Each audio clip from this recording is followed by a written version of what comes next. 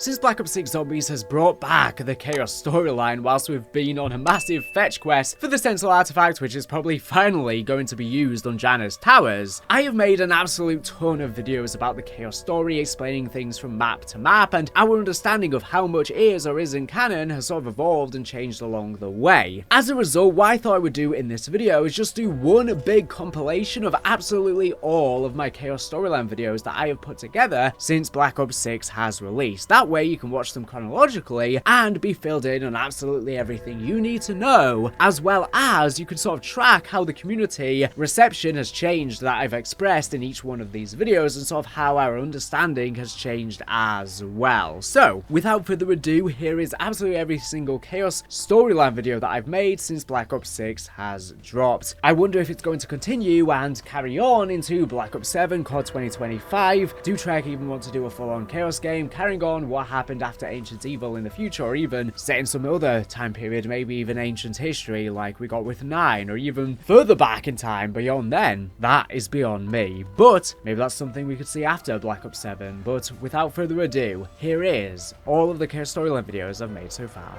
Enjoy. With Black Ops 6 Zombies, the Chaos storyline has returned front and center, and with it likely only becoming more and more important as we continue into the post-launch story with Citadelle Day more, and beyond, and even into the future games. As a result, many new fans to the Call of Duty Zombies franchise may be completely unfamiliar with the Chaos story, so may be in need of this recap. For those of you who are unaware, the Chaos story is a once distinct narrative featured in the Zombies mode of Call of Duty Black Ops 4 in 2018, quite some years ago now. Since it has been so long, even those of you who played that game and paid attention to the story may have forgotten most of its important details, making this video extremely important. Or maybe you only paid attention to the Ether story, but now that it's being weaved in, are more interested in seeing where it may head. Trek took a risk with that game, as they were closing up the Ether storyline that people had been attached to emotionally for over 10 years, whilst also simultaneously trying to introduce a brand new story to fans. Whilst I understand why they attempted to do this, as they needed Zombies to continue post Black Ops 4, in hindsight I think it was overkill, and people couldn't focus on two stories at once. It was just too much, especially when this new story was supposedly completely separate to the original Zombie storyline from all previous Trek Zombies games, World at War to Black Ops 3. As a result, the Chaos story came to a climactic halt in spring 2019 when it abruptly ended on Ancient Evil, the second DLC map to release for that game, left on a cliffhanger with a ton of loose ends, with the final two Zombies maps being dedicated to closing up the Ether story. It is rumoured that 2 more Chaos maps were planned for the game, but they never saw the light of day, and Trek reverted to a more scientific, grounded approach to their storytelling from Black Ops Cold War onwards, as opposed to the more out there, fantasy mythological style of the Chaos story. That is, until recently, where the fantasy and science are now colliding in the Dark Ether story, and Treyarch may finally get a chance to finish up what they always intended with the Chaos story, now part of this new but connected story. This is the right choice. People like the additional lore and references that can be made with an intertwining storyline and build upon the many years of games. Since the final Chaos story map, Trek have literally been completely silent since its absence, not commenting on it officially once. Whilst we, the community, took this to mean the story was cancelled, Treyarch technically never once confirmed that to themselves and opted to just never speak of it again, leaving it as a pure mystery as to what happened behind the scenes development-wise, and us only having rumours to go on. But by them leaving it open-ended, this would allow them to go back to the love letter that is the Chaos story in the future in any way they deem fit, and that seems to be what has happened. In my entire Call of Duty Zombies storyline video, I opted to wait on recapping the Chaos story within it, at the time being unknown how important it would be for the future. But bam! Straight away on launch with Terminus, we now know it is a very important through line. Liberty Falls even has have faith in chaos written in blood. Beyond what the in-lore implications for this may be, which I'll delve into in the future, metaphysically, it's Trek telling us to have faith in this story after we didn't before. As, to be honest, once we approached Ancient's evil, that's when the story got very good, with Medusa being introduced. And it seems where it was meant to head from there would have been gripping for us fans. It just took a while to get to that point. And at the time, we didn't have faith in where it was going to head, which in hindsight some of us regret. With that being said, we can now dive into the entire Chaos storyline.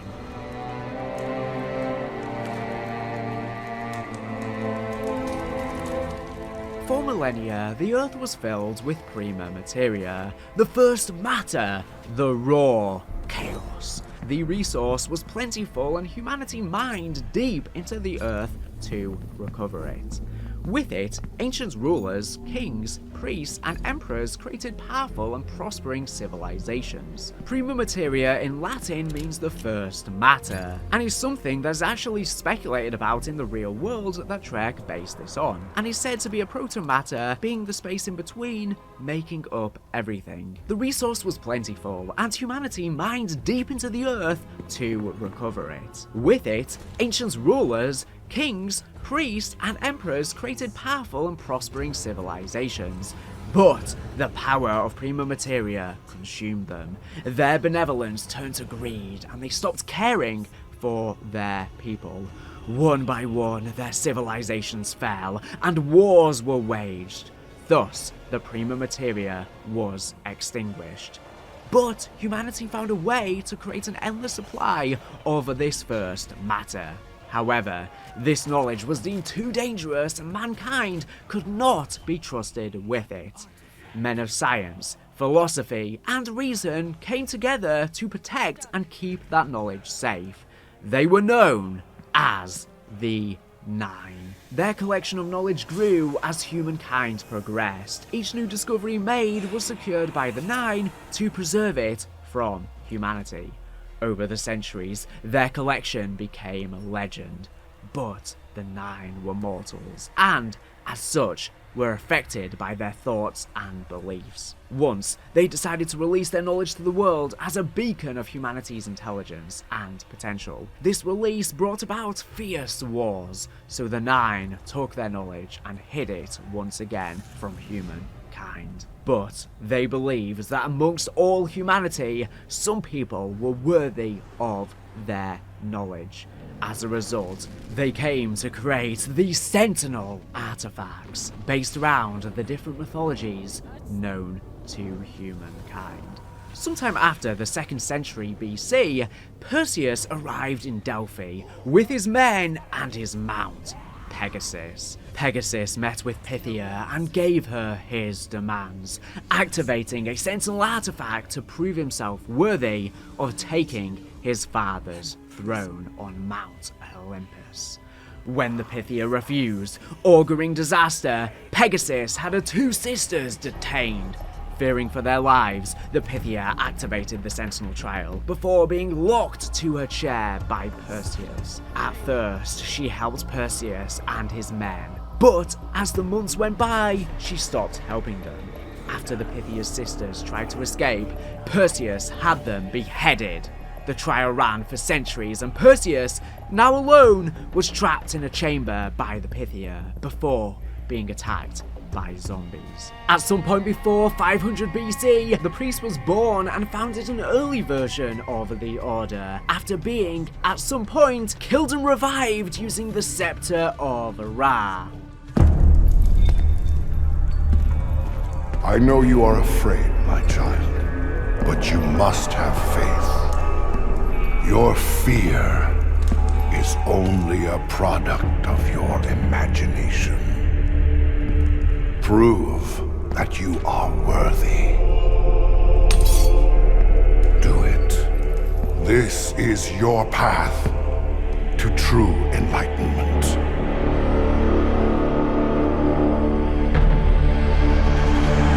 Do it!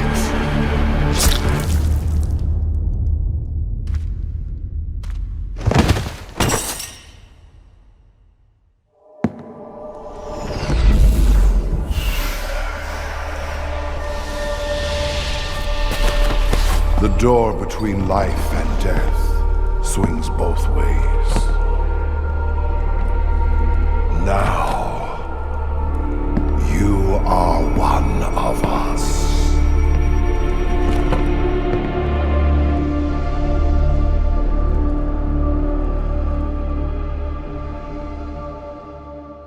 This allows the High Priest to have an extended life, surviving through thousands of years of history. Using a Colosseum in Roman-occupied Egypt, the High Priest used enslaved gladiators in an attempt to complete the trial and access the location of the Library of the Nine without putting himself or other members of the Order in danger.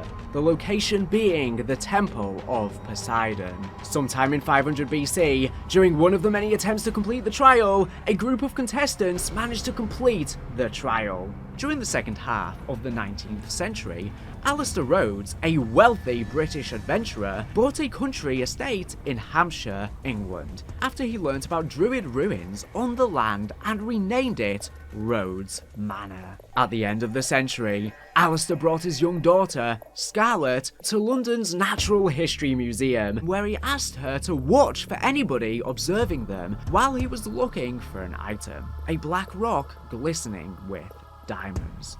Unfortunately, policemen arrived and Alistair was arrested. Scarlett was separated from her father and grew up with relatives, in care homes or amongst nuns. She did not see her father again for the next 15 years. In 1909, hundreds of dissident members of the Rosicrucian Order in England created a new cult under the leadership of the High Priest of Chaos. This iteration of the Order had noticeably much less members than the 1 years prior. The goal of this new order was to force humankind to evolve by acquiring the Sentinel artifacts and accessing the knowledge of the Nine. Alistair, who has learned about this new order and judged their intentions as nefarious, started his journey to access the knowledge of the Nine and empower humanity with it. The following year, in September 1910,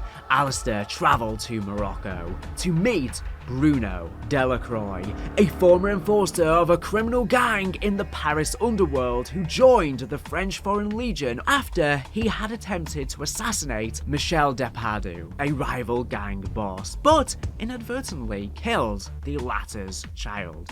This led to his former boss, Lebeau, placing a bounty on Bruno's head. Alistair explained to Bruno that his former associate stole an object he is looking for and that neither they nor their employees, the newly formed Order cult, should be allowed to have it. Bruno agreed to assist Alistair and the two travelled to Constantinople, the capital of the Ottoman Empire. They ambushed the convoy and stole a large wooden box before driving to the Basilica Cistern, with the rest of the criminal gang hunting them. After arriving at the cistern, Alistair reveals that the wooden box contained the object he was looking for, the Scepter of Ra. Alistair needed the scepter to reveal a map hidden inside the cistern, pointing to the Angkor Wat in the French protectorate of Cambodia. Unfortunately for the duo, the gang found them and Lebeau ordered the members to storm the cistern to get the scepter back before their employers. The Order arrived. Bruno managed to kill the gang members, but Alistair was captured by the Lebeau. Bruno rushed to Lebeau to save Alistair and took several bullets in the chest, but managed to crush his skull with his bare hand, killing him. Bruno succumbed to his injuries, only to be revived by Alistair with the Scepter of Ra. This is the power of Prima Materia, allowing the dead to come back, which is very important for its reintroduction. Breathing again, Bruno swore to help Alistair whenever he needed him. Only one gang member survived the encounter. When he escaped the cistern, the High Priest and several cultists were waiting for him. After learning that the Scepter of Ra had been stolen from the gang, the High Priest and the cultists stabbed him to death. Several months after the event, in March 1991, Alistair met with Stanton Shaw in the city of Siem Reap in the French protectorate of Cambodia. Shaw was a close friend of Alistair's and a chemist who was so obsessed with his work that his wife left him and took their children with her. Alistair was trying to convince Shaw to help him on his journey when German soldiers captured Shaw. The German officer told Shaw that the containers they used, which Shaw had claimed would work perfectly, had leaked the poisonous gas they stored and killed 147 of his men. Shaw was saved from being executed thanks to Alistair, who promised to give the officer the greatest weapon the world had ever seen with the help of Shaw. They travelled to Angkor Wat, where Shaw decoded symbols on a wall and learned about the prima materia sealed behind it. The soldiers managed to enter the hidden room and found a small jar on an altar. Upon opening it, prima materia was released into the air and attacked the officer and the rest of the soldiers, turning them into zombies. Alistair and Shaw fled through the temple while being pursued by the zombies. While fleeing, Shaw managed to create an explosive powerful enough to collapse the tunnel after them. The explosion, however, was so powerful that a part of the temple collapsed, almost killing the duo. Later, they recalled what happened and Alistair confessed to Shaw he was never there for the prima materia and was glad that thanks to the explosion, the Order was denied any information about it. Alistair told Shaw that he would meet him again one day before leaving. Unbeknownst to Alistair, the High Priest was following him. Sometime after, in 1912, Alistair found the Norse artifact was in the Natural History Museum in London and was about to be moved to a private collection in the Harvard University in the United States the next year. Alistair also discovered the key for the artifact in a magazine which featured a Mexican spy named Diego Necali with the key around his neck. After learning Diego was willing to meet Alistair, Alistair's butler, Godfrey, made the travel arrangements. Alistair and Diego met in a saloon in Ciudad Juarez during the Mexican Revolution. Alistair told Diego he was looking for the greatest power humankind has ever known, and that he needed his medallion. Diego replied that his medallion was a family heirloom and recounted that his mother told him it was part of something bigger that needed to be protected, to be kept safe. He refused to give it to Alistair before the two men were interrupted by the High Priest and members of the Order, wearing normal clothes instead of their ceremonial dresses. A fight broke out and Diego was knocked unconscious while Alistair was captured by the Order. Alistair managed to steal a revolver from one of the cultists before being saved by Diego, and the two men escaped using a carriage. Diego finally agreed to loan his medallion to Alistair, hoping to have it returned one day, before telling him to leave the city for his safety. Although they couldn't get the medallion, the Order was able to find Scarlet. Fearing for his life and believing she would be strong enough to overcome what was to come, Alistair wrote a letter to Scarlet where he explained his travels and the Order's intentions. He sent the letter with a package containing the key for the Norse artifact, as well as tickets for the RMS Titanic. Upon receiving the letter, Scarlet left for Rhodes Manor. On the evening of March 20th, 1912, Alistair Rhodes invited dozens of friends and relations to the Rhodes Manor.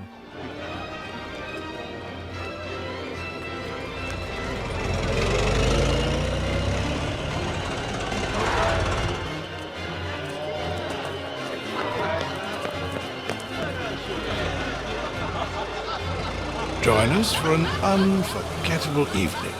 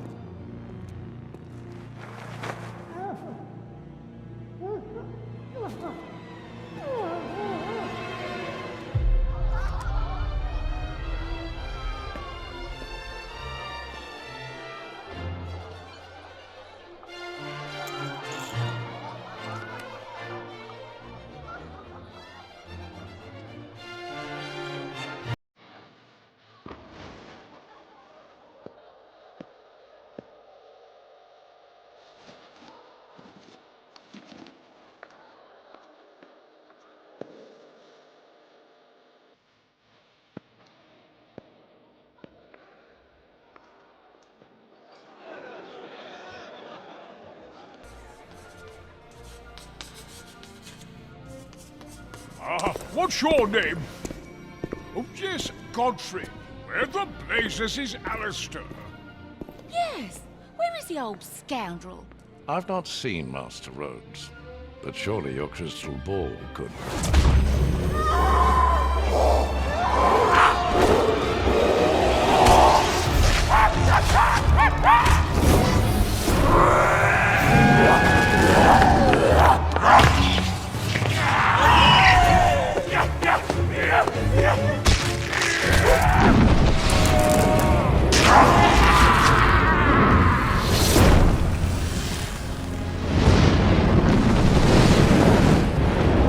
What in Lucifer's ball sack was that?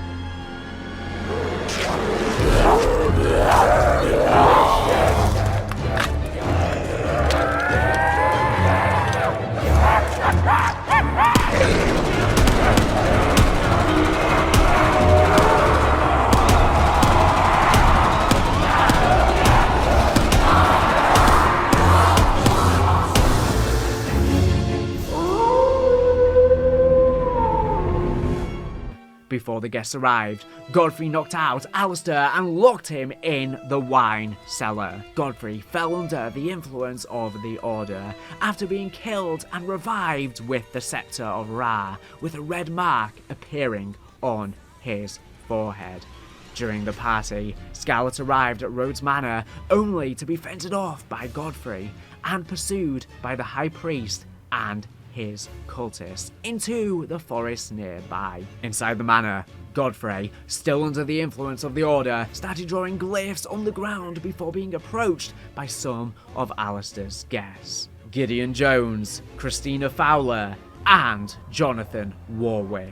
At the same time, members of the Order activated the Celtic artifact, which was in the possession of Alistair Rhodes, starting the trial and releasing Prima Materia into the manor, turning all the guests into zombies. Only Godfrey and the 3 other guests were saved from the Prima Materia thanks to the glyphs. Outside the manor, Scarlet led the High Priest and the cultists through the woods, where she killed several cultists. She was briefly subdued by the High Priest, but managed to kill him. He warned her that she couldn't stop them and more would come. Scarlet entered Rose Manor only to find the guests, who had changed back to normal, were killed by the Order. She took a revolver and started looking for her father. I've seen some strange things in my time, but this takes the cake. Good thing you're better at shooting than fortune-telling. Now where's the bar? I worked up a powerful thirst. Wait! Did you see that?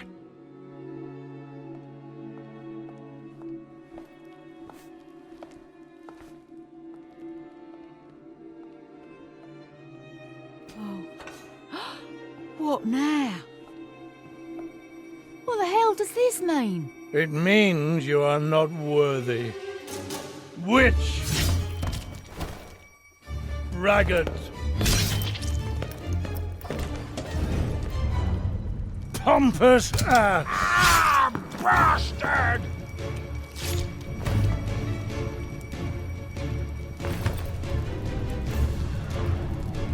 Ensure the prisoner completes his journey.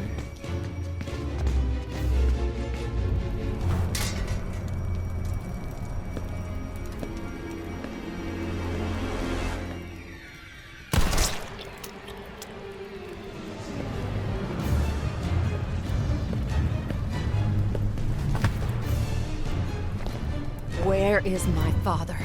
What have you done to Alistair Rhodes? You are already too late. You cannot stop what is to come. Where is my father? Godfrey, talk to me! Ah!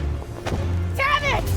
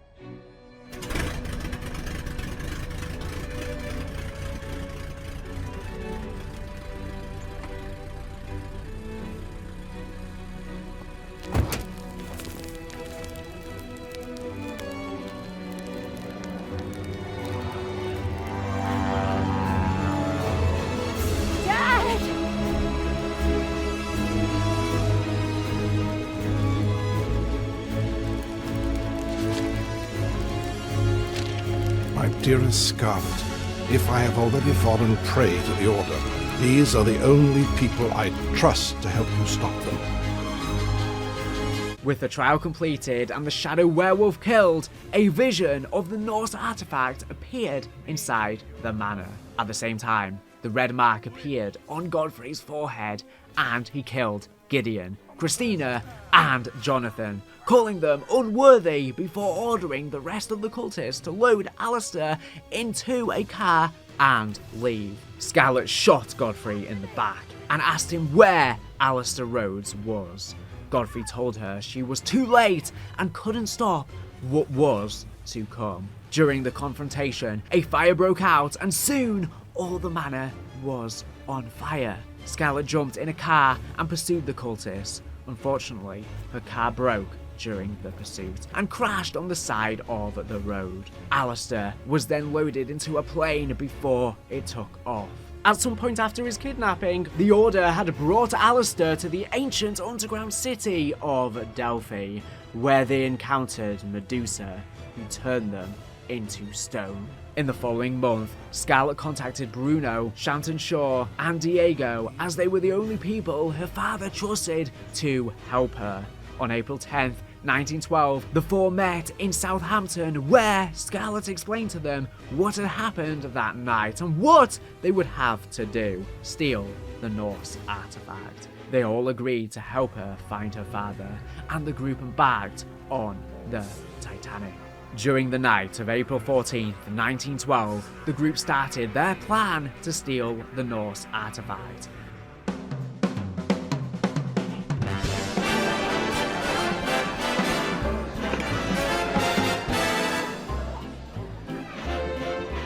Lady McKendrick may be of a higher class than you are used to mixing with, huh? Ah, Bruno, my French friend. The lady will be so lost in my eyes and enthralled in my tales, she will not even notice when I make my move.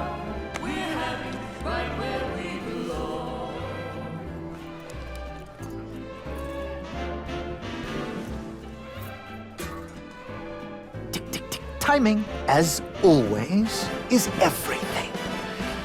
While you and Lady McBlahblah head off to do whatever it is that you're going to do, Shaw will collect the key. allowing us access to the Millionaire Suite. Well, we will deal with any unwanted guests. When you say deal with, I have to ask, how?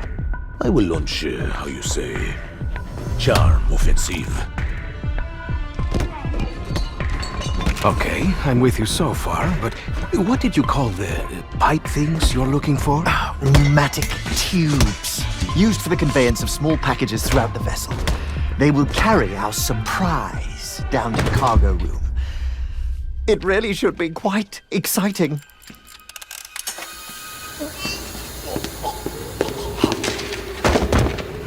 And after the detonation?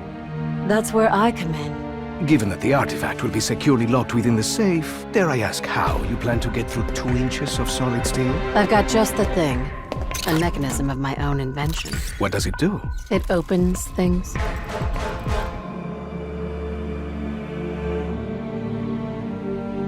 Now, obviously your father made some enemies during his travels. That's a pretty big understatement. If I may interject, I think you were about to ask if Miss Rhodes expected us to encounter any opposition. It's possible. Likely, even. What of the other valuables? Are we to secure them also? Just the artifact. We're not thieves. What are we then? All that stands between humanity and the forces of evil.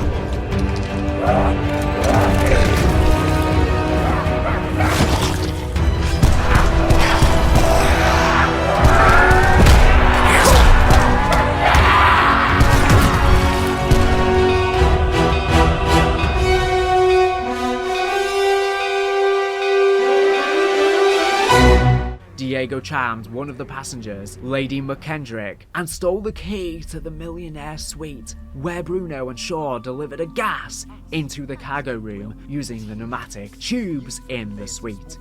Once the guard was knocked out, Scarlet entered the room and, using a device of her own invention, opened the safe where the artifact was kept. The Odin artifact. Unfortunately, the plan didn't go as planned when a cultist, bearing the red mark on his forehead, stole the artifact from Scarlet and took the medallion. While trying to flee, he was stopped by Bruno, Shaw, and Diego, who regrouped with Scarlet. Surrounded, the cultist activated the Norse artifact but was kicked out of the protective circle by Scarlet and turned into a zombie like the rest of the passengers and crew.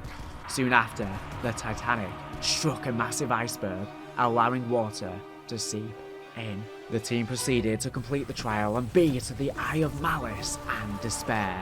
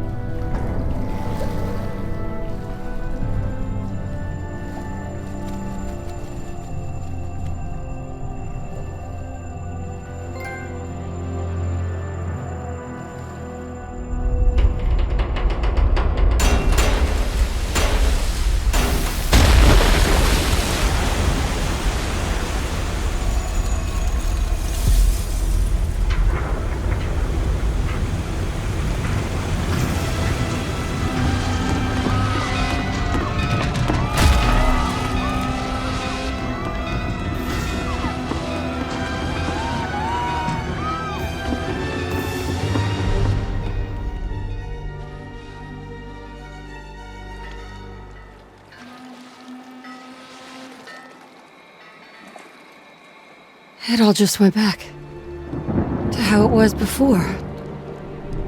No one will ever know. That apparition. I've seen it before. I know where it is. Is it somewhere you've been? No. Only in books. But I do know its location. Greece. Delphi, to be specific. Then that's where we're going next. The bad guys are there. There's a good chance my father is too.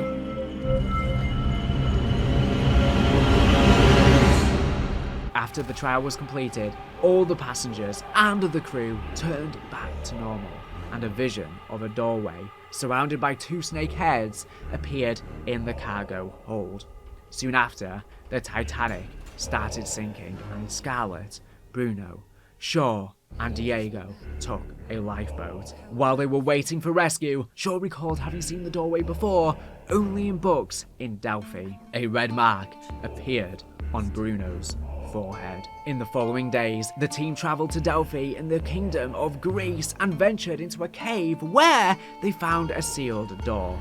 The voice of an oracle, the Pythia, invited them to breathe the vapors to find the knowledge they were seeking, but warned them it was not intended for mortal humans. You are travelers. You come seeking answers.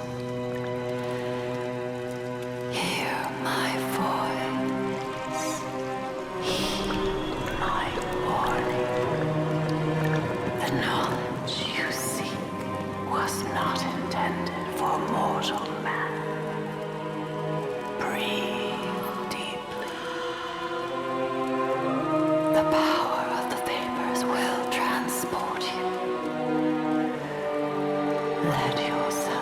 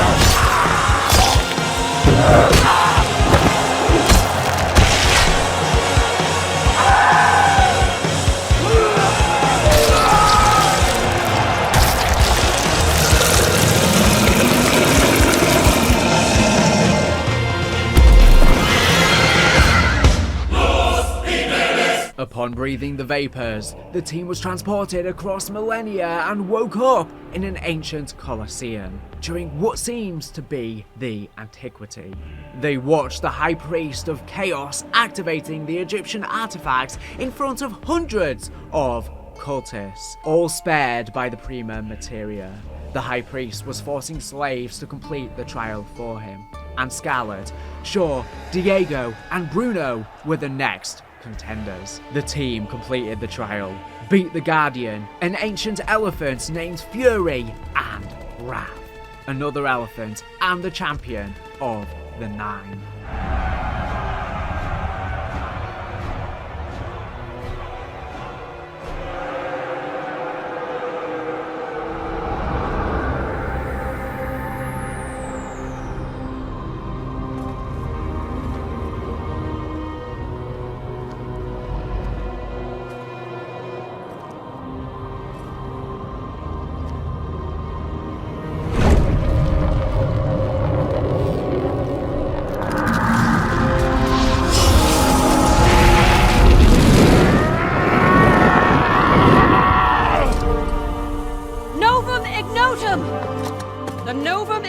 Proclamation dictates you must grant us clemency. You should not have knowledge of such texts. You are but an ignorant slave. I know more than you think, and I'm nobody's slave. What are you talking about, Scarlet? Get your filthy hands off me! This can't be happening! We're going to die!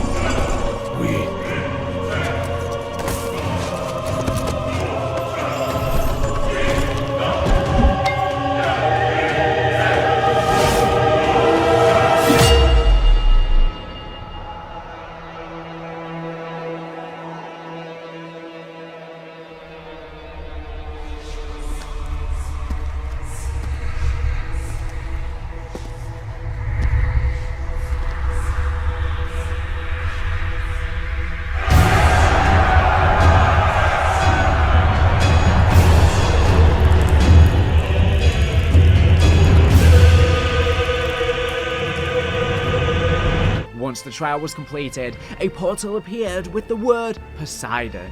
Upon reaching his hand into the portal, the High Priest was attacked by the Prima Materia, only to be saved by the glyphs under his mask. Scarlet ordered the High Priest to grant them clemency, as dictated by the Novum Ignotum Proclamation, from Latin to English meaning a new unknown.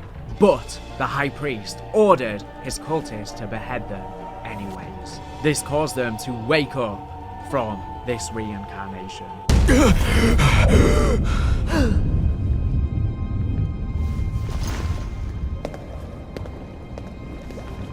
Scarlet.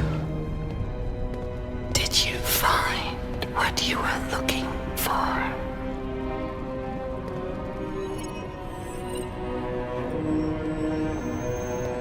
Damn right we found it.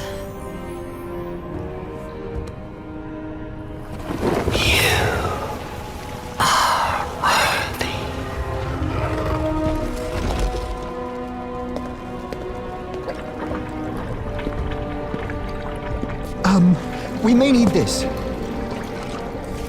After all, who knows where we're going?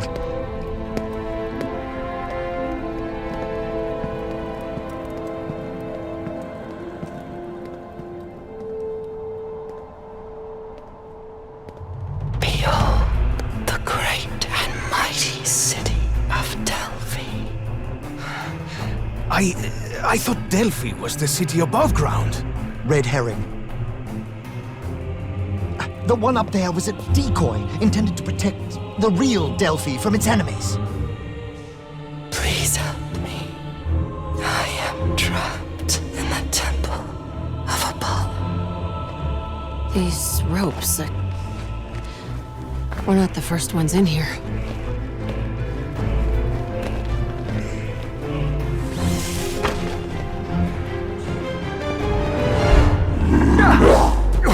I cannot hold them forever. Let's take this nice and easy.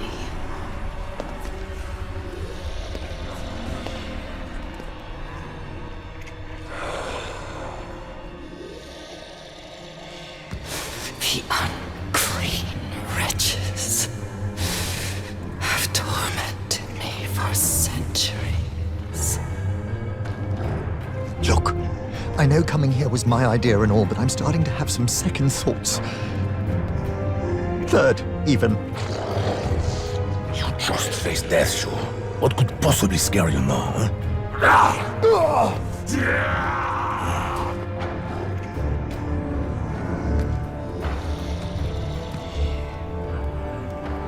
Know thyself. I hope you know what you're doing, Scarlet.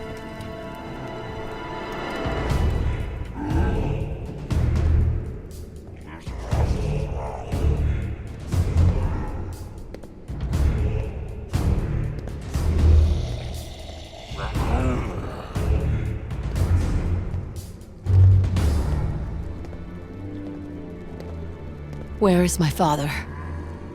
Where is Alistair Rhodes? Just like your father, I too am a prisoner. These bonds prevent me from freeing him. Please, I beg of you, set us free.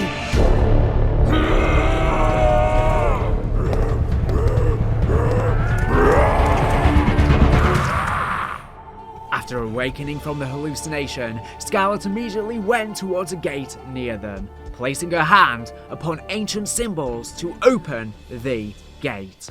As the gate opened, it revealed a tunnel, revealing the ancient city of Delphi.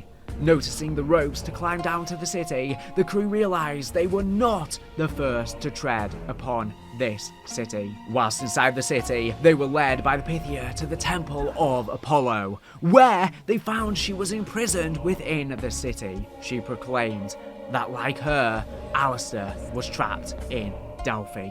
Whilst on their journey, the crew encountered Perseus, who had turned into the zombie warlord. Pegasus bids you all to take flight. Come to me, Pegasus!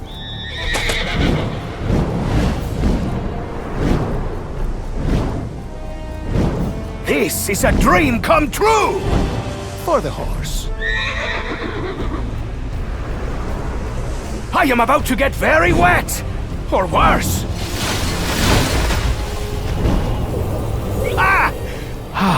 Clever horse!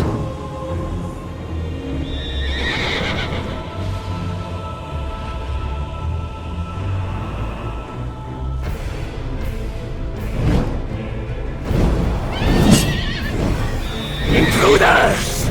Tell the Pythia I will not be stopped! While examining some runes, Bruno was taken over by his dark self and killed Shaw. Shaw was subsequently revived by Bruno using the Scepter of Ra, allowing the Order to take control over him as well.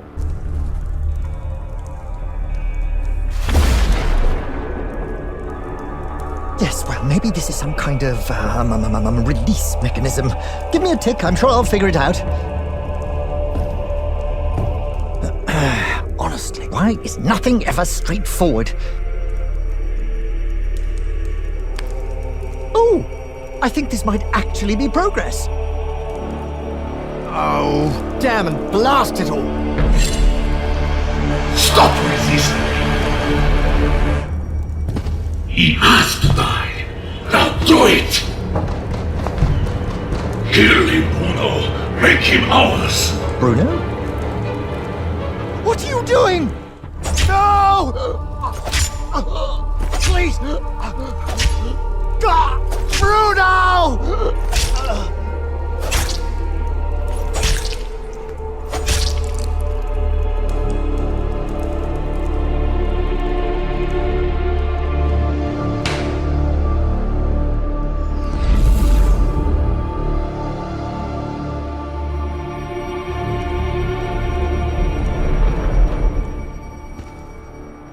Soon after, the crew confronted Perseus, who took control of Pegasus by striking him with his sword.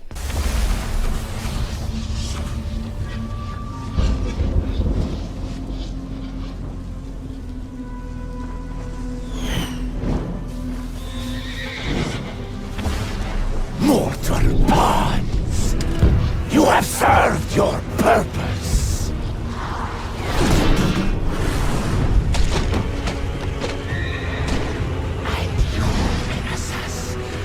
You have forgotten who your master is!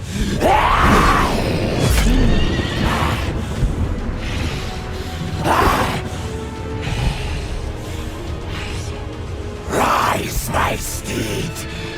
Rid me of this vermin! After killing both Pegasus and Perseus and retrieving the key, the crew returned to the Temple of Apollo to free the Oracle.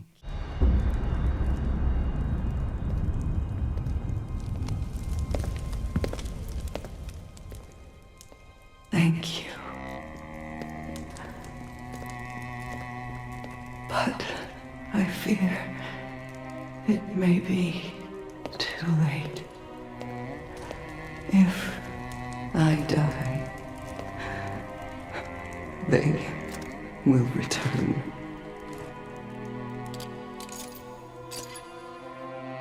But your father...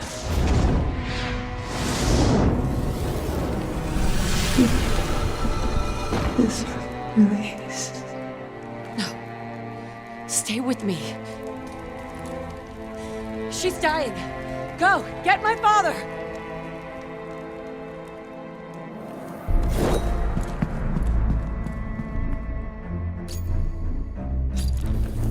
Alistair!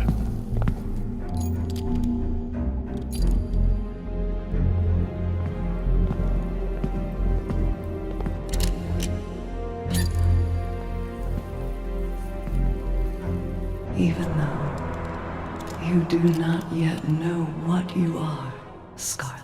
No, it can't be.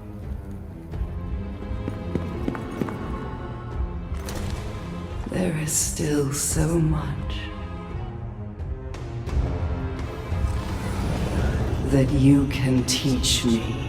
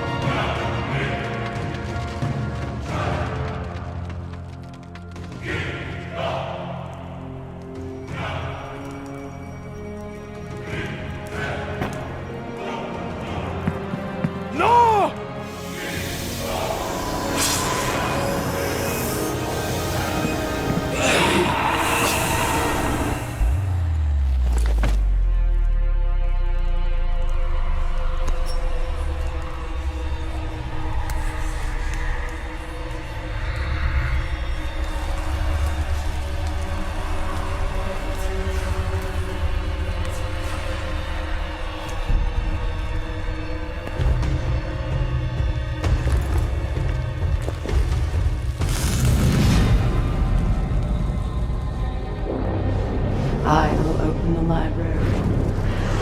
The world will be mine.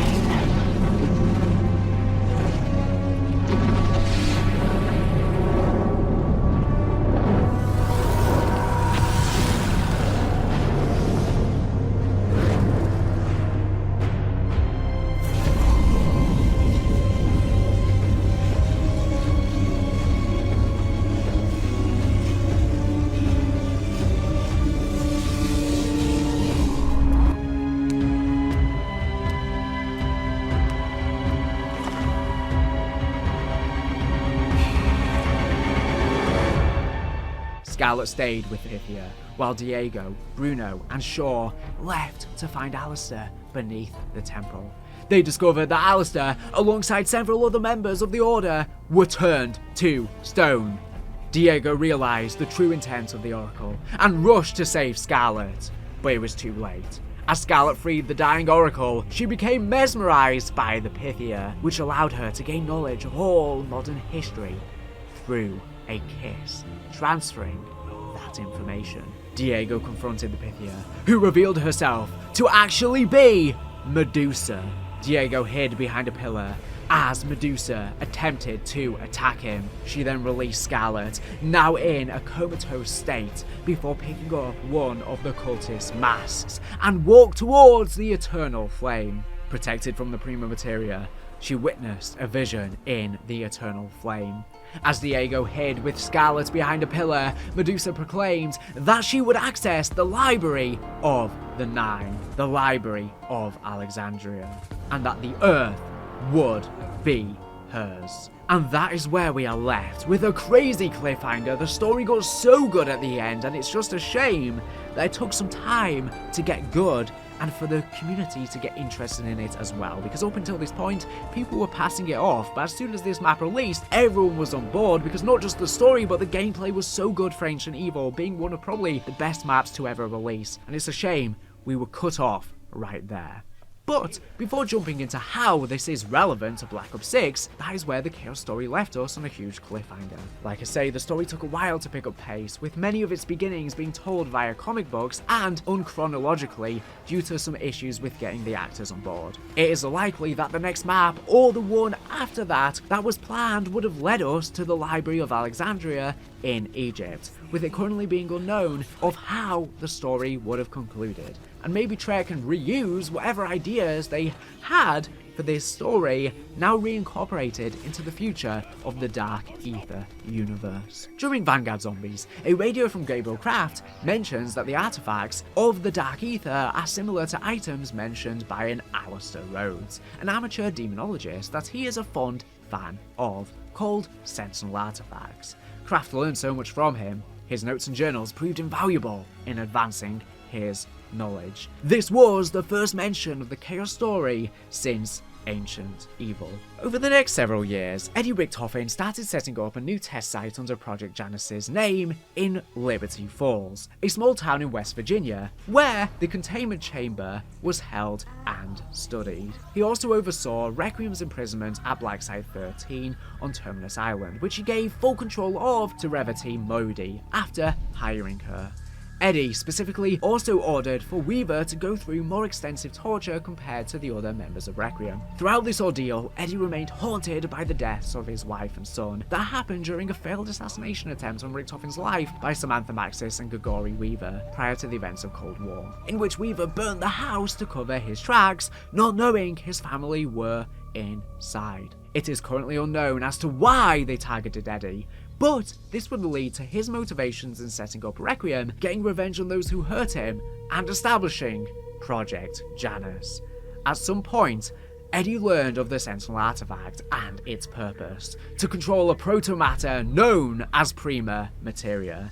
He became obsessed with it, researching on its location. He eventually found evidence suggesting that the Sentinel artifact was located in the Principality of Avalon, France, and hired a local criminal organization, the French Syndicate, to find it.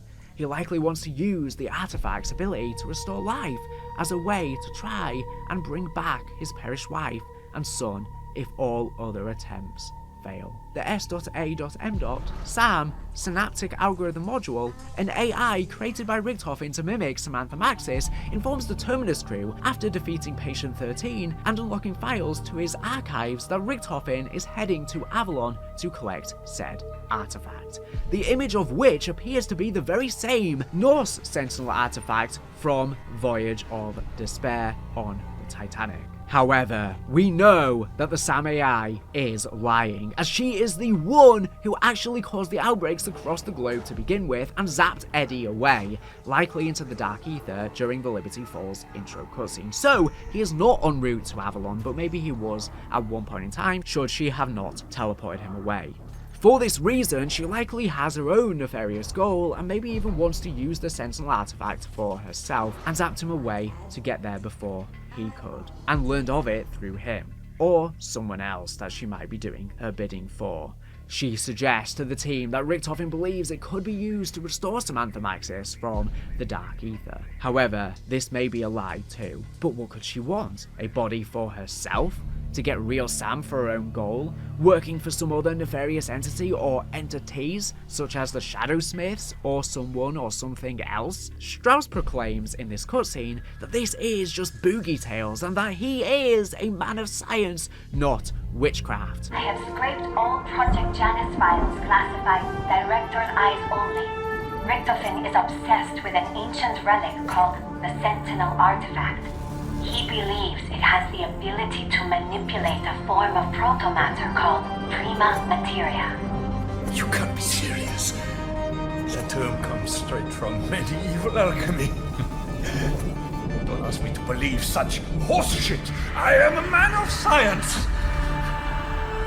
As is Director Richtofen, Dr. Strauss. The artifact is believed to be somewhere in the Principality of Avalon. He hired a criminal organization, the French Syndicate, to find it. They are interrogating a man called Gabriel Kraft. Your former associate, Sergei Ravenov, now employed by the Syndicate, abducted him on the orders of his boss, Franco. I'm in. Enjoy your revenge, young lady. I'm not chasing after an old wives' tale. Oscar! We've all seen things that seemed impossible. And Richtofen is no fool. If he and Sam believe that this artifact can actually bring her back, we have to try. We can't give up on her. She never gave up on us. She's right. Let's see for ourselves if this Sentinel thing is the real deal. Agreed. But I still want to know where that bastard Richtofen is hiding. Unknown. He may be en route to Avalon to collect the artifact. Then let's find it before he does. Heads up, people. Helo's ready. But the storm's getting worse. We gotta go, now!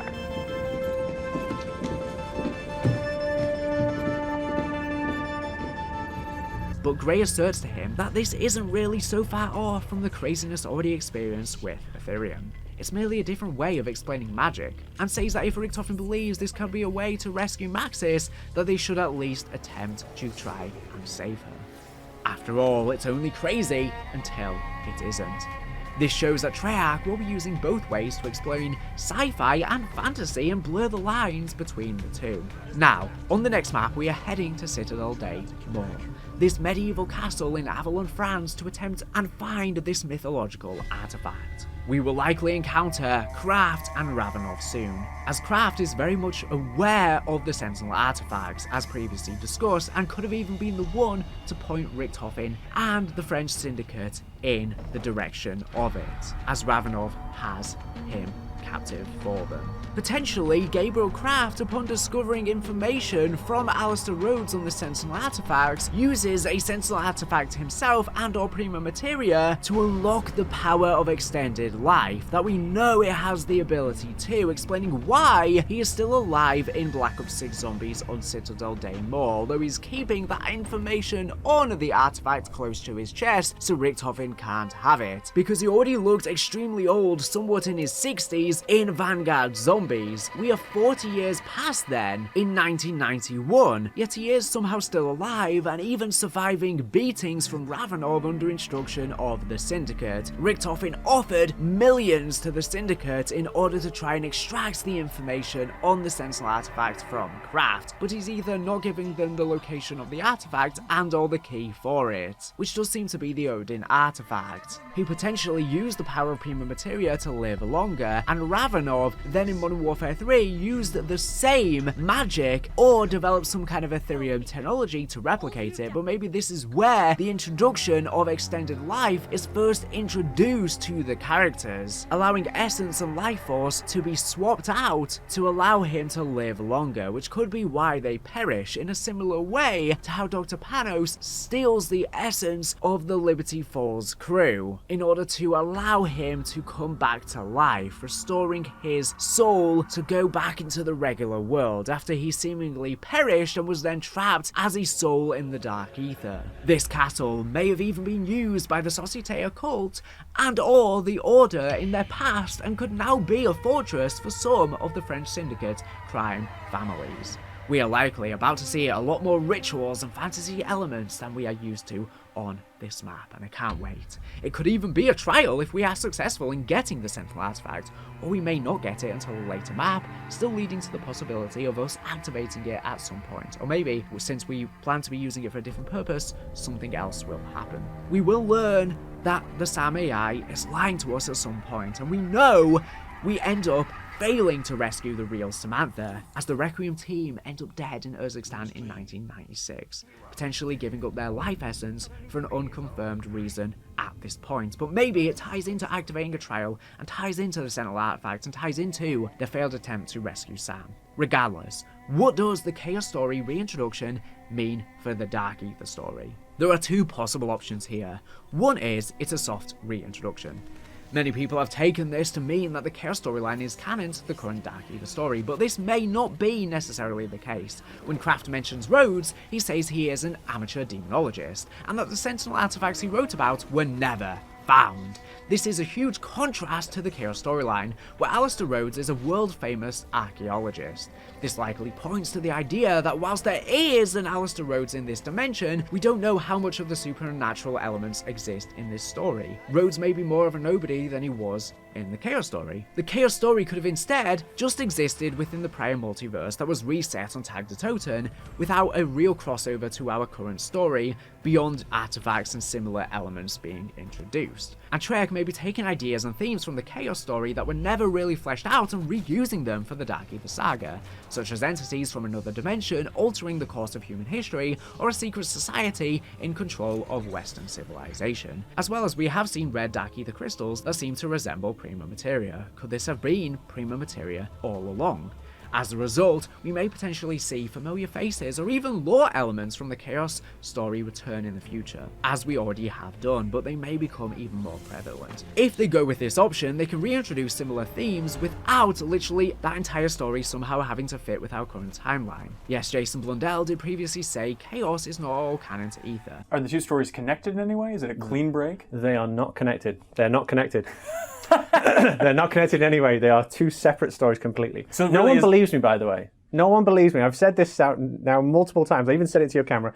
I've said it multiple times. They are not connected. But with him leaving, I guess Treyarch have reevaluated this, and of course we're about to see more themes and elements from Chaos crop up in Black Ops 6 and beyond. The second possible option is that the amateur demonologist quote is just a mistake or oversight by Treyarch and isn't that important, and that actually the entire Chaos story has happened in this rebooted universe, and all of the Chaos story actually occurs in this new timeline. And in fact, if we look at the dates, things do kind of line up. Honestly, before we had the Terminus ending, I was leaning more towards the first idea that it just happened in the prior multiverse, but now I'm reassessing the dates and I'm thinking, wait, hold on, maybe the whole story actually exists in this story.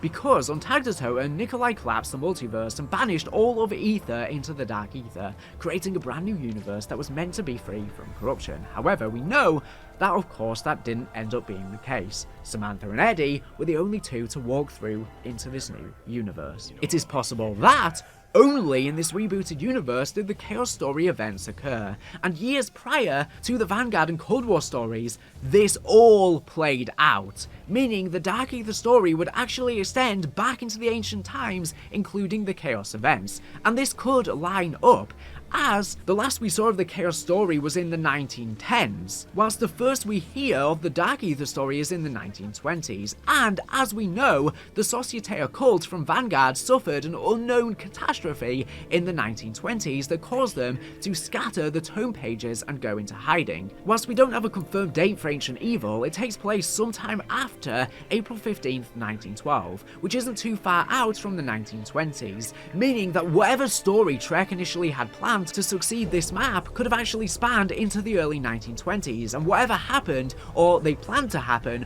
on these unreleased maps could be the catastrophe they suffered, and maybe now they will just be presented via intel as opposed to us actually playing them, unless they go back in time in a future game.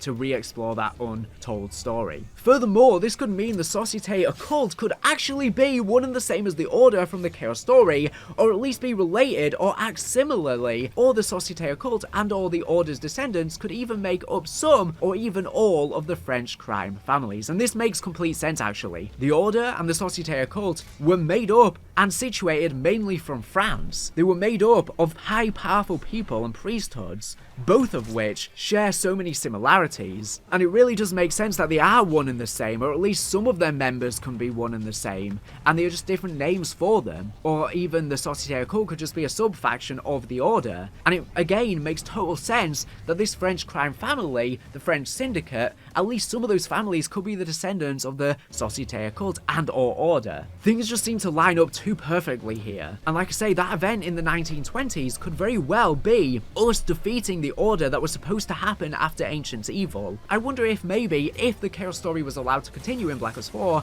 if the plan all along could have even been a shocking twist that the rebooted Dark Ether universe and Ether ending could have actually led into the Chaos Story, with Eddie and Sam walking through. This was even an old theory people had, that the Ether story would end leading into the Chaos Story. After all, the Ether story was all about order and chaos. Jason Blundell said Ether and Chaos are not connected and are separate. However, the Dark Ether story, while related, is technically a separate story too, so this could still be in line with his words and technically not a lie. Of course, they never ended up utilizing this, but maybe they can and are now. Regardless of how canon Chaos is, and if it occurred in the prior multiverse, or if all of the events happened in the new universe, Prima Materia's introduction to the story is very important because it seems to be distinct from Ethereum, with us having 3 important known elements: Element 115, Ethereum, and Prima Materia. Whilst it could be explained that these are all different types of the same or similar substance, for now we will treat them separately. And this means that at the beginning of creation of the universe, all 3 elements may have been present, with Prima Materia being described as the first element. This means that this element would have even come before Element 115 and Ethereum themselves, unless Prima Materia is only the first element and the first creation of this new rebooted universe, and maybe it didn't exist in the prior multiverse. Maybe it's actually the material that created the new universe thanks to Nikolai with the Agathan device. That's another possibility. Either it's existed since the beginning of the multiverse with Monty and the Shadow Man, the Keepers and Apothecans, or was actually what was used to create this new universe. Regardless, this means that Dark Ether entities may have been using all of these elements for magic, power, and experiments for millennia, since the beginning of time itself, with the Keepers and Apothecans even being aware of them. It also means that the mythological gods of the Chaos Story can now be interpreted as merely just being Dark Ether Old Ones, such as Medusa, similar to Vanguard, and the beings from World War II Zombies could even be reinterpreted in this way. Regardless, I will be making a separate video soon, delving deeper into how canon the Chaos Story events may be to the Dark Ether story, and all of the implications this may have. I just touched on some of the very basics here to close it out, as this video's focus was more on a recap of the story. I'll link that video in the description and on screen once it is released. When I do my big updated entire Call of Duty Zombie Story video, I will include the Chaos Story too, now that it's definitely a major integral role, and hopefully during Black Ops 6's life cycle, Treyarch will give us precise information on just how much is canon, and I'll update any future Chaos tie-ins in the future too. Of course, depending on what they confirm, will depend on whether I have the Chaos Story in the Ether section or the Dark Ether section of my full story video. Now, with the Chaos Story being reintroduced, in future spin-off games, maybe Treyarch could even go back to the past and, like I say, wrap up the conclusion to the Chaos Story after Ancient Evil that they had planned now or even beyond Black Ops 4. Now that there are more eyes on it and it's connected to the Dark Ether story, people seem to be more interested in it than initially. So I'm very excited to see how Treyarch pull all of this off, and if they do want to have a full Chaos Story game in the future, I think that would be amazing. We're getting next year, COD 2025, a full original crew game, and then maybe they could go back to Chaos after that. We will see. To conclude, I want to give a big thank you to the Call of Duty wiki that I'll have linked below that provided a very nice and concise summary of the Chaos Story that I used for this video. It was very helpful indeed. But without further ado, that has been the full Chaos Story, and definitely subscribe if you want to see more zombie storyline videos like this, because I have plenty of lore videos coming up, so you don't want to miss them out. And also let me know in the comments if there are any topics you're confused about that you want me to tackle in the future. I know you are afraid, my child, but you must have faith. Have faith in chaos. These words are etched in blood on a lorry in Liberty Falls. A last message from someone as their life slipped away. Or perhaps a reminder created with the leftovers of someone's newest victim. Either way, these words are probably the most important war writing we've had since Teddy is a Liar.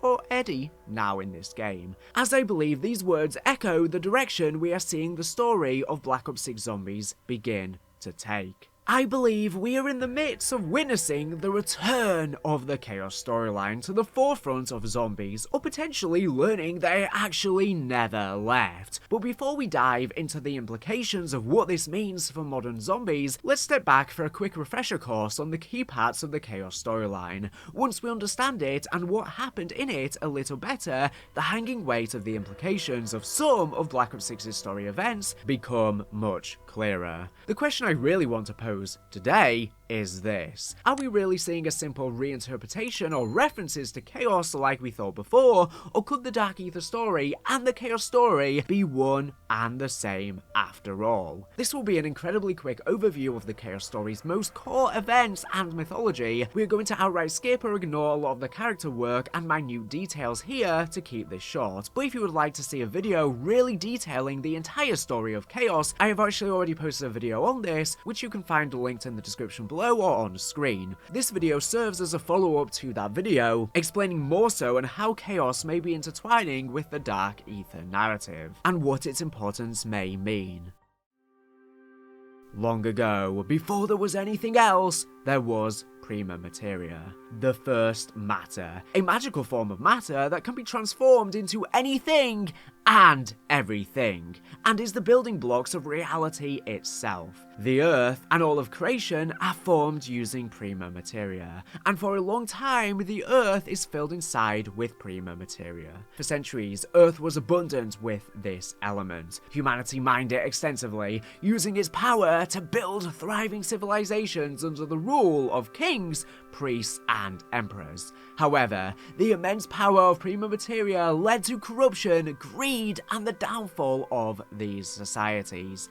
As resources depleted, wars erupted, and eventually, the Prima Materia ran out almost entirely.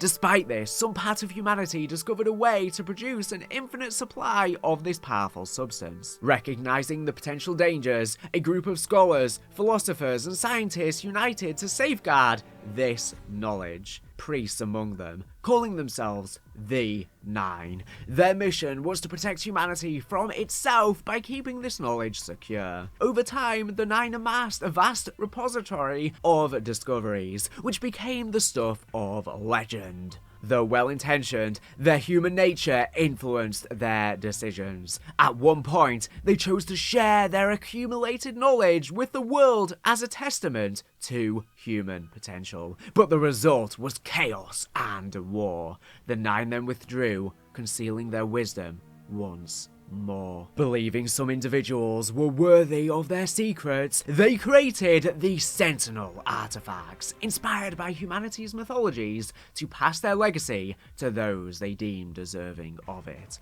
When activated, the Sentinel artifacts initiate a trial to determine an individual's worthiness. Participants must face challenges such as battling the undead or other creatures / champions of the gods, solving puzzles, or working together as a team, awfully similar to the construct. Once a trial begins, it cannot be abandoned. The individuals must either complete it or face death. Each artifact is tied to a specific god from mythology. The Voyage of Despair artifact represents Odin. The 9 artifacts aligns with Ra.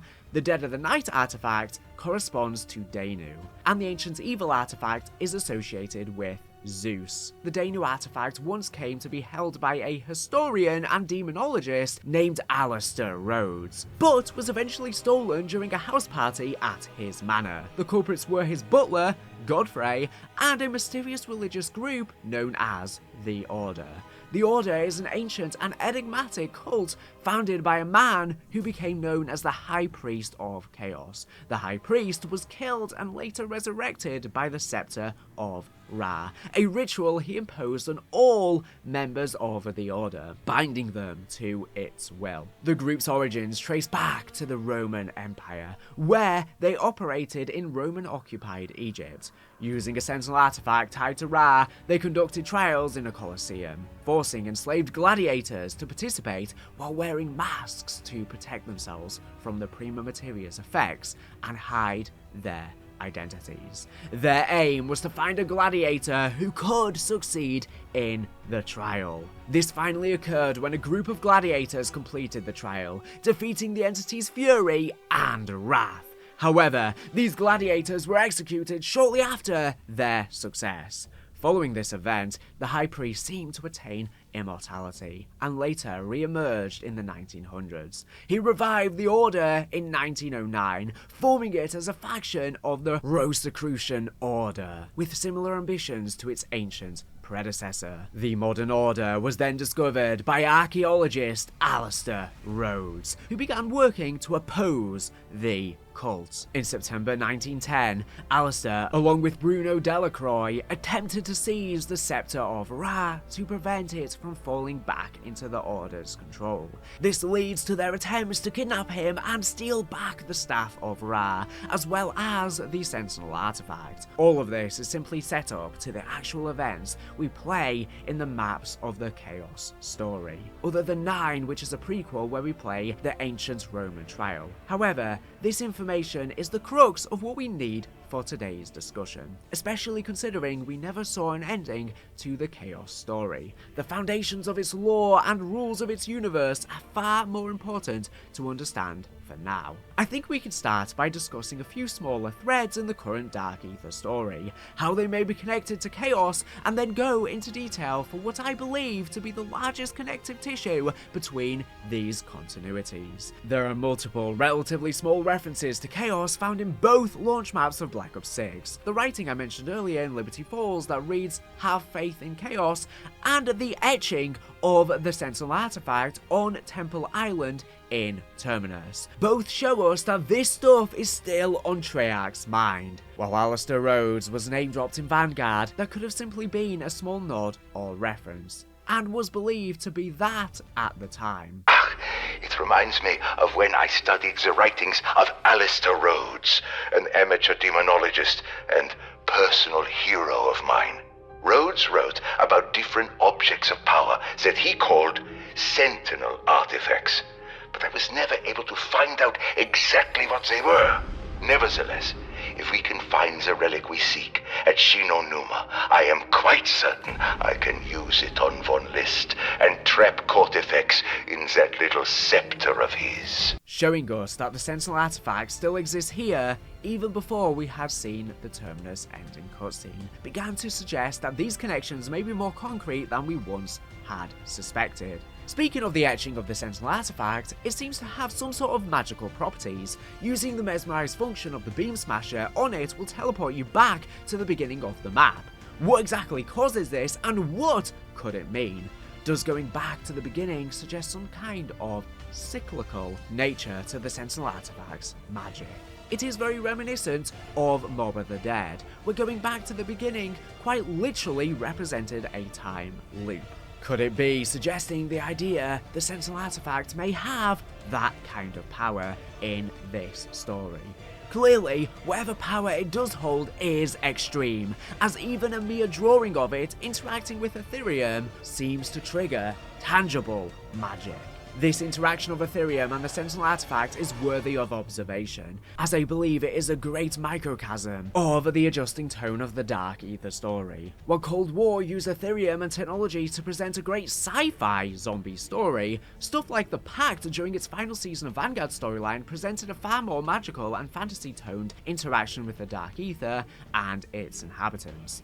Now, as we leave Modern Warfare Zombies behind and step into Black Ops 6, I feel as though it is becoming abundantly clear that that Zombies is now trying to mix the best of both of these into a sci-fi/fantasy combination story, where we can see demons and magic coexist with space-age super technology. A somewhat similar comparison could be made to the world and tone of Doom 2006/Eternal, where the UMC were an advanced sci-fi company that worked with and used magical demonic forces. Only now, we are seeing Project Janus take the place that the UMC did there. And who could have etched this drawing? It seems as though, judging by the Strauss dialogue in Terminus's ending cutscene, most people do not know what the Sentinel artifact is, much less believe it is real, if they do. One likely suspect for this drawing is actually Richtofen himself. We know he spent time here on Terminus, and also know that he both believes in and is pursuing the Sentinel artifact, which also means he believes it works. His advanced knowledge on the Dark Ether,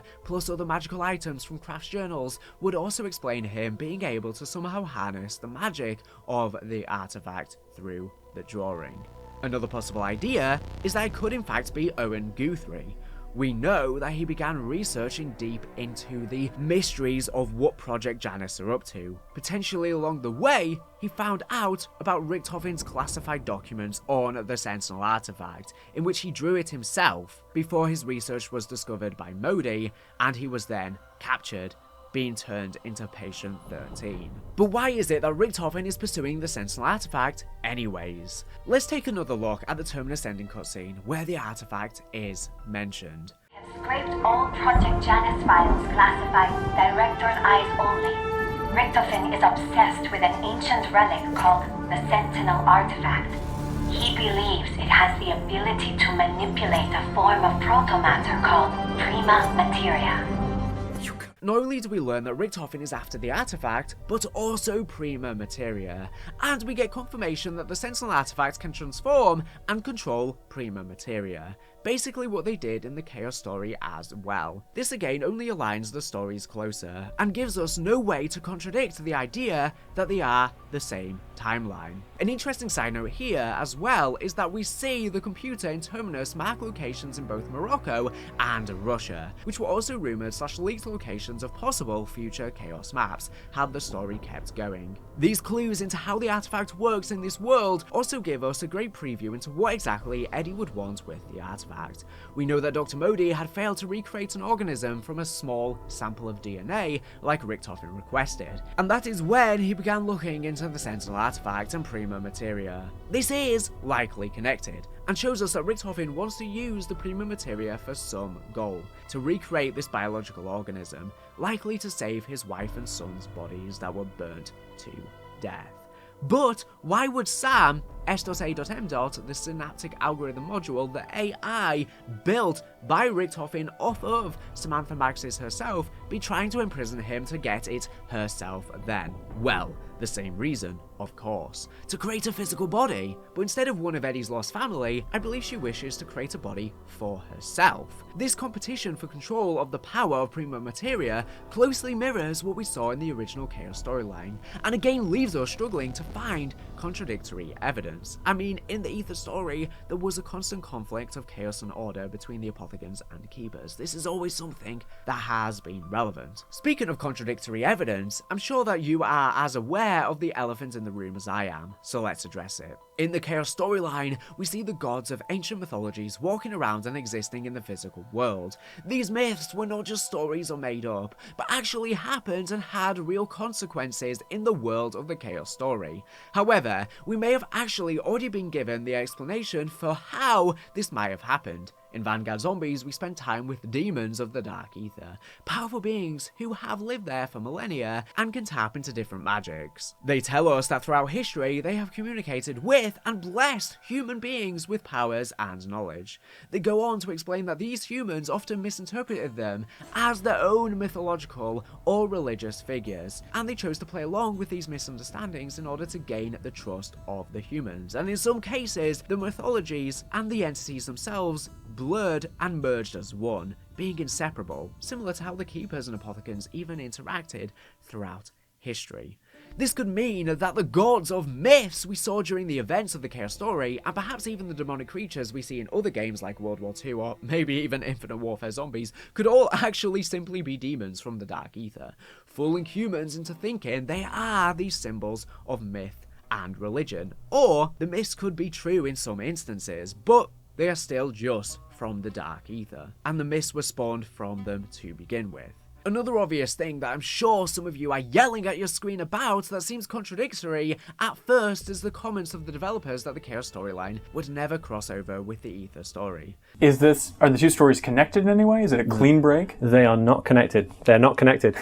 They're not connected in any way. They are two separate stories completely. So no one believes me, by the way. No one believes me. I've said this out now multiple times. I even said it to your camera.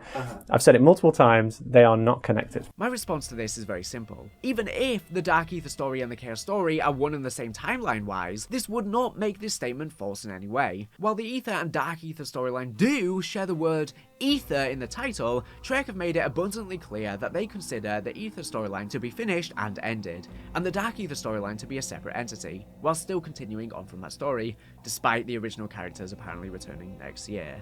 This means that, in their minds, promising the two would never cross over simply meant promising they would not before the events of Tag the Toten at the end of the same game, which was quite an easy promise to make and keep.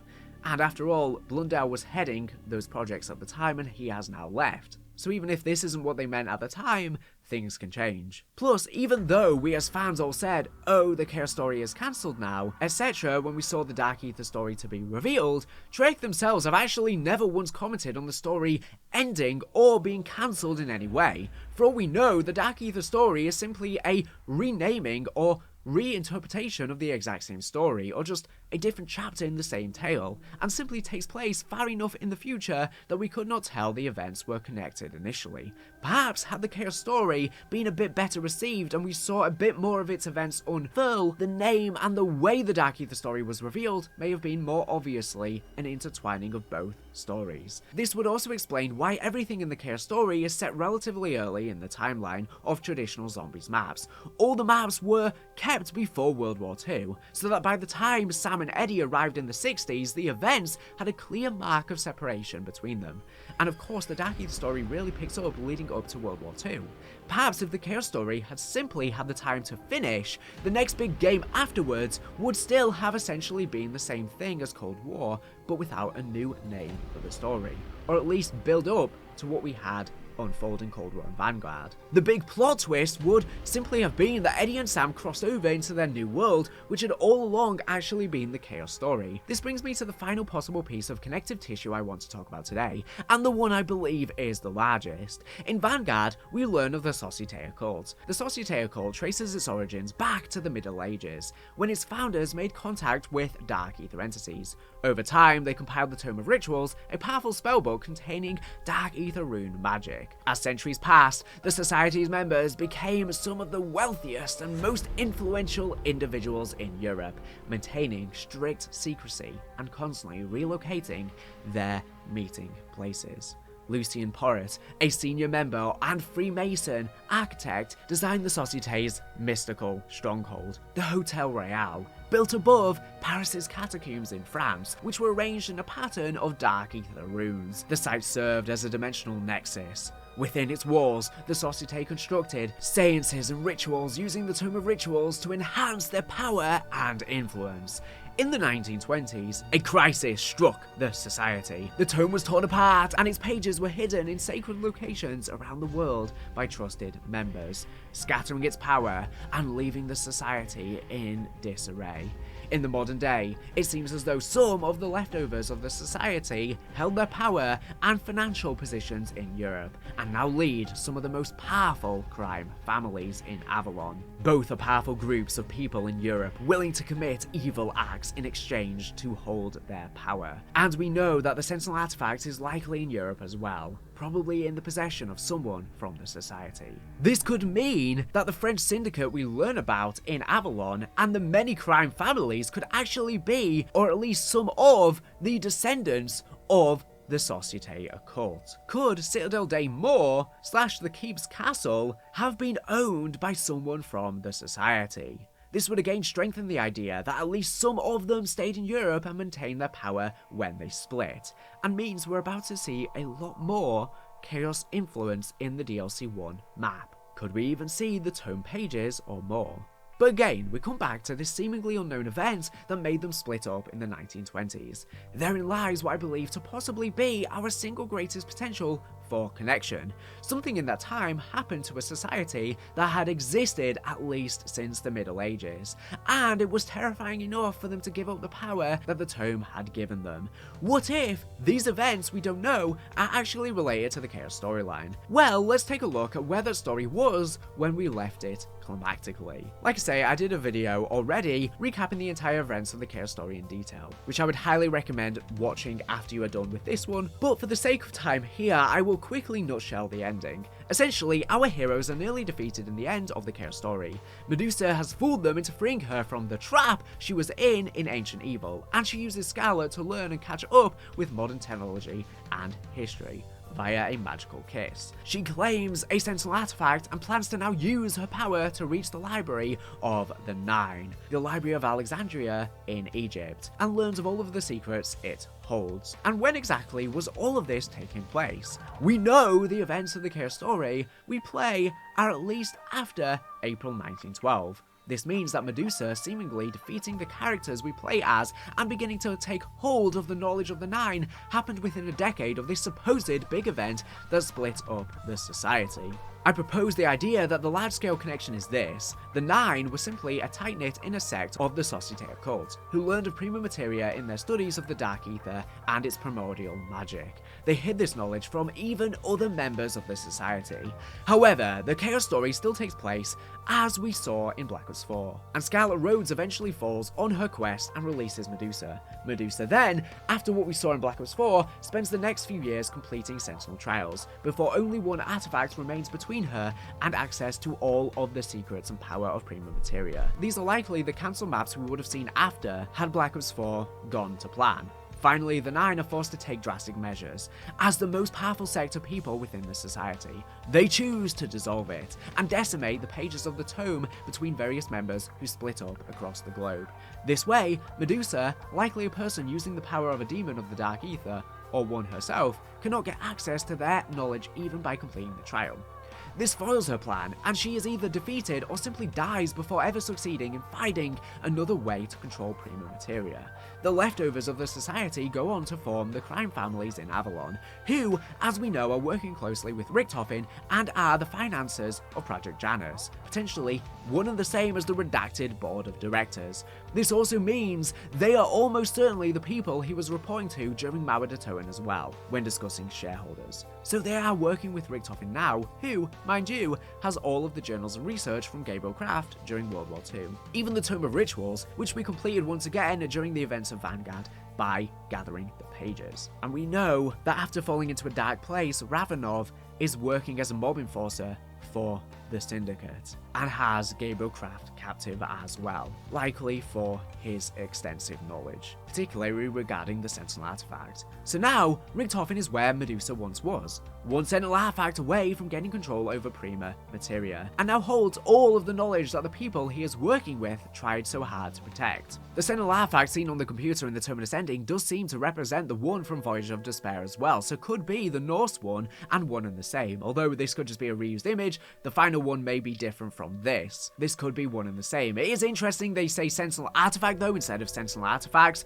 so I'm wondering if that suggests there may now just be one, but we will see. It seems that they either know Richtofen is doing this and are okay with it, as they see him as the worthy person the trials were looking for in the first place, or he has managed to fool them, and is secretly planning to take the power of prima materia without their knowledge, to restore his family. I would guess the former, considering Richtofen is sending foot soldiers of the crime families to find the Sentinel artifact for him. It could also mean that maybe, in the medieval history of Citadel Day more, maybe this was going to be a cancelled Chaos map in the future. Maybe there's going to be references to what happened leading up to the 1920s post-Ancient Evil, maybe on this castle. Wouldn't that be so cool if, like, there's a statue of Medusa as she's been tricked freezing herself into stone or something like that, or there's some intel about what happened to the Chaos characters in the past after that map.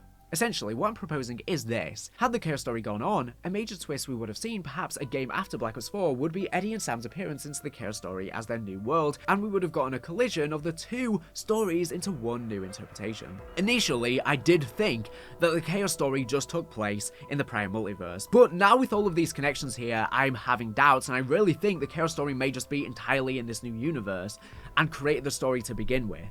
But I guess both could be true, or just one or the other. This is why all of the Chaos maps were set before the era of World War II and tagged the Totem. However, the Chaos Story did not go on, and was not well received with the fans, the way Treyarch had planned. But rather than throw away this second chapter of the Chaos Story they had written, they simply retooled it, stripping away its initial references to the Chaos's events, and focused solely on the Dark Ether with Eddie and Sam. And now, slowly, peel away the layers and reveal to us that secretly, nothing has ever changed. We are still in the Chaos Story, and the finale of Eddie and Sam's story simply ends with the biggest events in the universe of the Chaos Story. And this could even mean we could go back to the past in the future and maybe get a Chaos spin-off game, closing up that chapter of Black Ops 4. If Treyarch do games like Modern Warfare 3 or Vanguard Zombies in the future, assuming they're going to do other zombies games in non-Treyarch titles, I hope they dedicate a game to closing up that Chaos Story as intended, and maybe this game's going to give us a load of intel and references, like I say, to what happened during those events. But what do you think? Are these stories directly related?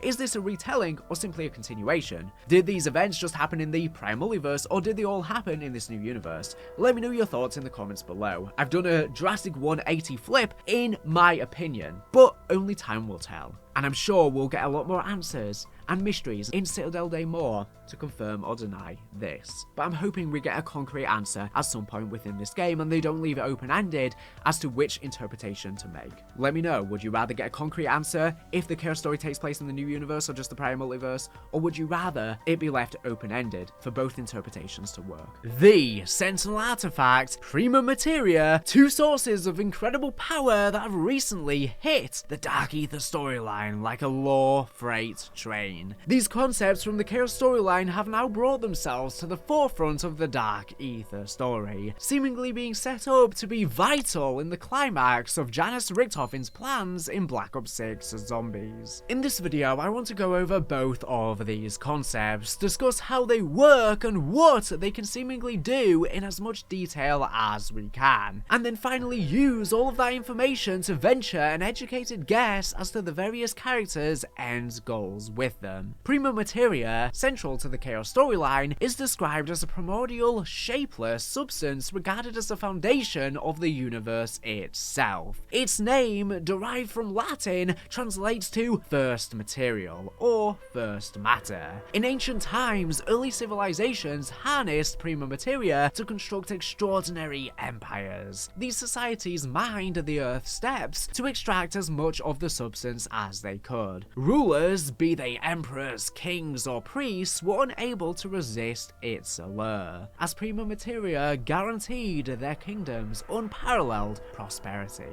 Yet, the more they exploited its power, the greedier they became. As Medusa would describe it in Ancient Evil, compassion gave way to cruelty, peace turned to conflict, and rulers abandoned their people in their quest for more power. The resource was so plentiful and so fruitful.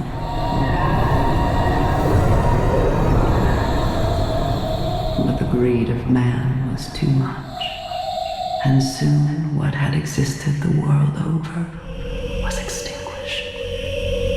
Humanity's gift reduced to crumbs. However, its expiration was not enough to temper their desires.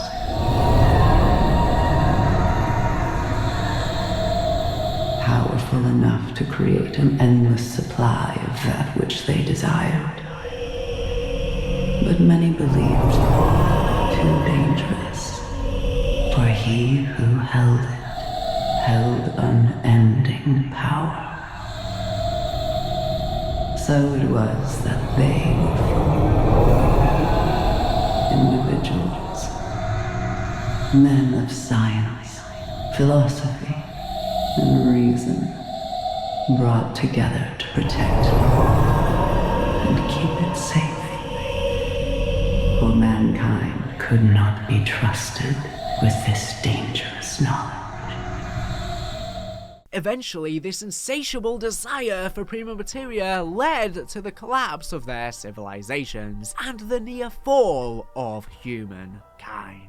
Over time, humanity's relentless greed continued to deplete prima materia. Despite its dwindling availability, the substance's immense potential, capable of granting limitless wealth and power, ensured it remained highly coveted. Recognizing its destructive influence, 9 enlightened individuals dedicated to science, philosophy, and reason formed a secret group, a cult known as the 9. Their mission was to safeguard the remnants of prima materia and the secret to creating more of it, believing humanity unworthy of its power. Over time, their knowledge grew, as they amassed more and more secrets they believed were too dangerous for humanity. This large library of secrets would come to be known as the Library of the 9, probably one of the cancelled Chaos maps. Eventually, they felt they may be doing humanity a disservice, and tried to reintegrate this information they had with the rest of humanity, hoping to lead to a new age of peace and utopia. However, this incurred disaster, reaffirming the need to forever hide the powerful secrets, most of all the secret of creating prima materia itself. As humanity advanced, uncovering ever more dangerous discoveries, the 9 intervened, securing these threats and placing them beyond human reach. Over centuries, their collection of prima materia grew, its existence fading into legend and becoming the stuff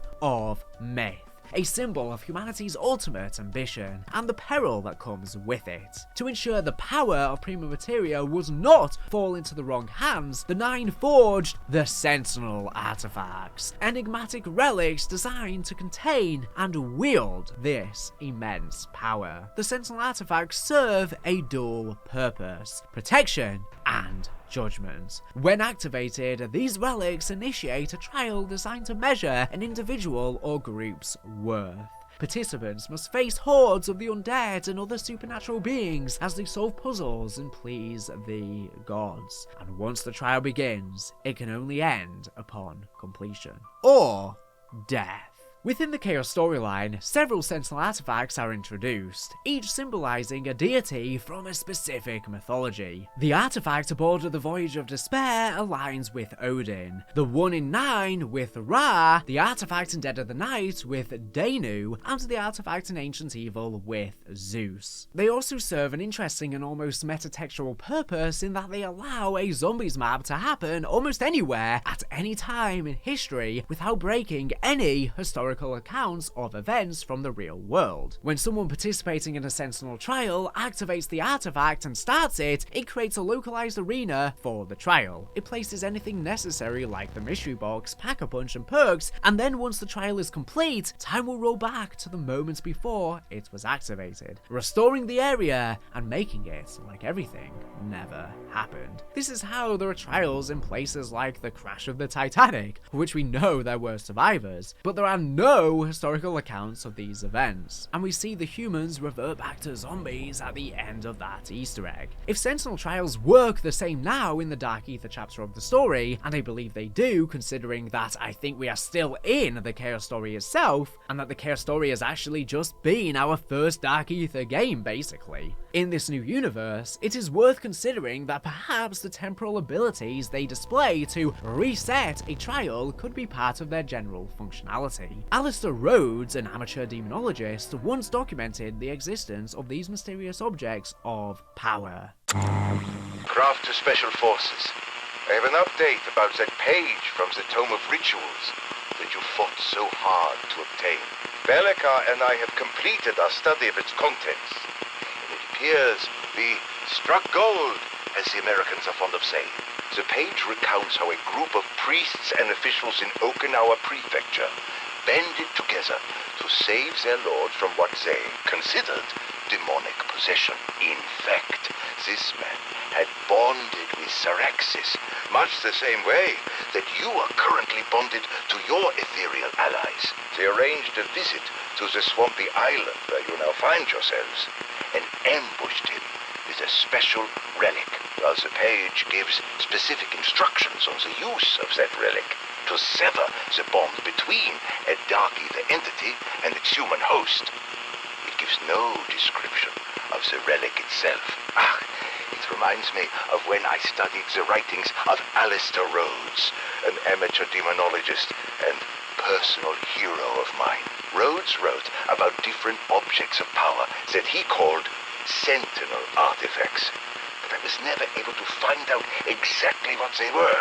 Nevertheless, if we can find the relic we seek at Shinonuma, I am quite certain I can use it on Von List and trap Cortifex in that little scepter of his.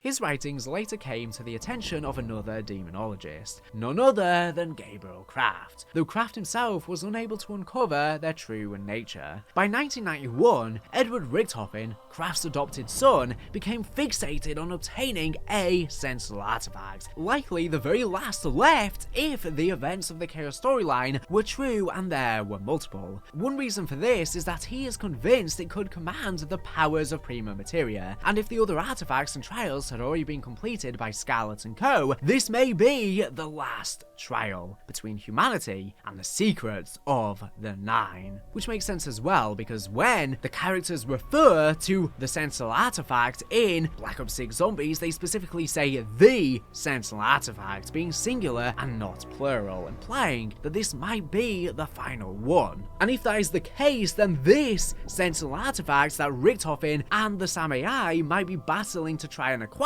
could actually allow them to have infinite power and control over Prima Materia, allowing them to control the fabric of reality itself at a molecular level. They could build and mold existence to their will to literally get anything they wish, anything they desire. Practically ultimate power, way more powerful than the Sentinel artifacts we saw in Black Ops 4. To this end, Richthofen enlisted Franco's French syndicate, who employed Sergei Ravenov to kidnap his adoptive father, Gabriel Kraft, in a bid to uncover the artifact's location, believed to be hidden within the Principality of Avalon in France. This sets up what we see in Citadelle Day More, where we rescue Kraft from the syndicate and find the key for the Sentinel artifact, the amulet. There are always two, mind and the body, each made for the other. Lock and key. Without the mind, the body is but an artifact, a relic from an ancient civilization. Beautiful and priceless though it may be, it is utterly useless. Not unlike Pandora's box, the artifact cannot be opened without the proper key. Brute force accomplishes nothing. A hammer won't even leave a dent. It is completely impenetrable. But that is for protection, for he is sent on a journey, one that cannot be stopped once started. That is why they must have the key. They must open it by their own volition. They must wish to inflict peril upon themselves. After all, the artifact does not wish to be opened. It is protecting it. It is a guard, a sentinel. Each artifact has an item that must be used to activate it and start its trial. For the Voyage of Despair artifact, it was the necklace left to Scarlet by her father. For the one we will likely obtain in Digsite, the item is the amulet given to us by Kraft in the Citadelle Day More Easter egg quest, the Obscurus Attilium, as Kraft calls it. This name is Latin and translates to Dark Battery in English, further implying that the key works and is required to activate the artifact.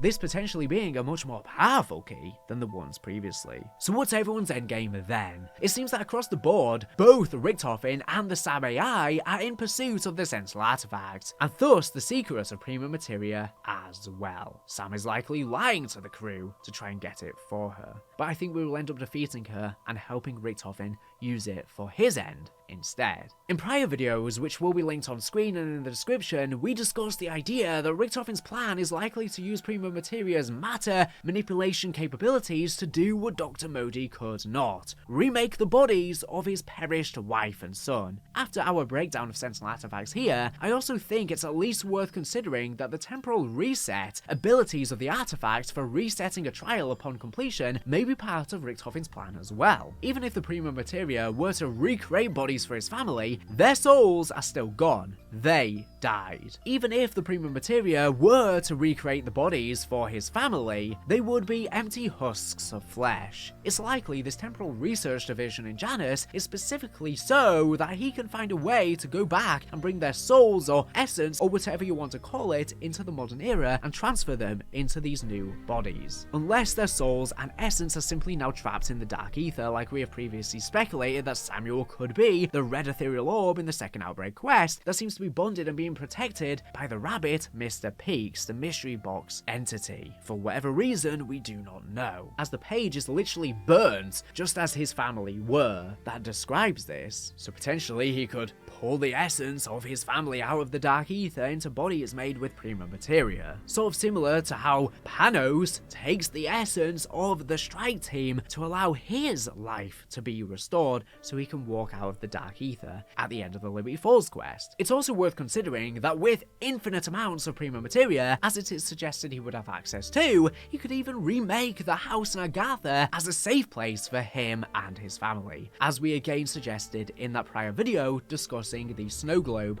of Monty's house on his desk, which again I'll link on screen and in the description if you want to check it out after you're done with this video. The Sentinel artifacts, when completely under his control, would seemingly allow for both divisions of Janus to be solved and not just the biological division. He could literally do whatever he pleases, whatever he wants. Magic his family out of thin air? He can do that. Magic a whole reality like Agatha, a perfect world for him to live in with his family and even recreate Monty's house itself? He can do that. Bring the original characters back? Maybe that's even possible. Or so much more. Anything he wants. What of the Sam AI though? If she too is pursuing the Sentinel artifact, is it merely to prevent Richtofen from acquiring it? Or does she have goals of her own? Considering that she was constructed to help Richtofen and seemingly became too self-aware, I doubt that she only wants to prevent his plan. If she has chosen to interfere and try and take the artifacts for herself, it seems way more likely that she has a plan of her own. So what could she want? We've suggested in prior theories that she may want to use Prima Materia for the exact same thing Richtofen wanted, creating a biological body from nothing, free to put someone's essence inside of. This time though, instead of recreating a body of Richtofen's family, she wants one of her own. If our prior theories on the Sam AI are true, she is essentially a mind-wiped Zykov tricked by an AI to think that she is Samantha, rather than the actual Samantha Maxis, a copy of her at a specific moment in time,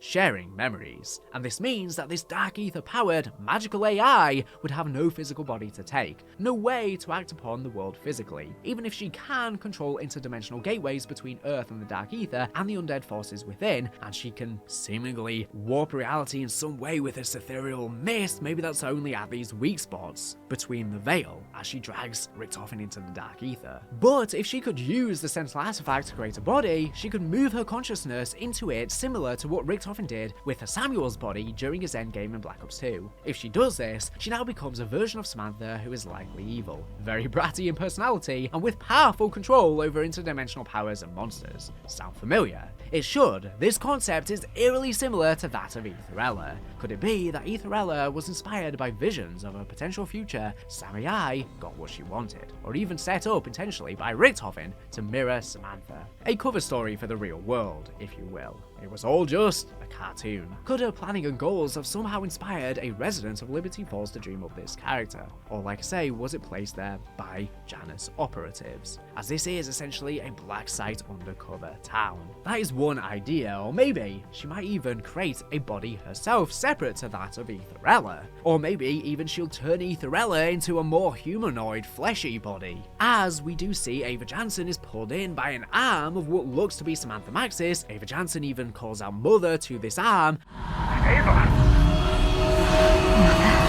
and the arm has a purple jumper on that seems to really resemble Samantha Maxis's jumper that she was last seen wearing when she was sent into the Dark Ether to sacrifice herself to trap the Forsaken.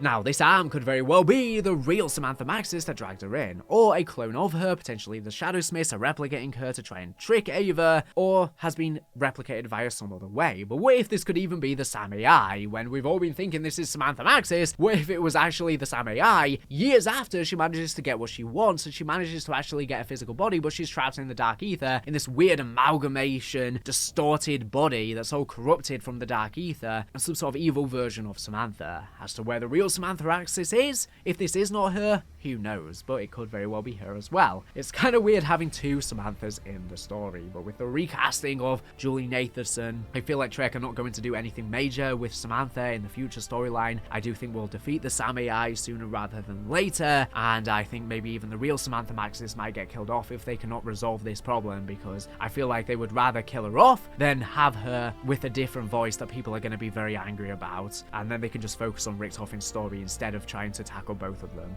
And in fact, a good way that Trek could go about the problem of having two Samanthas is maybe they will get rid of both of them in one fellow swoop. Like I've been saying, it's possible that the Sam AI wants a physical body, but a physical body of Samantha already exists inside of the Dark Ether, and the Sam AI is lying to the crew that she wants to help them use the Sentinel artifact to rescue Samantha Maxis from the Dark Ether. And she lies and says Richthofen believed the same. Well, it could be once they manage to locate where Samantha is in the Dark Ether, the Sam AI will double cross them, and it will actually try and merge together with the real Samantha Maxis, putting her mind into it, creating some sort of weird corrupted amalgamation that, like I say, could very well be what we saw in Ava Jansen's mirror. Or they could simply swap minds, as opposed to merging together, but I think the merging together makes the most sense, because then, like I say, it allows them to get rid of both of them with one fellow swoop, because we know they failed to rescue Samantha Maxis. Maybe the Sam AI merges with the real Samantha Maxis so she has a physical body, and it becomes some sort of weird corrupted mutant, and then we have to kill it. That way both of them are dealt with. It explains where the real Samantha Maxis is, and it explains where the Sam AI goes as well, without overcomplicating things.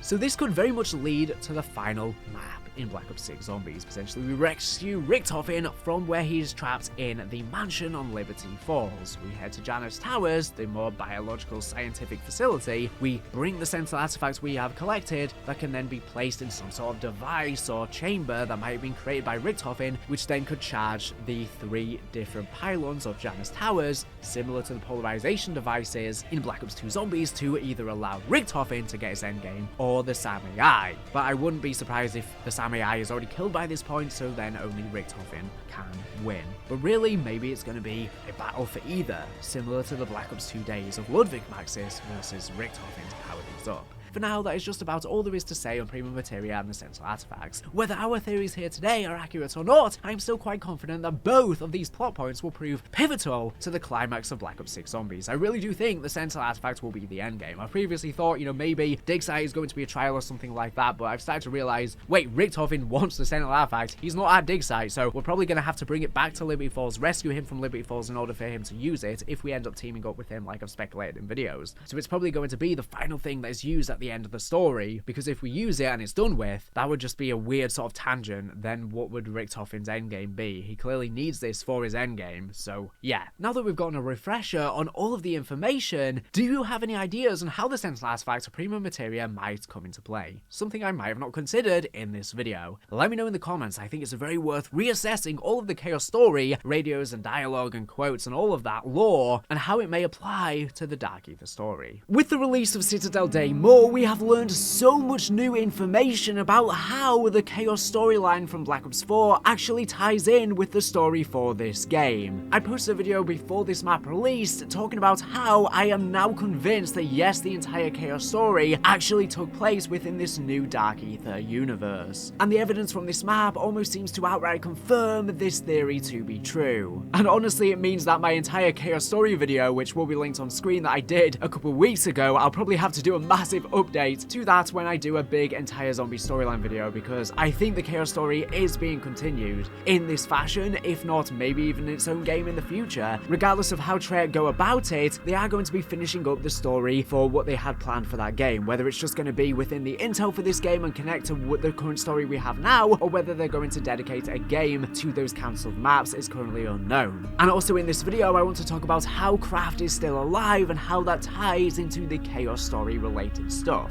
On Citadel Day More, there are tons of new references, allusions, and returning characters and concepts that have come back from the Chaos storyline. Like I said, we've theorized in prior videos that the Dark Ether story is very likely simply the future of the Chaos storyline, and now I want to dedicate an entire video to going over everything in this map Chaos related that I could find. And as we discuss these various Chaos elements, we will also break down what their inclusions in the Dark Ether story means for the future, and sometimes the past as well, because this truly does change everything. The first and most obvious is the consistent use of Chaos music throughout the map, and even Chaos music is playing in the ending cutscene for the map.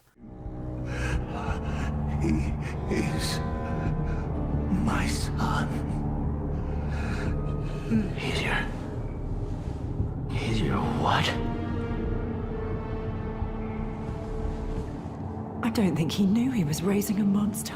And on the map, there are various associated alchemical symbols being present consistently in the FX around the map. These alchemical symbols were a big part of the magic and based off of the real world alchemy as well. Some examples on the map offhandedly: the portal that spawns the Pack-a-Punch, the puzzle for the Lion Sword, and the bosses spawning and exploding all show the symbols from the Chaos Story magic system. With the introduction of spirits, hauntings, and genuine magic less intrinsically tied to the Dark Ether, as we hear for example Richtofen's mansion in the Liberty Falls intro is haunted, the magic system in this storyline now does a much better job of working with the kind of events we see in the Chaos storyline, and the usage of these symbols makes it all the more likely it is. With the ability to now see spirits and have spells and magic affects the physical world in certain places, although it's not really too far from what we saw in Cold War Zombies as well with the demons, for example in Outbreak. However, this is bridging the gap to make things like the mythological gods of the Chaos story like Medusa and Perseus no longer require mental gymnastics with the rules of the Vanguard Dark Ether demons to justify. Now they very well may have just simply existed. Another Chaos reference, practically a living well of Chaos story references, is Gabriel Craft in Blood himself. During the times of the quest when he speaks, both during his initial introduction and during the ending cutscene, we hear the Chaos story theme, Alistair's theme, play behind his dialogue. And while you are here, to obtain the Sentinel artifact, you will first need an amulet hidden in this castle. That is more than I could get from him all week. Listen. This musical connection is the most direct we've seen any of the Chaos songs used again, this one being lifted one for one. This likely exists so that each time we hear Craft talk of the artifact and of the magic around us, our minds are subconsciously pushed towards the Chaos storyline. It's quite literally the bridge now, being hard introduced. Speaking of Craft, how is he still alive? The original marketing and storyline for this map draws emphasis on the fact that his age means he most likely should not be alive. That's what Treyarch specifically stated themselves. He should not be alive. Yet, before he was attacked by a zombie in the ending cutscene, Craft seemed relatively alive and, well, not exactly well after taking major beatings, but considering he would be in his 90s, as we actually learned from the intel on the map that he was born November 8th, 1894, making him 97 years old at the time of Citadel Day More. No regular 90-year-old man, especially those pushing 100, would be able to survive what he has, especially considering he had been being tortured for an unknown period of time by the time we rescue him in Citadel's main quest. So where could this extended lifespan come from? Could it be that he was, at some point, revived with the Staff of Ra, similar to many characters in the Chaos story, such as the High Priest of Chaos himself? The likely answer, considering we do not see a red eye on his forehead or see him commit acts in the name of the Order, as those revived with the Scepter of Ra would become their servants corrupted by them, is no. but this option is not entirely impossible, or there could be something similar to the Scepter of Ra, or maybe even something mitigating the ability for the Order to take control. However, what seems far more likely is that Kraft may have been the person who canonically took the pact we saw at the end of Cold War's Super Easter egg. Not only does the voice sound very similar to Kraft, but the bright purple eye glow we see Kraft do during his progression in the Easter egg looks very similar to our characters when we take the pact in Cold War. I'll play the audio from the pact right now, comparing it to Kraft's voice. You will learn more in time. Our ways are of old world. We will not be forgotten. The Sentinel artifact. You will first need an amulet hidden in this castle. This unnatural and unholy pact could explain why Kraft is still alive, but shows no sign of being revived with the Staff of Ra, and why the pact was added into Cold War during the Vanguard Zombies marketing period. Maybe we were always meant to connect the two, but that's just a theory. Another idea I've had is that this could be Sparagmos, the creator of the Chrysalax, and he even has purple eyes similar to the purple eyes that your player will get during when you take this pact. Speaking of the Staff of Ra, though, let's go back to Kraft for a moment. On the document about him featured in Citadelle, we can find something quite interesting. In this document, Richtofen is briefing his syndicate contacts on where to find Kraft on a day-to-day basis and how best to kidnap him. What we are here for, however, can be found in a single offhand sentence. He has security, well, a large man, leather duster, vacant eyes, you know the type whom he never engages in conversation with, but is clearly trained. Proceed with caution, he may not be the only one. This sentence tells us that Kraft, during his stay in Avalon, is protected by one and possibly more people. The one we know of for sure is a large man wearing a leather duster and who seems trained in bodyguard work. Who could possibly fit this description? My answer is actually a man who was once revived by the Staff of Ra himself, Bruno Delacroix from the Chaos storyline. While at first it sounds shocking, on further consideration it makes an extreme amount of sense. Firstly, the initial biggest issue seems like it would be Bruno's age. We must realize we have no idea if someone revived from the Staff of Ra would age normally. If anything, the Order stays around for hundreds of years in the Chaos story, which suggests that they would not, and we know that the High Priest of Chaos survived for centuries, so the Staff of Ra seemingly gives a massive extended life, if not makes you immortal unless killed in a traditional sense. Or potentially they just got revived over and over again with the Staff of Ra. Secondly, if Bruno was still around, he would definitely know Kraft. In the following intel, we hear Kraft recount meeting Alistair for the first time. Where to begin? No, not talking about Von List or any of that in Leipzig with Franz. Before all of that, back to the kernel of the curiosity that led me to all this. I was a young boy of no more than 10. It was fall. Ghent, a quaint city along the River Lier in Belgium, was hosting the World's Fair. The leaves dancing their way down to the water, the smell of crustaceans filling the air. It was magical. But it wasn't only the setting that drew me in. It was a reading of Francis Barrett's De Magus that set its hook in me. The power, the mystery contained in that book, the demonstrations, the commingling of physics, psychology, the normal and paranormal. Well, I had been summoned, touched by something that I couldn't explain but felt to the core of my being. From that day in Ghent, I knew that this world was but one slice of the realities we are all part of. There is no end to what is beyond this plane of existence, no end to where we can go or what we can be. It was late when my mother found me badgering the man who performs the reading with question after question. He smiled at her and introduced himself. Alistair Rhodes. Mother thanked him and remarked how she was frightened that she may have lost me. I didn't have the heart to tell her. that she actually had.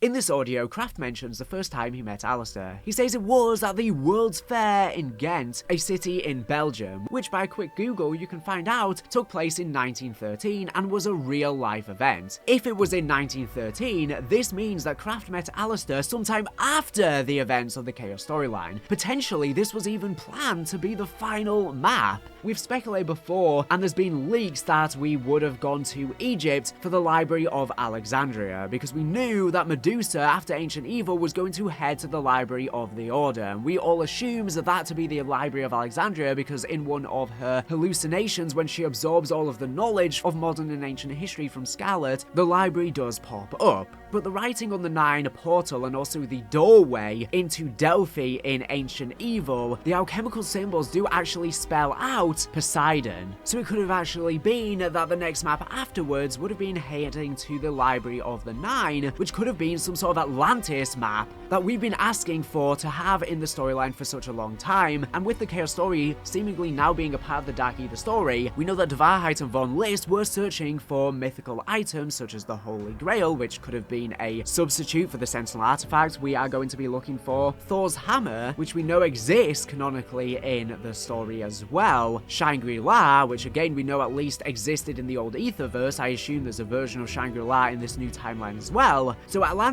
I don't think is that far out of reach, and these mythical items could have actually been legitimate, and maybe this was a little inkling that yes, the Chaos storyline event still happened, and maybe after we headed to Atlantis to do whatever with Poseidon, considering that he, according to legend, created the island of Atlantis and was its domain, we could have headed to his underwater temple, and then afterwards gone to the World's Fair, where things now come full circle with Kraft. So this means that the Dark Ether story might be informing us of how the Chaos story was meant to end if it never got cut, or maybe these maps could even be made in the future, and they are filling in some of those story gaps, showing us that it all is still connected. And they're trying to get us more into the Chaos story again now as an intertwined narrative, so that if they were to do a full-on Chaos game in the future, we would be more likely to be interested. And or they may be gauging our reception to decide if they actually want to go ahead in doing something like that. And during the Chaos story, Bruno mentions to the crew that the way he knew Alistair, which was the one thing all 4 of the playable crew had in common, was that he was often hired to serve as Alistair's bodyguard. This explains the trained observation, as this would be far from his first bodyguarding gig. Plus, this explains why Kraft would even go to Avalon, France in the first place. If he wanted to go into hiding, especially due to something that's related to the Sentinel artifacts, he would immediately contact any living contacts of Alistair he had left, especially if that person was already known for being an excellent bodyguard. From here, Kraft follows Bruno to where he is now staying, a small village in the French Principality of Avalon. It's also worth noting that the owl sounds extremely similar to Bruno's voice actor, something we first noticed with Panos and Kraft before predicting a Kraft return soon before the game was even out, as they are all the same voice actor. Was your arrival here heralded by your brother's corpses? Well done. A fitting end for wretches such as they. Death loomed over me. Never more so than now. This giantess with the arrows. Like the martyr Saint Sebastian. I know who you are and why you are here. To obtain the Sentinel artifact, you will first need an amulet hidden in this castle. It's more efficient to have many actors doing multiple roles, and probably cheaper for Treyarch too, so with him back for a while, could he also be doing one of his additional past roles too, as he is with Kraft? Such as none other than Bruno himself. And could we see him soon, potentially with DLC 2 Dig Site, and it could be a much more Chaos themed map, or even we may see him beyond then. But wait, if Alistair met Kraft in 1913, that means he somehow survives the events of the Chaos story after being turned to stone by Medusa prior to the events of Ancient Evil. I believe so. In many myths and tellings of Medusa, upon her defeat, her recently turned victims are turned back to normal from their stone forms. This is likely what happened with Alistair, as his appearance being specifically dated to be after the Chaos storyline after some mild research means that Treyarch likely intentionally seeded that clue for the date with the intent we'd discover this would mean that with whatever story Trek had planned to close out the Chaos Story, we would defeat Medusa by the end, and maybe we're going to learn of how that played out in the intel in the future. Maybe even on the dig site map as well. The return of Alistair Rhodes is no small feat. They also called back his voice actor to return. This is such a big deal because the role of Alistair is arguably one of the largest roles this actor has ever played. So Trek must have gone out of their way to contact him again and get him back as Alistair, meaning it meant something major to them. As seemingly from researching online, it seems he has not chosen to venture much further out into other roles, but he is extremely talented. In his other appearance in the intel, we hear Alistair speak with a man named Archibald. He and Archibald discuss Archibald being hired by Alistair to start a dig site nearby, setting up the stage for DLC 2. I'd like to begin by expressing my gratitude for your eagerness, Sir Archibald. Nonsense, old boy. I won't hear a word of it. I'd be a fool and a rank amateur to pass on an opportunity to collaborate. Your research is so thorough, not to mention groundbreaking. Yes. Well, your endeavor is integral to my work, and we will both reap the benefits. Now, it's of vital importance that you don't let the reputation of the place color your senses. Yes, I've been conducting inquiries as to the procurement of local workers, but thus far it's all been coming up a little empty. As far as I can tell, no one wants a damn thing to do with the place. If you ask me, the whole thing smacks of hysteria, which, between us, could be quite the positive, what? Makes it more likely the site's not been looted already. Indeed. I'll shoulder the cost for you to recruit outside the area. Some sturdy ruffians is what's called for. You'll need the muscle. Given the amount I'm shelling out, I expect you to run a tight ship, Sir Archibald. This excavation is to be efficient, targeted, discreet, and do not return without the artifact in hand. You have no fear. I wouldn't dream of it. We Fotherington Smythes are a tenacious lot once we set our minds to something. Good man. I wish you luck on your travels. I imagine we'll be much changed the next time we see one another. Now, another spot of port. Rather. In this radio, we once again find Alistair in search of a Sentinel artifact. Considering this intel is found here in Avalon, it's very likely it was recorded here, and Alistair was in search of the same Sentinel artifact we are, meaning this dig site is quite literally the one to be featured in the next Zombies map, especially considering Alistair mentions the reputation of the place shouldn't turn Archibald away. This also means that the dig site will likely feature many of the same magical and chaos-like elements we saw littering Citadelle Day more. Now, Archibald was actually Trek's plan's name for the Warden / Brutus and Mob of the Dead / Blood of the Dead. That's a good lad. You have been an adequate servant, Archibald. Therefore you will continue to serve after the corruption. Such an honor.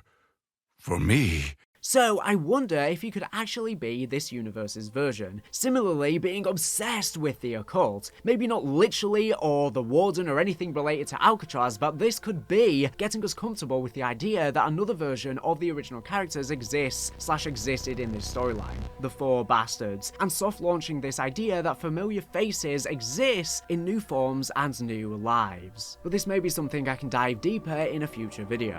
What's interesting here about Alistair's search for the Sentinel artifact at the dig site, he does sound marginally younger than he did during most of the Chaos Story, and parties with Archibald as though they are familiar, but aging young men. Listen to the radio with this context makes sense, and makes the "we will be far more travelled when we next meet" quote have an irony to it, knowing how much trauma Alistair is soon to endure. So the question becomes, is this radio before or after the Chaos storyline? If our original interpretation is correct and this is a younger Alistair, this is very likely sometime before. However, if the difference in voice simply comes from the length of time since you last played the character, it's possible this radio takes place after the Chaos storyline, with Alistair's more light-hearted attitude being due to a newfound appreciation for life after these events, or even being healthier with some kind of power. It also makes sense that Alistair likely looked for the amulet we collected in this map as well, as we know it to be the key for this new Sentinel artifact we will try and find on dig site. The concept concept from the Chaos storyline of a lock and key artifact returns in Citadelle Daymore, showing us the concept returning with a new version in the amulet and new artifact. But it begs the question, who is going to be the god for the new artifact? Well, in the Chaos story, we saw Scarlet's necklace as the key for the first artifact on Voyage of Despair that we interacted with in-game. We learned that each Sentinel artifact should have a key, and they are required to properly activate and complete the trials. We also saw on Twitter this week models and textures leaked from the dig site that seem to connect the dig site to Origins even more, as we see what looks to be more textures from the Crazy Place and the rock from one of the staff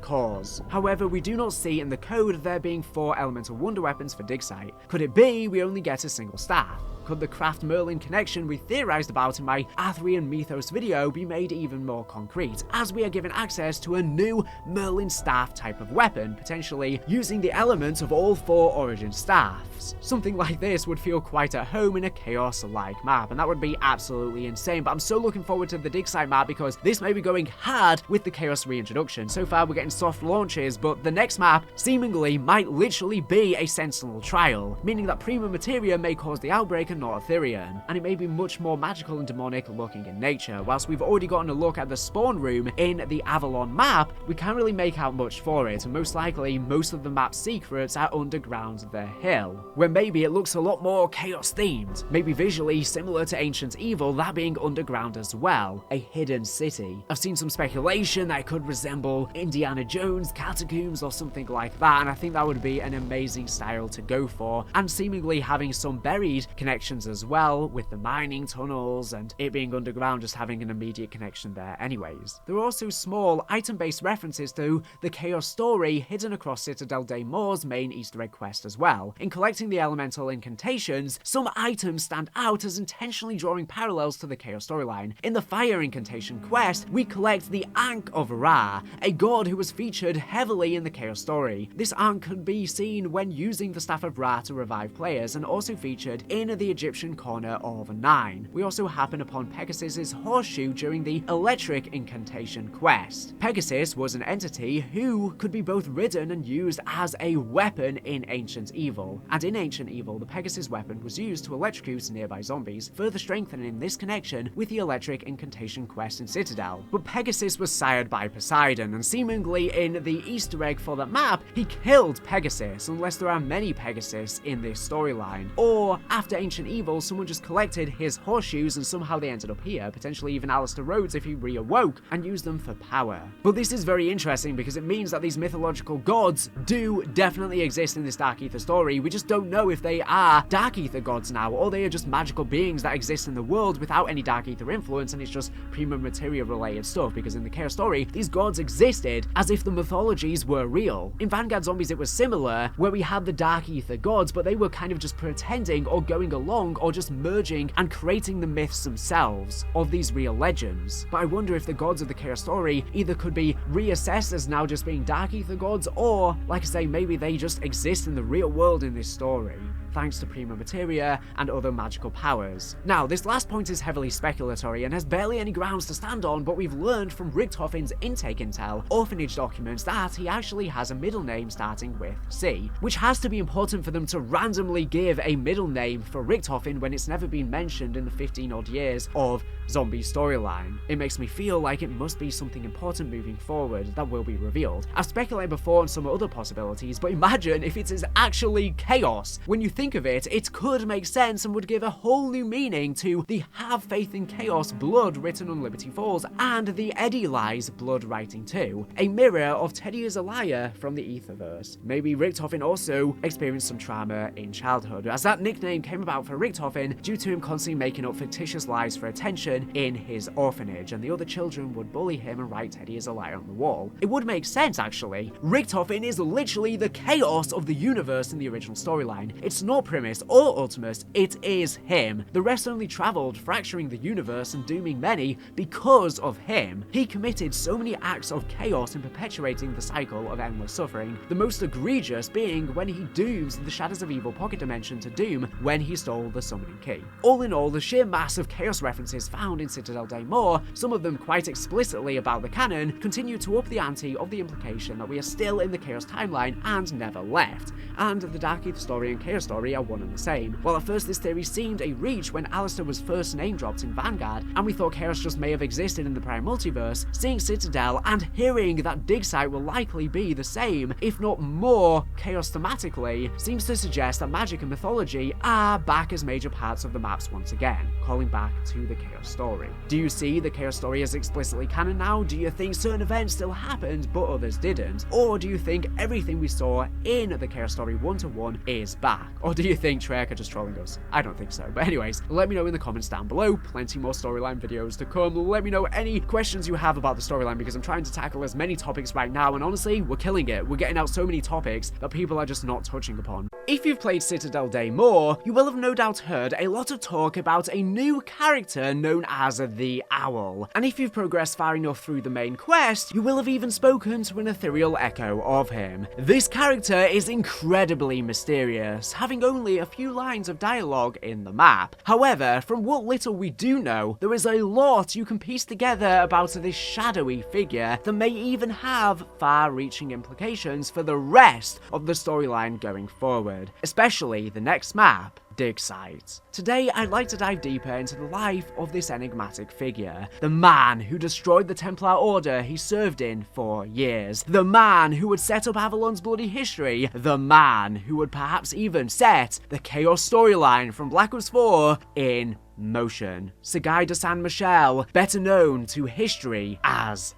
the Owl. In order to understand the man who would become the Owl, we first need to understand some context about the Crusades and the knights who fought in them. In the First Crusade, lasting from 1096 to 1099 AD, established the Kingdom of Jerusalem in the Middle East, with Catholic forces from various European nations, sanctioned by the Pope, conquering the lands that had been occupied by Muslims for hundreds of years. Following this, in 1119 AD, a new knightly order was established to protect Christian pilgrims to the region, the Order of the Poor Fellow Soldiers of Christ and of the Templar of Solomon, more commonly known as the Knights Templar. In the following centuries, many crusades would follow, with lands being conquered and reconquered back and forth. All the while, the Knights Templar grew into not only the most popular military order, but the wealthiest by far. During the following century, they would engage in many conquests around the region, including arranging with the armies of the King of Jerusalem into Egypt, near the location of the pyramids themselves. One of the most controversial occurrences of the Crusades was the sack of Constantine, the capital of the Greek-speaking Byzantine Empire. These are both worth mentioning. The Templars began to wield serious military and political power throughout Europe, being able to cross borders as they pleased, having numerous temple houses in every country where their members could reside, and even growing to possess members of their order with influence on the legal systems of Europe, and continue to grow their wealth through the looting and plundering of artifacts and treasures. This was tolerant for some time, as the might of the Templars was key in maintaining the territories in the Middle East. However, as the Muslim world unified under the likes of Saladin and successfully began to push out the Crusader forces, the Templars became purposeless. This greatly worried those in power across Europe, as the Templars were an incredibly large, exceptionally wealthy international army with no allegiance to any one country, and the ability to manipulate the courts in any country they resided in through their well-connected members. This situation could not last. By 1291, the Crusader kingdoms began to fall, with the new Templar Grand Master, Jacques de Molay, trying to find support for more military action wherever he could, including seeking out Hushleju Khan, grandson to Genghis Khan, as a potential ally. This was necessary as, by this point, the Templars had been pushed all the way out of the mainland and had to found a new headquarters on the island of Cyprus. This period is key, as judging by the age of the man, this is likely the period of time in which the Owl served in the Templar Order. He may have even been a direct comrade of Grand Master de Molay himself. If the Owl was just an ordinary Templar though, we wouldn't be discussing him. During this period of time, he did two important things. The first was to father his 4 bastard sons. We know this as they were already fully grown, capable enforcers when he fled to Avalon in the 1310s. Secondly, and likely more importantly, in the Owl's opinion, he became the most knowledgeable individual on Earth in all things mystical, which would be a vital step in what was to come. But we'll discuss how exactly he did this in more detail later. And I have already posted an in-depth video going over the bastard sons, as they were abandoned and never recognized by the Owl, and their potential connections to the original crew. Regardless, we know very little about the Owl's life for the next 2 decades, other than that he became renowned throughout the elite in Europe as the expert on all things occult. It needs to be said here too that, at least as far as the powers that be were concerned, he was a positive figure. For reasons that would become obvious soon, it was vital that he, as an esteemed knight of the Templar Order, was seen to be holy in all of his duties. Sir Guy de Saint-Michel, known to most as the Owl, the man who may have single-handedly destroyed the legendary Knights Templar. Guy was the leading expert of his day in all matters occult. His prowess in the dark arts won him his Nightbird sobriquet. That reputation made it easy to accuse the Templars of heresy, and while their leadership was burned at the stake, the Owl escaped to Avalon. But he would have never succeeded without his bastards. 4 sons who stopped at nothing to win his favor. Their true names are lost to history, but their noms de guerre still inspire fear and hatred. The Stag was his shock trooper, striking like lightning when least expected. The Dragon's scorched earth tactics betrayed his reptilian lack of mercy. The Lion was the brightest of the 4, always keen to please his master. And the Raven, like his father, was a creature of the shadows. And although they served him faithfully, the Owl would never acknowledge their birthright, much less knight them. Nor would he give them what they desired most: love, respect, recognition. They were useful as thugs, enforcers. Sadly, all relationships, even those built on love, respect, and recognition, will break in time. But the Bastard's reign of terror in what would become Avalon echoed through the ages, giving rise to the French Syndicate.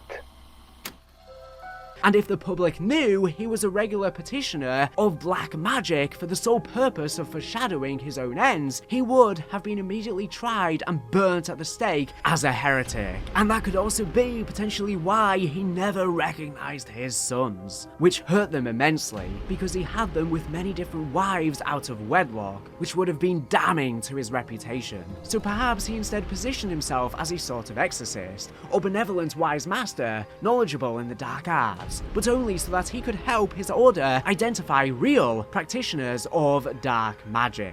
Alternatively, perhaps he shared his knowledge with the most powerful people around, forming a sort of occult society who would have enough political sway to protect one another if ever there were accusations against them. Sound familiar? According to Kraft, Guy was the leading expert of his day in all matters occult. His prowess in the dark arts won him his Nightbird sobriquet, which explains where his name, the Owl, comes from, as these birds are often associated with wise, knowledgeable figures. Regardless, the hour of the Owl was at hand, and in 1314 he changed the course of history. Finally fed up with the looming presence of the Templar Order, the nobility of France arrested Jacques de Molay, extracted a confession from him about the Order being secret heretics, though it is likely he was forced into confessing this and was actually innocent, and burnt to death in Paris. As Professor Kraft informs us, however, it was actually the Owl's word as an expert on such matters that sealed the fate of his former commander, and ultimately caused the destruction of the entire Templar Order. He was seemingly in Paris during this ordeal, but quickly fled to Avalon along with the bastard son guns and began his reign of terror, all while his former comrades were hunted mercilessly by the forces of the Church and the European powers. Now we have all of this historical context, and before we discuss what the Owl plan to do next, we should examine one final piece of the puzzle that suddenly allows everything else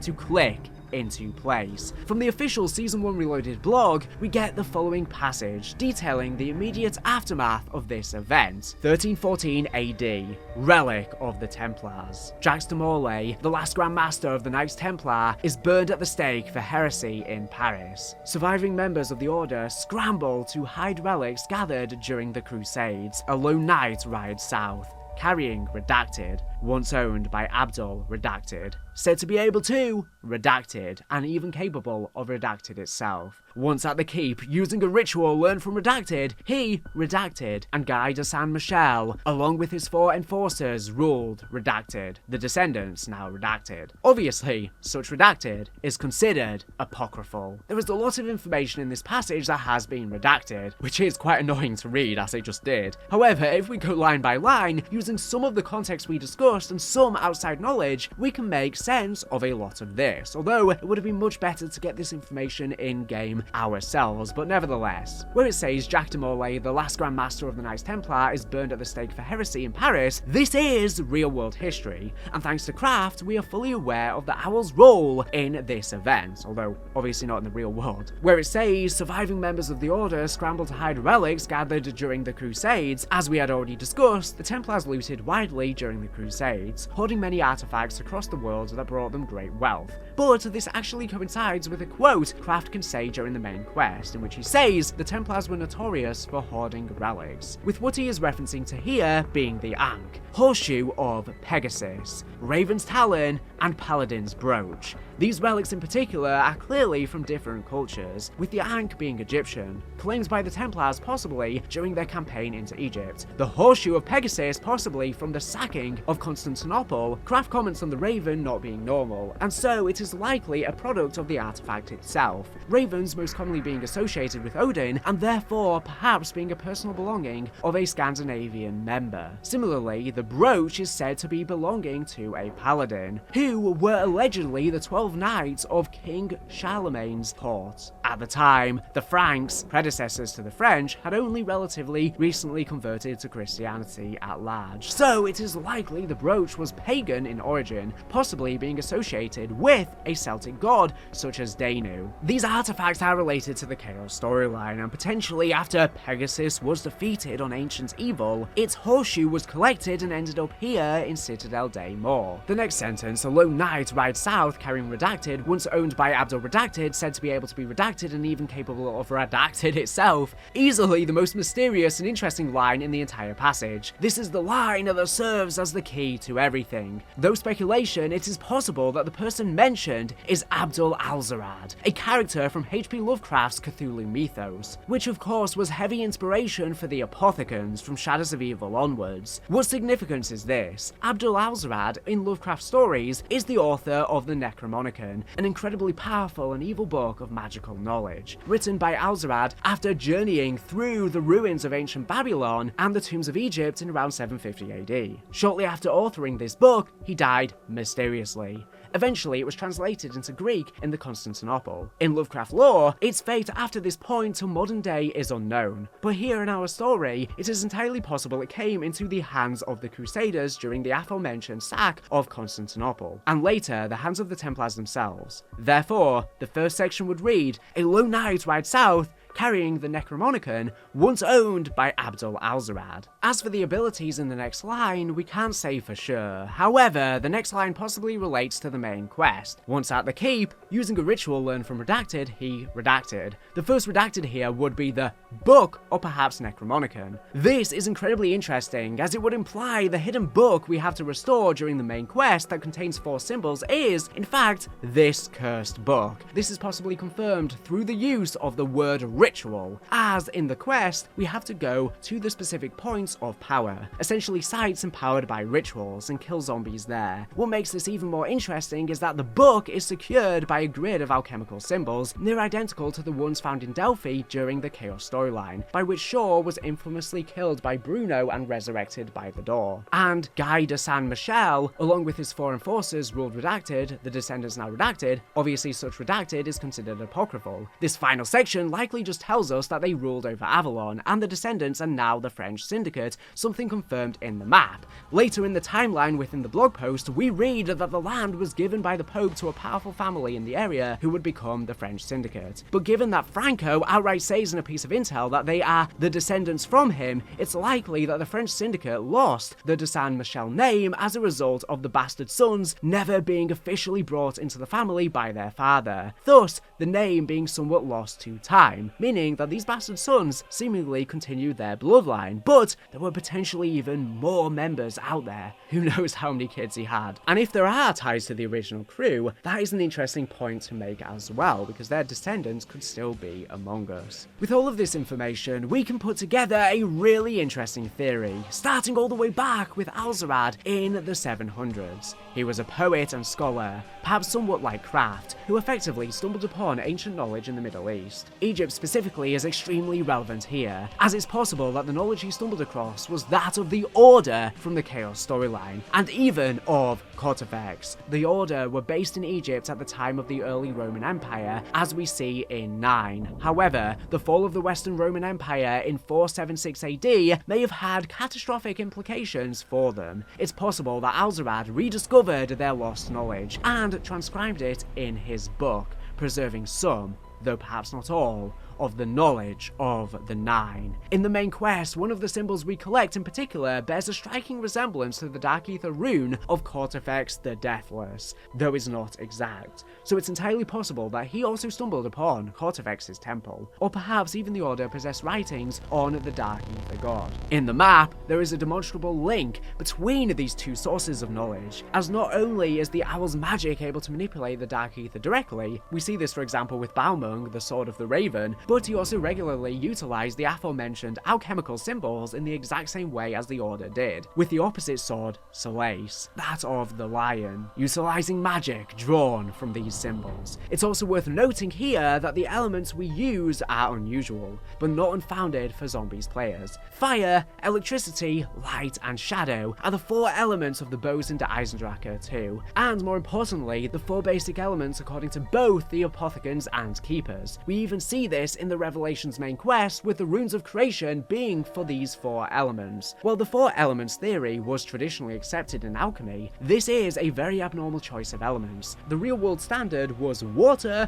earth, fire, and air, and so again suggests higher knowledge of the Dark Ether. As we see in the Owl's study, he knows of the alchemy and clearly of the Dark Ether, as the Void Sword makes a direct tear to it, and he even has some drawings seemingly studying Ethereum crystals. Unfortunately, we can't really make out the text clearly on the piece of paper, but maybe we'll get a closer look in the Digside DLC map. The important thing to take is that the Owl has esoteric knowledge of both alchemy and the Dark Ether. Could this particular crystal even be on the Digside map itself? These crystals do much more than hold energy and life essence. Maybe there's an argument that the red crystals we saw in Vanguard is blood Ethereum, or one and the same with Prima Materia. We shall see. Anyways, by the time the Templar Order was failing, the Owl had likely been in many losing battles, possibly even seeing people important to him perish and becoming extremely jaded. If in these 2 decades he then came across this book of knowledge in some dusty Templar vault, he would very quickly become extremely powerful.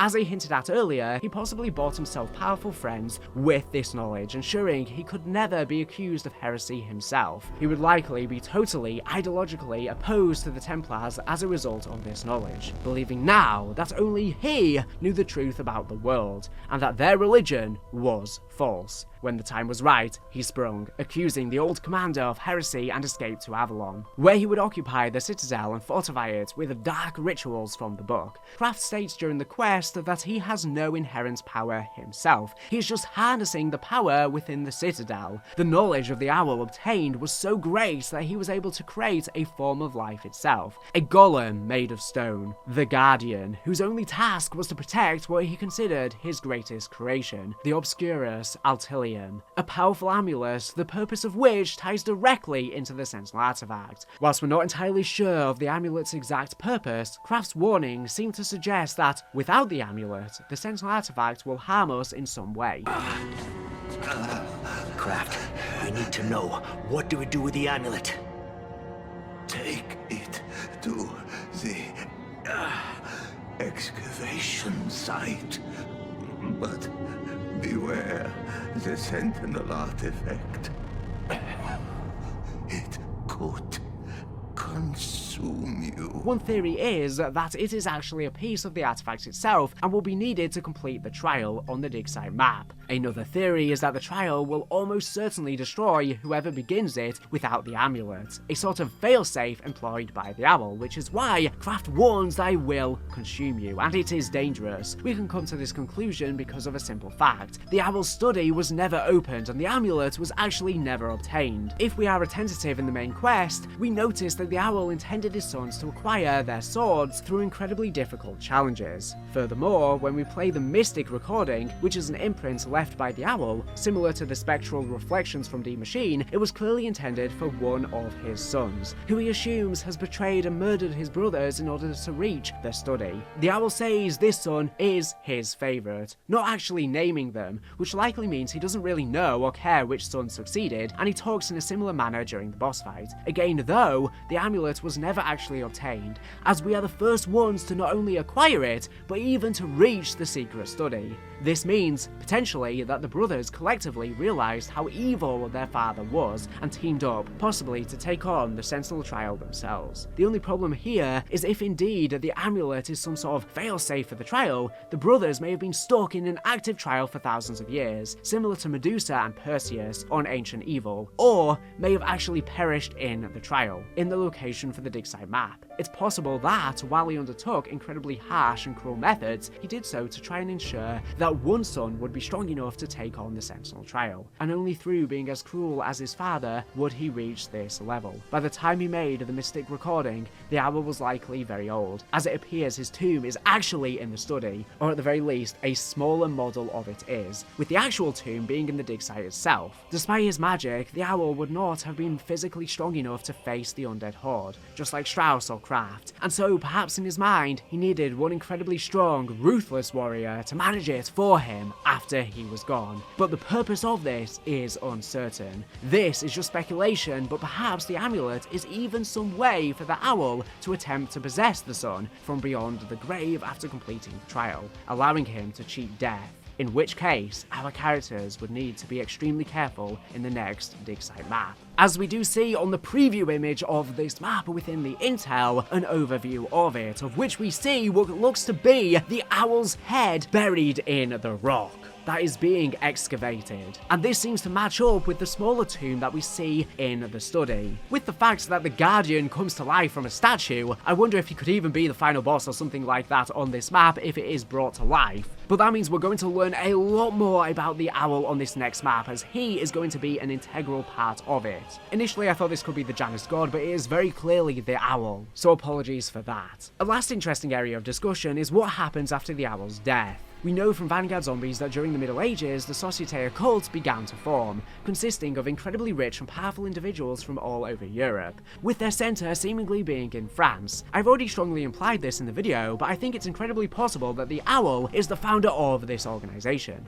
perhaps intentionally, perhaps unintentionally. What is interesting though, is it seems like the Société Occulte were nowhere near as powerful as the Owl is/was, as the most significant thing we know of them doing is summoning the Dark Ether entities to try and glean some small pieces of knowledge. Given the Owl's book, which is perhaps the Necronomicon and the source of most of his knowledge, which was securely locked away in the keep, those who knew of him and wanted to follow in his footsteps had far less information to go on, leading to the very slow, gradual compilation of the Tome of Rituals, which we know from Vanguard intel was pieced together over centuries. Perhaps some scraps were legitimate pieces from the Owl's collection of knowledge, but it was certainly nowhere near as thorough. I've speculated previously, and I've seen a lot of other people speculating, the Necronomicon could actually be the Tome of Rituals, but maybe it's just a much less powerful version, like I speculated. Similarly, in the Chaos storyline, the modern incarnation of the Order was a splinter group from a far more established and modern society. I believe that this could have been the Societe Occult, which by the early 1900s was probably at their least impactful. Perhaps the High Priest of Chaos sought the lost knowledge of the Owl from its original source, the Library of the Nine, and traveled to Egypt, Babylon, and other such places where their authentic traces could be found. Regardless, the Owl's influence on these secret societies seems obvious. All of this leads to one question: what did the Owl want with the Sentinel artifact, and what exactly is buried at the dig site? Will we find the bones of the Owl there, or perhaps even the bastard sons in some kind of tomb? Like I said, there is a statue of him, but that is likely not him himself. Or does Sagai de Saint Michel have one final rabbit of betrayal waiting for us there? So many questions to pose, and I'm really looking forward to this next map and learning much more about the Owl. Potentially, after that map releases, we can do another big recap on the Owl storyline once we have more concrete answers. I am hoping we get some more solid information on his potential ties with the Chaos storyline and the Order, as well as the Vanguard zombie storyline with the Societe Occult, and the blurrings of the lines between all of these, because right now, we can only make inferences, and I hope that these questions get solid answers eventually, because the pile of unanswered questions in the Dark Ether story just seems to be growing and growing and growing, whilst the pile of answered questions is barely mounting. Chaos in the Tomb. It's time to talk about the absolute bombshell that this map has dropped on us in Black Ops 6 Zombies. For years, we have been debating whether Chaos was canon, whether Alistair Rhodes' line in Vanguard was just a fun little reference, or if we were seeing a fully fledged integration of the Chaos storyline into the Dark Ether mythos. Well, with the Tomb, Trek has just about screamed in our faces that not only is Chaos canon, it's a fundamental part of the story moving forward, as if it wasn't already obvious so. Now, I did make a previous video about all of the Chaos connections and ties on Citadel Day more, including the fact that Bruno and potentially even Alistair Rhodes could be still alive and could be involved in the storyline in the future. I will leave a link to that video in the description and on screen if you want to check it out after you are done with this one. This is a direct follow-up on that, so let's get into it, breaking down all of the connections, all of the references on this map to the Chaos story, and exactly how they tie together, because so many people have so many questions about what exactly is going on, especially the new lore implications regarding the Sentinel artifact. The biggest detail is that the amulet is not acting as a key for the Odin artifact, as we previously speculated would happen on this map. In fact, it still has the same key from Scarlet's necklace atop it. Instead, the amulet seems to merge with it and power it into a super Sentinel artifact, and yes, it was the Odin artifact on Sam's computer screen in the Terminus ending, but we were unaware if that was just a placeholder for the artifact and we were instead going to discover a new one on this map, but no, it definitely is still the Odin one. The amulet is even hinted to be some sort of pocket dimension, and we see a galaxy within it, which then allows us to reconnect with the lost memories of Archibald. So this surely ties into Richtofen's plans with distorting the Dark Ether with it and restoring the souls of his families through memories, as nothing is dead if the memory remains. The Obscurus Attilium is even described on the map as being the heart of the Dark Ether via its irrespective theme.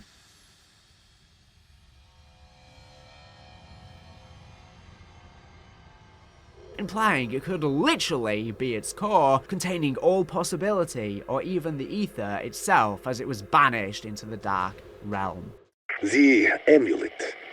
Are you getting anything useful from whoever it is channeling? Oh, Sir Toodlepip. Mostly I'm glad I don't work for him. One word about the weaker sex and he'd be spitting teeth. The amulet looks like it contains a tiny galaxy. It makes me wonder if this is all happening inside it. And you are making me wonder what you smoked for breakfast. And if you have any more. Could it even be the Dark Ether Nexus we go into on the map that's rift is opened using the amulet could actually be a pocket dimension inside the amulet itself? Right off the bat, one of the biggest confirmations comes from the fact that Scarlet Rhodes, the main protagonist of the Chaos storyline, is directly referenced by name. In an intel log, Archibald recalls that Alistair Rhodes missed her birth while on an adventure with him, which is something we already knew from Black Ops 4. So, let me see if I have this quite straight. You want me, Sir Archibald Fotherington Smythe, renowned archaeologist and peer of the realm, to go grub around in some tawdry, run-of-the-mill Roman ruins on a burial mound in the south of France that none of the locals will go anywhere near? That's about the size of it, yes. And if I find that, what did you call it, Sentinel artifact, that I'm to bring it to you, not publish, not alert the happy scribes of the Royal Archaeological Review, not mark the occasion with even an inch of print in the Times.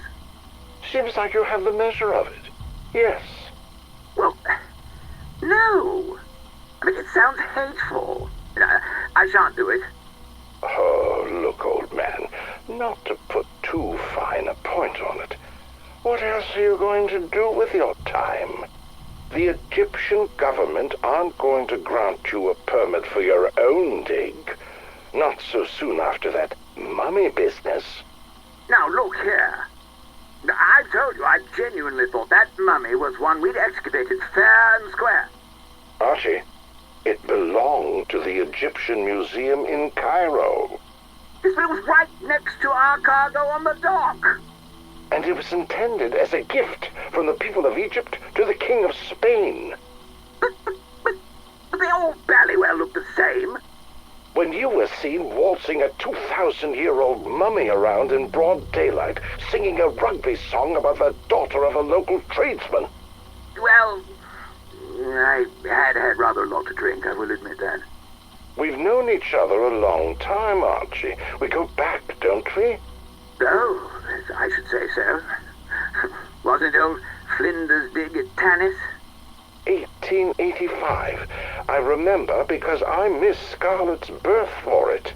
My wife was furious. But Archibald Odin, my point is this. In all that time, have I ever steered you wrong? No, I suppose you haven't. Well, what say this? You take the expedition, and I'll be sure to smooth things over with the Egyptian authorities. We'll have you back in the sandpits in no time. And you'll cover the cost of the whole dig? Absolutely. First-class steamer cabins and champagne all the way. All this Sentinel jazz seems jolly important. Why aren't you handling it yourself? Would you believe me if I told you I was keeping a low profile because I'm having a spot of bother with a cult? Probably not. Tell you what, if you'll throw in a couple of cases of that saucy 70 claret, we have ourselves a deal. You know how to squeeze a fellow dry. Deal. Excellent. Well, I shall commence my preparations at once. Parts! Damn your eyes, man! Where the devil are you? Load the motor car! We're off! Archibald! Sir Archibald! It's after 2 in the bloody morning! Best of British, old man. You will most assuredly be needing it. This alone tells us that we are not just dealing with some reinvention of the character. This is the very same Alistair Rhodes, and not an alternative version in this new universe. This story has always been a part of this new universe, and therefore the same Scarlet Rhodes exists in this timeline. The mention is particularly significant because it marks the first time a canon event from Black Ops 4's Chaos storyline has been explicitly acknowledged in the Dark Ether narrative so far. Before, we've only seen seen nods or indications, but never an outright narrative thread. And in fact, the date she was born, 1885, is the very same day she was born in the old storyline, confirming that the dates of everything within the Chaos storyline is still lining up and matching our new universe. Up until now, we've only seen characters and concepts cross over, but this is the first time we have a concrete event that took place in both stories. This was the first major confirmation that theorists who suspected the two stories were the same might have been right all along. This conversation is also seemingly taking place at Alistair's mansion, the location we play in Dead of the Night. And in fact, in one of the teasers before the map released, Archibald says, "This sight, blithering well, doth both baffle and amaze. I suppose I shall have to thank Alistair for more than just the contents of his cellar." This is a direct reference to Dead of the Night's wine cellar, the very place where the Order tied him up, as seen in the music video for the map, and a reference to how Alistair and him would often party and get drunk together, which are the contents he's referring to, as referenced as well in the Citadelle Day More conversation with them. Treyarch also seemed to be using this intel to dispel a common fan theory about Scarlet among leftover fans of the Chaos storyline. Often, people theorize that the real reason Scarlet was sick as a child and that we never saw her mother was that her mother was some sort of mythological creature or goddess, making Scarlet a demigod. However, with the casual mention of her mother here and no implication she is anything but human, it seems Treyarch are attempting to deconfirm this old fan theory. Could this be because they have plans for Scarlet in the future? We shall see. And it's just so funny how bad a father Alistair was. No wonder Scarlet wanted nothing to do with him, missing his father's birth to go on these wild goose chases. Whilst being renowned in the world, he wasn't good to his family. Alistair also mentions currently having to keep a low profile because he is dealing with a cult following him. The cult is, as far as we know, the Order of Chaos, the first direct reference of the Order in the Dark Ether story, who would currently also be pursuing the Sentinel artifacts, and by this point have already had run-ins with Alistair where they pursue him as well. Not only do we get Scarlet's birth year confirmed to be the same one from the Chaos storyline 1885, but we get another date that lines up with the Chaos story in the marketing for the map. Treyarch said, rumour has it a British archaeologist began an excavation at the dig site back in 1908 and was never heard from again. What was he searching for? This is the date that Archibald went on his expedition for the artifact here. 1908 is very interesting because it's just a year before 1909, the very year that the Rosicrucian Order was formed, led by the High Priest of Chaos to find the Sentinel artifacts. This date alignment was clearly intentional. As I said before, Treyarch are not messing with their dates here at all. So far, none of the dates have contradicted the events of the Chaos storyline. They are slotting them in very nicely, so they are not retconning anything. And it's as if the Chaos story was always meant to be our first introduction to the Dark Ether story, and could have even been a twist in that game that the new universe that Eddie and Sam would go into would actually be the Chaos universe. I think had Chaos been received differently, that could have been a big twist ending at the end, and wouldn't have contradicted Jason Blundell's infamous quote about them not being connected because the Ether story was over. Whilst connected to the Dark Ether story, it's still its own chapter. Another date that aligns is in the blog for the map that reads, built on the remains of ancient burial grounds with suspected origins dating back to 2500 BC, these catacombs went undisturbed for centuries until the early 1900s, and what lies beneath may run deeper than anyone ever imagined. As rumours have it, a British archaeologist by the name of Sir Archibald Fotherington Smythe conducted an excavation at the site back in 1908 with grand expectations. Although no one can say for sure what became of him, a handful of photographs from his doomed expedition have recently surfaced. The 2500 BC date also calls back to a recent video that I did on the mythology of Citadelle Day More and how it ties to the Nine and the Order, and the Knights Templars, the storyline of Seguy de Saint Michel,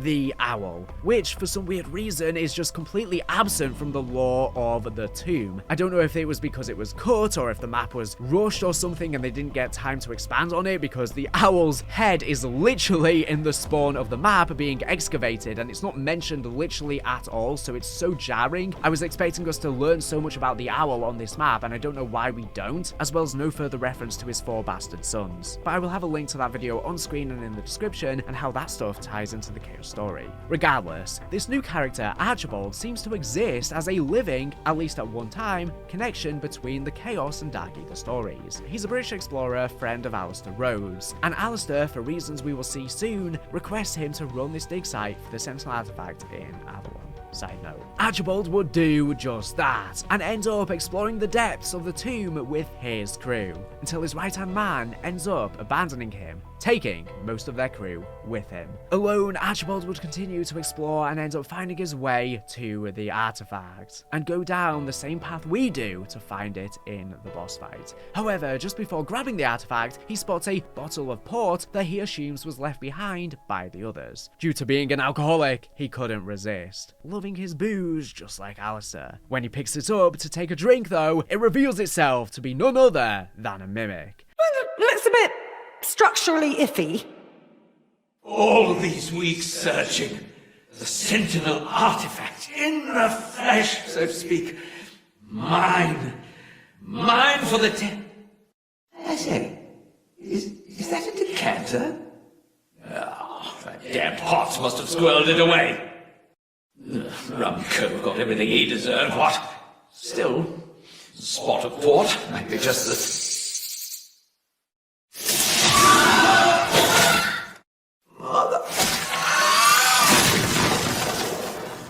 Just like it's also mimicked his comrades before. It bites his face and explains why we have to acquire his monocle by killing this mimic, as it consumes it. The mimic could be electrically charged due to the crazy place, as we do see electric storm clouds pulsating throughout in the cracks and crevices. We can also see Archibald's body at the boss arena, so at the very least, mimics do not like eating bones apparently, but might have eaten his flesh or regurgitated his body. On top of the direct mention to Scarlet Rhodes, we get another name drop from the Chaos Story to Stanton Shaw, one of the original Chaos crew members in this radio. Dashed decent of you to have me out to the country pile for a spot of shooting on. Pish and tosh. Think nothing of it. It's been, 5 years? Far too long. And besides, my motives aren't entirely altruistic. Truth is, there's a small matter I want to discuss with you, but that can wait. After you. Ah, finally, into the inner sanctum. I say, this is quite the private archive you have here. Is that a first edition of Description de l'Egypte? Naturally. If you don't mind. And these artifacts, all spoils from your expeditions, I suppose? In the main, yes, with a few personal curios thrown in for good measure. Oh, by Jove! This Bordeaux is the cat's meow. Don't tell me it's the 1870. Archie, be a good chap. Please, be careful with that. Oh, this old thing? Didn't Scarlet gad about wreaking havoc on the ants with it when she was small? Quite so. And having survived that, I'd hate to lose it now. It's quite irreplaceable. One of a kind, you see. Oh, good Lord, how do you read with this? It's not for reading, Archie. The monocle's lens is milled from some very particular quartz glass that I went to quite extreme lengths to procure.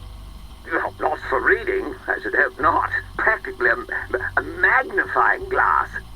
Sir Archibald, you are at present juggling the objective lens through which Galileo first charted the transit of Jupiter's moons across the face of that most majestic of spheres.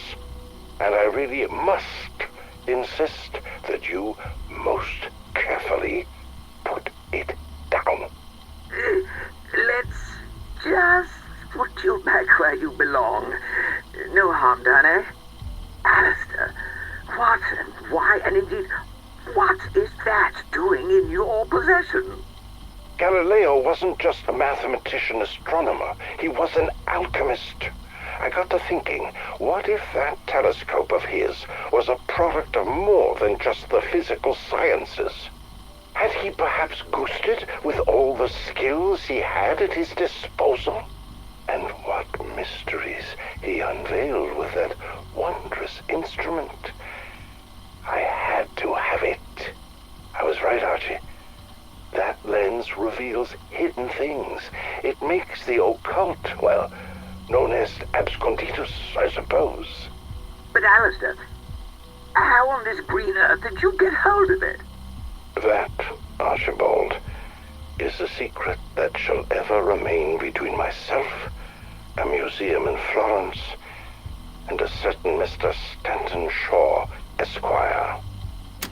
Again, this isn't a mere Easter egg, it's evidence that the characters from Chaos existed and were active in this timeline, further reinforcing that this isn't just a fun little nod, but rather an actual confirmation of that storyline. And I really do hope that Treyarch confirm what happened after Ancient Evil. Whilst they alluded as such on Citadelle Day more, we need some direct information. They were implying Bruno was alive, but we don't know what happened to the rest. It almost makes it seem like, considering they're name-dropping all of these characters, could Treyarch plan on doing a game with the Chaos crew in the future, potentially after COD 2025 with the original characters. Because why else would this game be taking such a Chaos focus if it's just for a love letter for them, when it was really an ignored storyline by the community until Ancient Evil? Surely they have bigger plans, or at least I hope so. They are busy obviously working on a lot of content right now, so they probably don't have an exact idea of what they want to do after Call of Duty 2025, but maybe continuing with these characters could be the way to go, if they do successfully wrap up things with the original characters, assuming they don't want to milk them for games and games and games again, but they sell money. The name drop of Stanton Shaw is also the very end of the intel, framing it as a sort of big reveal or climactic point. When the only recurring character that has been mentioned so far from the Chaos story was Alistair Rhodes, it was easy to imagine it was simply a nod by having a new version of the character. But Treyarch are throwing that out of the window, and at this point I feel it takes more mental leaps to assume this is a story that so far is exactly the same as Chaos, but somehow different, rather than just making the more logical assumption that it is all one continuous story. As before Black Ops 6 Zombies, I really just felt like it was just a part of the prior multiverse that got plunged into the dark ether, and Alistair was going to be a different version of himself. Now that all of the dates align and we have so many characters being referenced, that is clearly not the case, and there's no way to think otherwise. Now for the Sentinel artifacts, the most important thing and the most important plot device throughout Black Ops 6 Zombies, that is the through line merging all of the maps together, which is absolutely wild to think about, because we would have absolutely never expected before the release of this game that the Chaos storyline was going to be the most important thing for the story, whilst Richtofen is currently still on the backseat, and even his plan itself is going to be regarding the artifact. Of course, the Sentinel artifact, or artifacts, have been a major piece of the Chaos Zombies history for years. Although the story itself only spanned a year, we've been talking about them ever since, especially since Kraft mentioned it. And the Sentinel artifact's role in the tomb is absolutely massive. A piece of intel in the ending cutscene of the tomb, revealed by Sam unlocking the documents from Janus, explains that the Sentinel artifact functions by harnessing certain energies to fill the receptacles on it and store,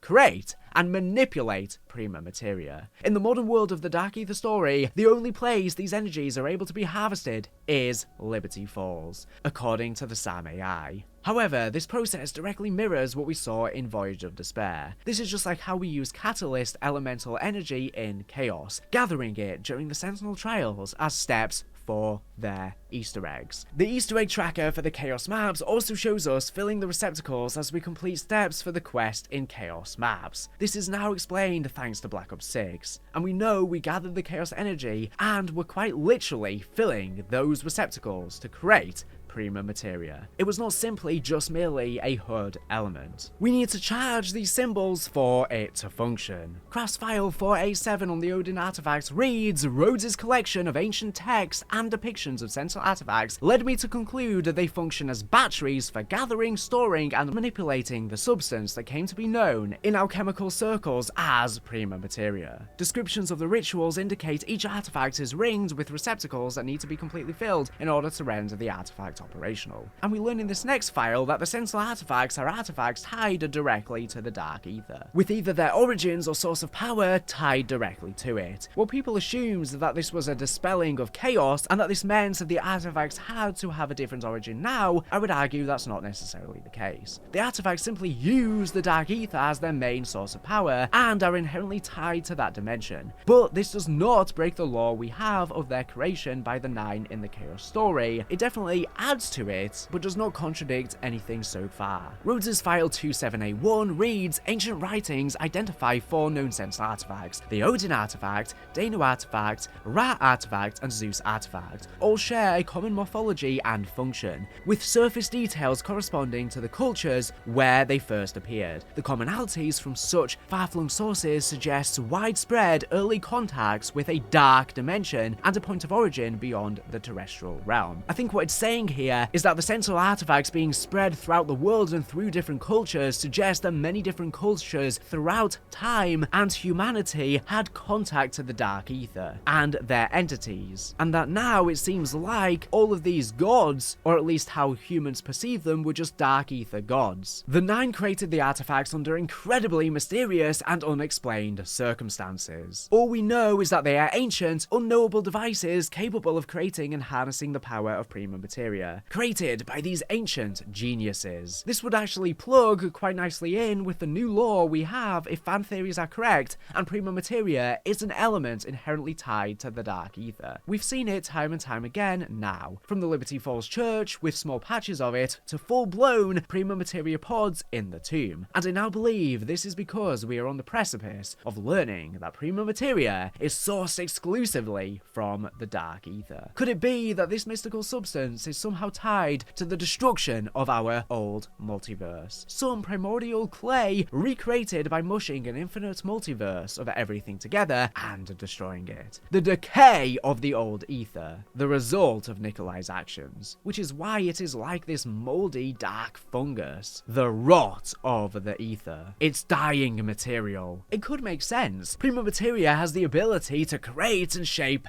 everything, and anything you could theoretically imagine surely existed in that prior and infinite multiverse, so that could be the foundation for its building blocks. Prima Materia means first matter, so it could be because it's the matter of the ether, the original galaxy. This would tie everything full circle and why chaos did not exist before and is now only in this new universe. Since we see Prima Materia in the Dark Ether, if it was always there, it surely would have come up in the Ether story before otherwise. Now, this mention of it being tied to the other realm in the ending cutscene is leading people to think the artifacts may directly originate or even have been built and crafted from the Dark Ether realm itself. But this paragraph does not necessarily confirm this, but they are definitely related and tied to the Dark Ether and the gods that are now being recontextualized as being from there. Which is why we saw similar gods bond with humanity in Vanguard Zombies, as this was probably soft launching the idea. Vanguard Zombies, although it received a lot of hate, its story kind of is the through line connecting the more scientific story of Cold War zombies and the more magical stuff that we saw in that game. It's putting chaos in the middle. Regardless of whether they originate from the realm or are just tied to it but were made in the real world, this is a big change to the status quo. Many are now asking why we collect the Odin artifacts from Voyage of Despair, specifically on the tomb, and why it's in the Dark Ether. If the theory that they originate from the realm is true, it could be that after the trials are completed / they are abandoned, they naturally go back to their origin points or home in the Dark Ether. And maybe the Dark Ether Nexus is where the Odin one originally came from. This would mean that after we were done with the Titanic and the trial is completed, we obviously know everything reverts to normal, time is reversed as if nothing happened. The zombies revert back to human, they don't remember anything and go on with their day, which allowed the Chaos story to not mess with the real world history, and could even tie into my recent theories about time travel that Richtofen has been experimenting with and a potential return to a cycle. We know Richtofen and Sam are fighting for the Sentinel artifact. If the Sentinel artifact, once the trial is completed, allows everything to be reverted, surely it would create some sort of cycle and time loop. Maybe it could even be how Richtofen plans to bring his family back through some sort of time loop, using the power of the artifact. But if the Odin artifact did originate from the Dark Ether Nexus, then it would have been there before it was on the Titanic,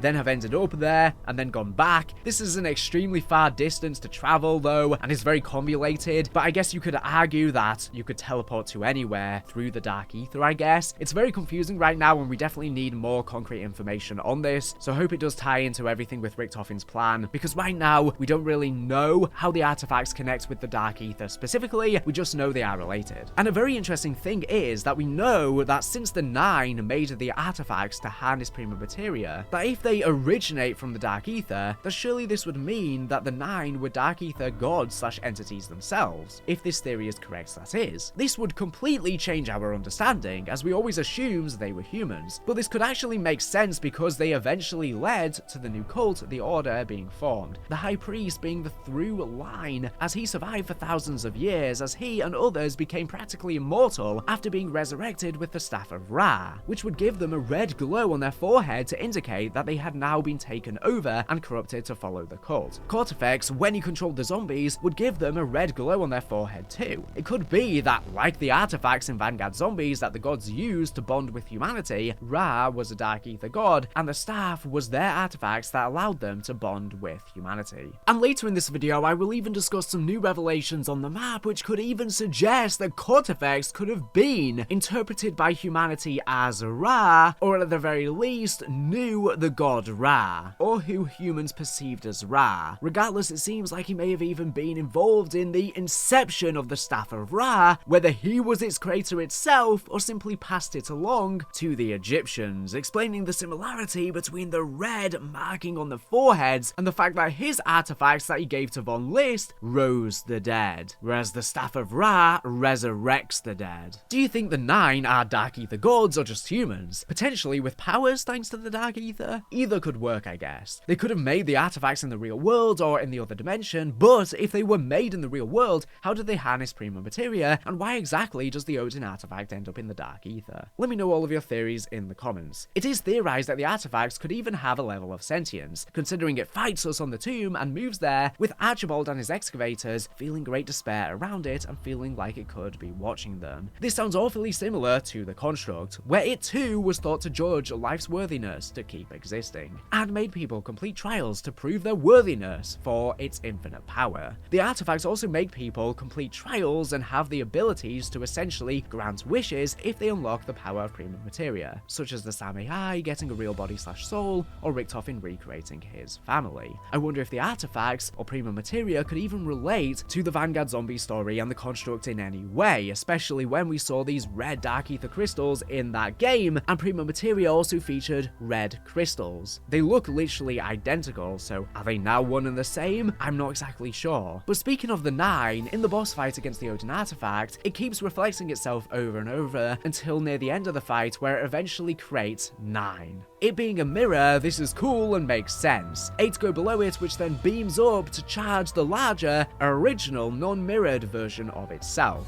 The mirroring is cool as well when Kraft likens the artifacts to Syraxis' mirror in Vanguard Shinonuma, and Ava even gets pulled through a mirror. And the real world and the Dark Ether, and its veil between them, is often described as a mirror, as the Dark Ether realm mirrors reality, and copies from it. And considering the Sentinel artifacts seem to get their power from the Dark Ether realm, and they are mirrors, surely that has something to do with how it's able to harness the power. It's all connected. This artifact is now more powerful than the others and glows a mysterious purple by the end of the fight. It has been theorized for a while that, like there being the 9 cult, each one made their own artifact, so 9 total. So far though, and as shown by Sam in the ending, there are only 4 shown. The Odin artifact, the Zeus artifact, the Danu artifact, and the Ra artifact, like previously mentioned. Are there 5 others that got lost? It is unclear if the real artifacts can combine all together in a similar way to how we see it mirrored in the boss fight, or if this was just a cool reference / nod to the 9. Carver even makes reference to it in the fight, saying that's it! 9 is officially an unlucky number.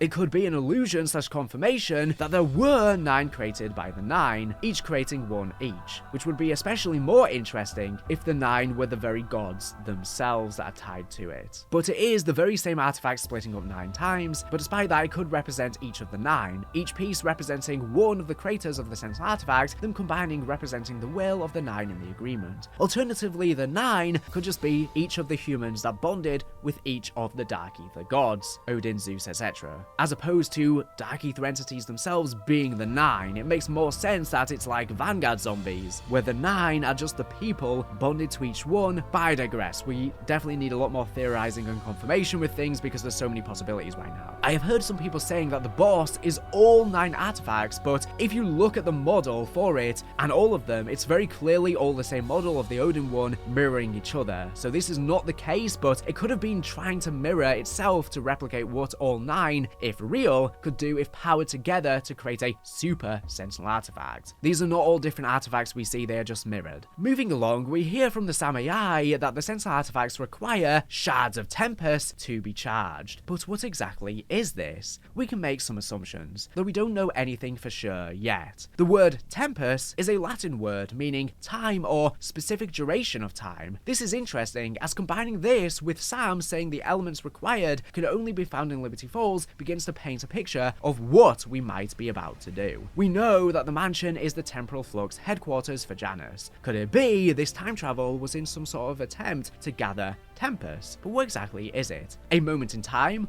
or a shard of time? Sounds very similar to a memory. An echo, just as Archibald is an echo that speaks to us through the amulet on the tomb. Could this be what Tempest is? Could the Sentinel artifact be powered by literal memories? The amulet looks like it contains a tiny galaxy. It makes me wonder if this is all happening inside it. Especially because in the ending cutscene, it says nothing is lost if the memories remain. This could very well tie to how the original characters return if the Sentinel artifact allows things or people to be pulled back and recreated with Prima Materia because those memories exist. And that leads back to our theory before that could Prima Materia be the ashes of the ether. This could definitely be how the original characters return and could definitely be how Richtofen brings his family back due to the memories, and why anything can be built with Prima Materia because in a multiverse, like I said before, theoretically anything's possible. So if you can imagine it, that's essentially a memory of the old ether, even if you never experienced it. You think to yourself, what if I could fly? Well, I guess theoretically possible in the old etherverse there might have been a version of you that could. And maybe if Richtofen and Samantha never went through into the new universe and thus bringing forward the memories of the original characters, they would have been demised forever. But through some jibbity-hibbity writing, memories are people, memories are souls, which has been a through line in the zombie storyline for a very long time. Speaking of memories, at launch in Terminus, we also found an etching of a Sentinel artifact on one of the cliff faces on one of the islands, an indication that people in this world know what it is. We theorized the identity of the etching to likely be Richtofen or Owen Guthrie. If memories can be brought to life, this explains why when we mesmerize it with the Beam Smasher, it teleports us and brings forward power of the Sentinel artifact just through the mere etching itself. It makes it real. Richtofen would obviously have been to Terminus during its creation, maybe he was even the one who did it, but Guthrie surely found out about it researching the Janus files and spent plenty of time hiding on the external islands, so it was very likely him. However, with this new lore about the Sentinel artifacts being so integrated into earlier cultures, it now stands to reason this etching may be as ancient as the temple it is carved beside and could have been done by one of the cultures that worshipped Odin. And since triggering the magical reaction with the Beam Smasher, it suggests that even a simple drawing of it holds power. An idea deeply rooted in Chaos lore, as well as the wall drawings of weapons in that game could manifest objects through Prima Materia magic. And now the stories are basically one and the same. This could very well be how the chalk drawings of the walls manifest weapons as well, although Monty aided with that. And why Weaver was etching into his wall many things such as the construct as well as wall weapons, trying to bring these memories to life. Another intel entry mentions an order of priests who originally populated the temples in the tomb. Now, this could be a reference to the Order of Chaos, which was hinted at in Black Ops 4, or it could go back even further to the 9, the ancient figures tied to the 9 arena map, not to be confused with the group themselves, in Black Ops 4 and the Arena of Blood rituals. There are many different paintings and carvings showing people fighting bulls, as well as them having a supper around a table, very reminiscent of the Last Supper. Given that the 9 were already deeply connected to the Sentinel artifacts and the practice of alchemical rituals, it makes perfect sense that we'd find remnants of their influence in these ancient ruins. Either of these groups appearing in the Dark Ether story would be gargantuan in terms of their implications and serve as essentially 100% proof the stories are the same. But for now, the ancient order of the priests in the tomb remains unnamed, and we don't have enough details to be certain, but it would be cool and could explain as well why this is the site where the Odin artifacts remains. During the Easter egg, we spend time activating the spires using statues of the various stages of evolution of the Dark Ether creatures from vermin to amalgams. This shines an energy at an altar, creating a bridge to the Dark Ether, holding the Sentinel artifact and opening the boss fight. When the altar is energized, symbols of the 4 stages of evolution illuminate the colors of the crystals their statues hold. These colors, yellow, red, blue and green, also the colors of the portals. And these hold meaning for the Chaos storyline as well. These are the very colors that represent the 4 primary elements of alchemy: water, fire, air, and earth.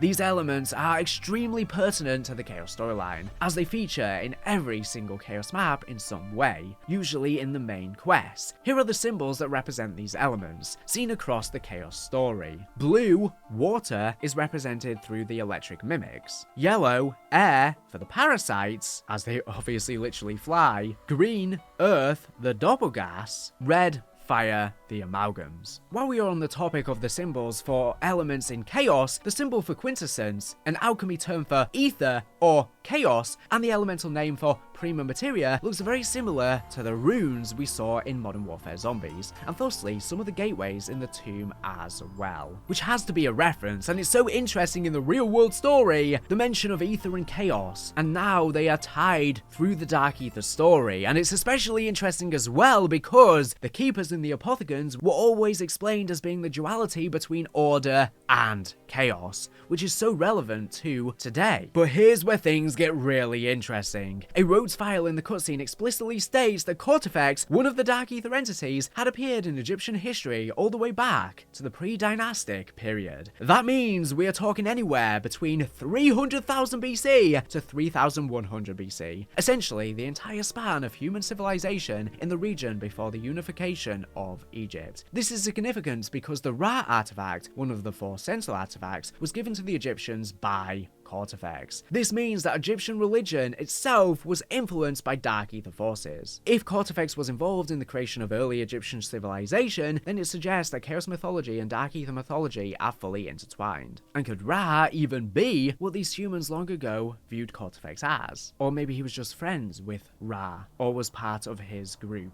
But Cortifex was very self-preserving. A particularly fascinating detail is the mention of Amenhotep. In the Rhodes file, the Song of Amenhotep describes how Cortifex gifted him an artifact, which allowed him to manipulate time itself. But here's the real kicker. Amenhotep had a son, Amenhotep IV, who would go on to become Akhenaten, and is this artifact that allowed him to manipulate time the Sentinel artifact itself, which would again suggest that potentially they did in fact originate from the realm, especially because it has time manipulation properties, which again could factor into Richtofen's plan considering he wants to distort time. Akhenaten is famous in history for completely dismantling the old Egyptian religion and replacing it with worship of a single god, the Aten, the sun disk. This change has puzzled historians for centuries. Where would a pharaoh suddenly declare that the gods of his ancestors, Ra, although Ra was probably just another interpretation from humans, Ra, Amun, Osiris, and others were false? The answer may lie in the tomb. If Amenhotep IV discovered that his father had been consorting with Cortifex, a being from the Dark Ether, it's entirely possible that he saw the existing Egyptian religion as fundamentally corrupt. He may have realized that the gods his people worshipped were actually Dark Ether entities, and in response, sought to establish a new religion free from their influence. This seems more than likely than Cortifex being viewed as Ra, and Ra being a Dark Ether entity. As in the Vanguard Zombie story, many of those gods were viewed by humanity as various different mythological gods in the real world, or some of them merge with already existing ideas, cultures, religions, and myths and legends. When humanity would view them as these myths and legends, these gods would go along with it and use them to their own agenda, or some inspired the ideas to begin with and the myths. This could explain why Akhenaten's reign was so short-lived and why his changes were completely undone after his death.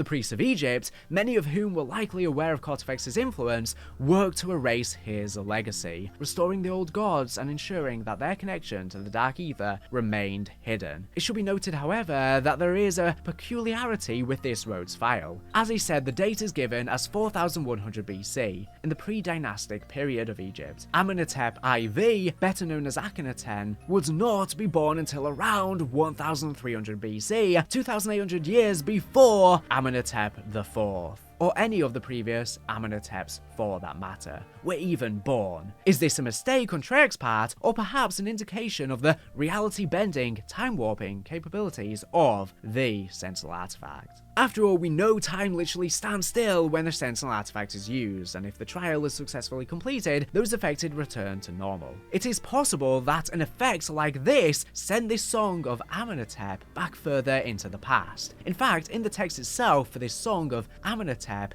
we see the phrase feeds its shards of tempest. Tempest is Latin for time, so indeed perhaps the element that the Sentinel artifact needs to charge it up is somehow related to time itself. And again, this very well could play into the larger picture of Richthofen's plan and some kind of cycle, especially because we see these statues of these amalgams, for example, that were supposedly Modi's creation. Unless these are just natural evolutions of the Dark Ether and she just managed to recreate them, then this could suggest at some point these amalgams get sent back to the ancient Great War, the battlegrounds of the tomb. For years, we've been arguing about whether chaos mattered. Was it just a one-off, a fun experiment, a side story that Treyarch abandoned? The tomb proves that none of that was true. Chaos was always meant to be a part of the bigger picture. I do not believe they are only just now retroactively inserting it into the storyline. I wholeheartedly believe with how well everything fits together that they always planned for it to merge once the cycle would reboot with the ending of Ether,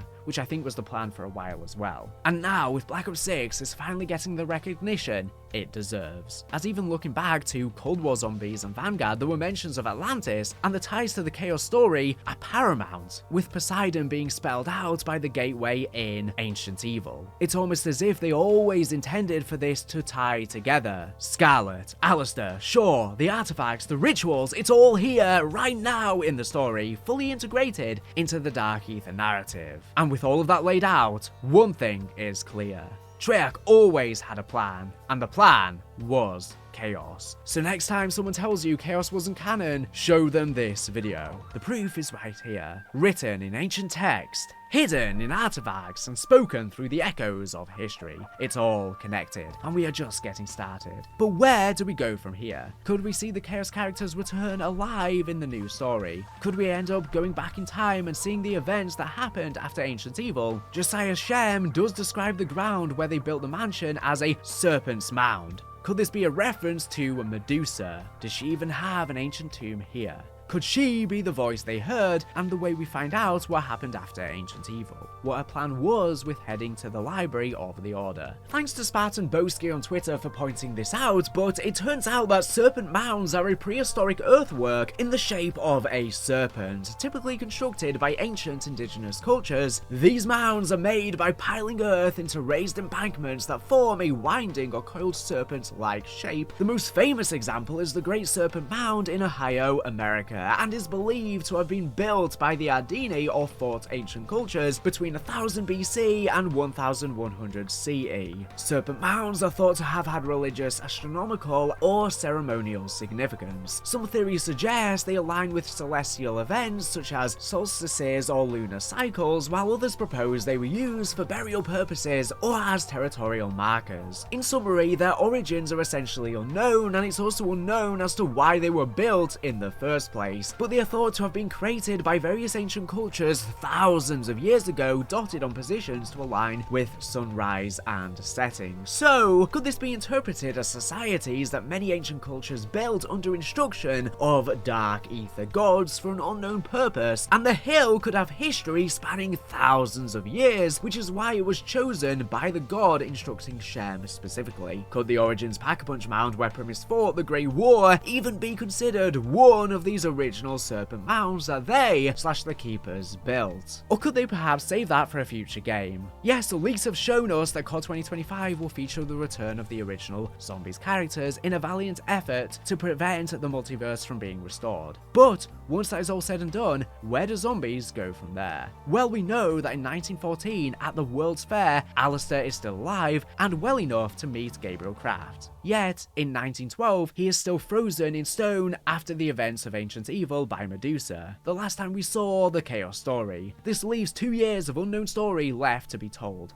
and a brilliant setting for 1 to 2 future games. Alternatively, I think it would be so cool if we have some sort of cycle and we get thrown back into the ancient times, more so akin to the map 9, and we can play in ancient times for a whole game and learn the origins of the 9 cult themselves. I think that would be awesome for a game. You know, apart from that map, we haven't really had any ancient history zombies maps, and even the crew on that map gets sent back through the alchemical hallucination, so they are really setting up the possibility that we could go back there. That would be awesome. We wrap up the stuff with the original characters, we go back to the Chaos stuff, but to a time that I think is way more interesting and has not really been touched on and explored in Zombies much. Because we've had so many allusions, like I've discussed in this video, to these ancient gods speaking and interacting with humanity. And even in the old Ether story, the Keepers and Apothicons would fight amongst each other in many ways, such as in the Great War, and the Keepers especially nudged humanity throughout. God, there is so much potential, I think, for ancient history zombies games. I think that would be so epic, and I think that would be the perfect thing for them to do after they do whatever they're doing in COD 2025 Zombies. Let me know your thoughts. Do you agree that it's becoming glaringly obvious that we are in the Chaos storyline still, and potentially have always been? Or do you think they are now just retroactively inserting it? I disagree. I think there's just too much evidence here, and stuff we can think back to that seems like they were sowing these seeds for a while. Do you think that's a good or a bad thing? And what could it mean for the future? Both Eddie's plans and beyond that. Let me know down below. And let me know if you have any more questions or storyline videos you want me to make about the tomb, because there's a lot to talk about. How the hell did the Odin artifact get to the Dark Ether? A question that you might think is obvious, but I promise you, no one has yet come up with an answer to this riddle. The more you look into this, the crazier it gets, to the point where I feel like I've gone nearly insane trying to put this video together. What started off as a simple question connects the Terminus crew to Scarlet and Diego, Alistair Rhodes, the ancient Egyptians, Cortifex himself, and even time travel. If that sounds unbelievable, stay tuned, and by the end of this video, you might just become as insane as well. Since the ending of Terminus, the main on-disc experience of Black Ops 6 Zombies, players have known that finding a Sentinel artifact was going to be one of the main goals of our cast in this part of the storyline, and this was all but confirmed with the ending of Citadelle Day More. Yet, with the release of the tomb, new specifics have come to light that have confused people about the exact nature of this artifact. Indeed, a recent surge of players on Twitter have been making really interesting theories all relating to the Sentinel artifact. In particular, an amazing thread was made by Jake or Salad Burgers on Twitter, coincidentally as it was making this. It's really great and makes so many interesting connections, and so credit to him for finding some information that's going to be featured in this video. Particularly this piece of intel that I'd never seen before, which we'll get to later, and another thread by Stanley557 discussed a similar idea too.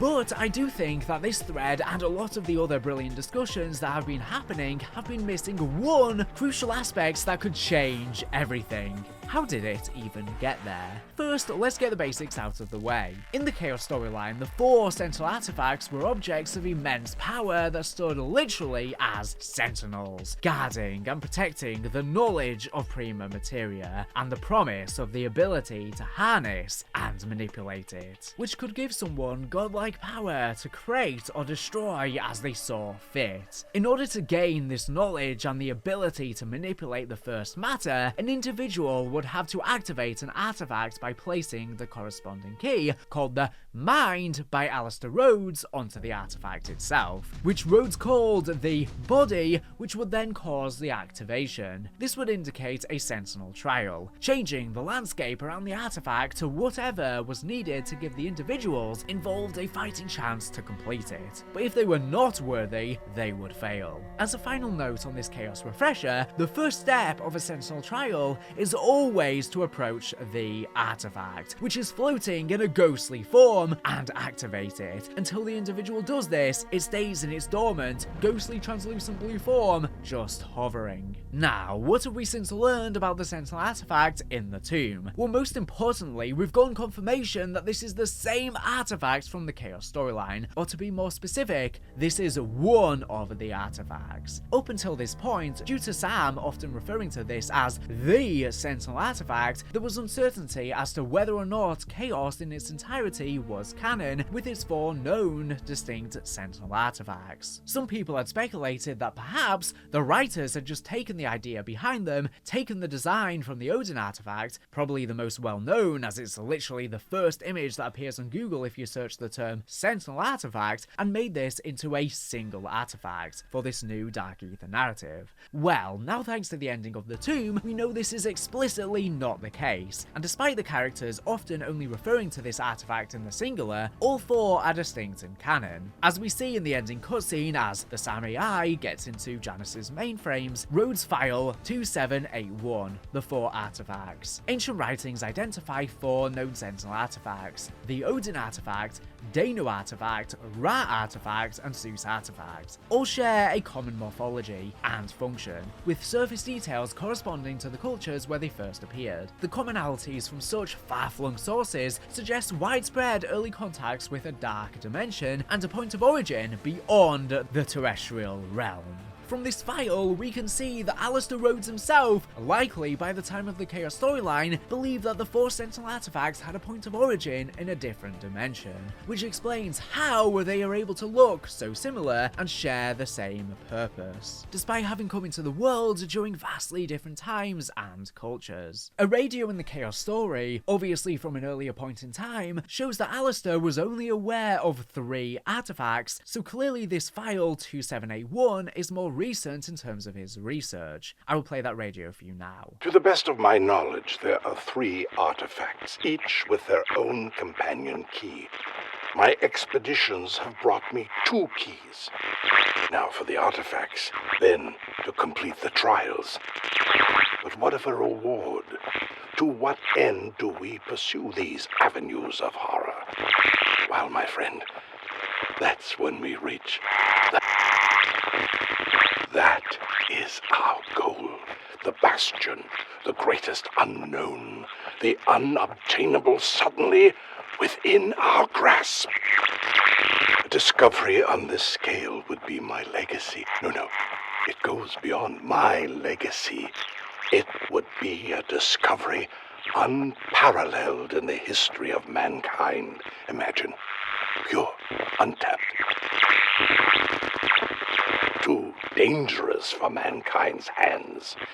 Yet in the right hands, in my hands, it can be used.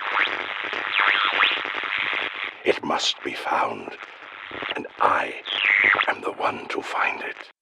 Another interesting note is that as well as the Odin artifact being highlighted in orange during this section of the cutscene, the Ra artifact is also highlighted. We then get text about the Ra artifact itself and a quote from the Liberty Falls cult leader Josiah Shem about using the Horned Key, possibly hinting that Shem somehow came to know of or possess the Ra artifact, but I digress. We then have this excerpt. Rhodes File 118 appear in historical records since Egypt's pre-dynastic period, and thus did Cortifex render unto Amenhotep, the instrument of eternal renewal, and bid him feed its shards of tempest that the gates of Duat bend to his will.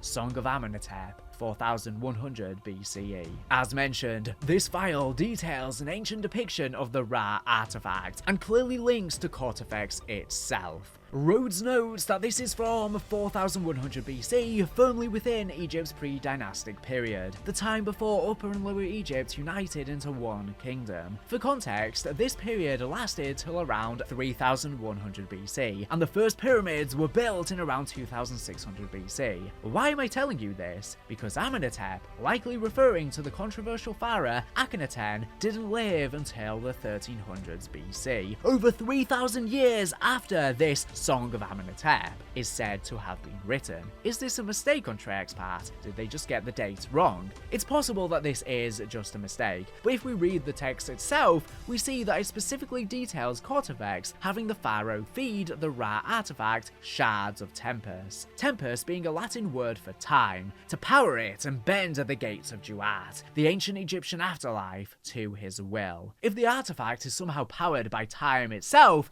it is possible this could explain how a song about the artifact ended up 3,000 years in the past from the event the song describes. Interesting stuff, you'll agree. But I'm sure you are now wondering about how a time-traveling Sentinel artifact relates to the question I asked you to think about a few minutes ago. How did the Odin artifact get to the Dark Ether Nexus? Well, now that you know all of the necessary context, we can discuss just that. We heard originally in Citadel Day More that Alistair Rhodes had asked archaeologist Sir Archibald Fotherington Smythe to undertake an excavation in Avalon, where Alistair had allegedly tracked down the location of a Sentinel artifact, specifically the Odin artifact. Now, some players were thinking that this, perhaps, was an origin story for the Odin artifact, and how it got to the safe on the Titanic in Voyage of Despair. But that isn't true. In fact, from a hidden document in Voyage of Despair, seemingly written by Alistair sometime in 1911, we know that the Odin artifact's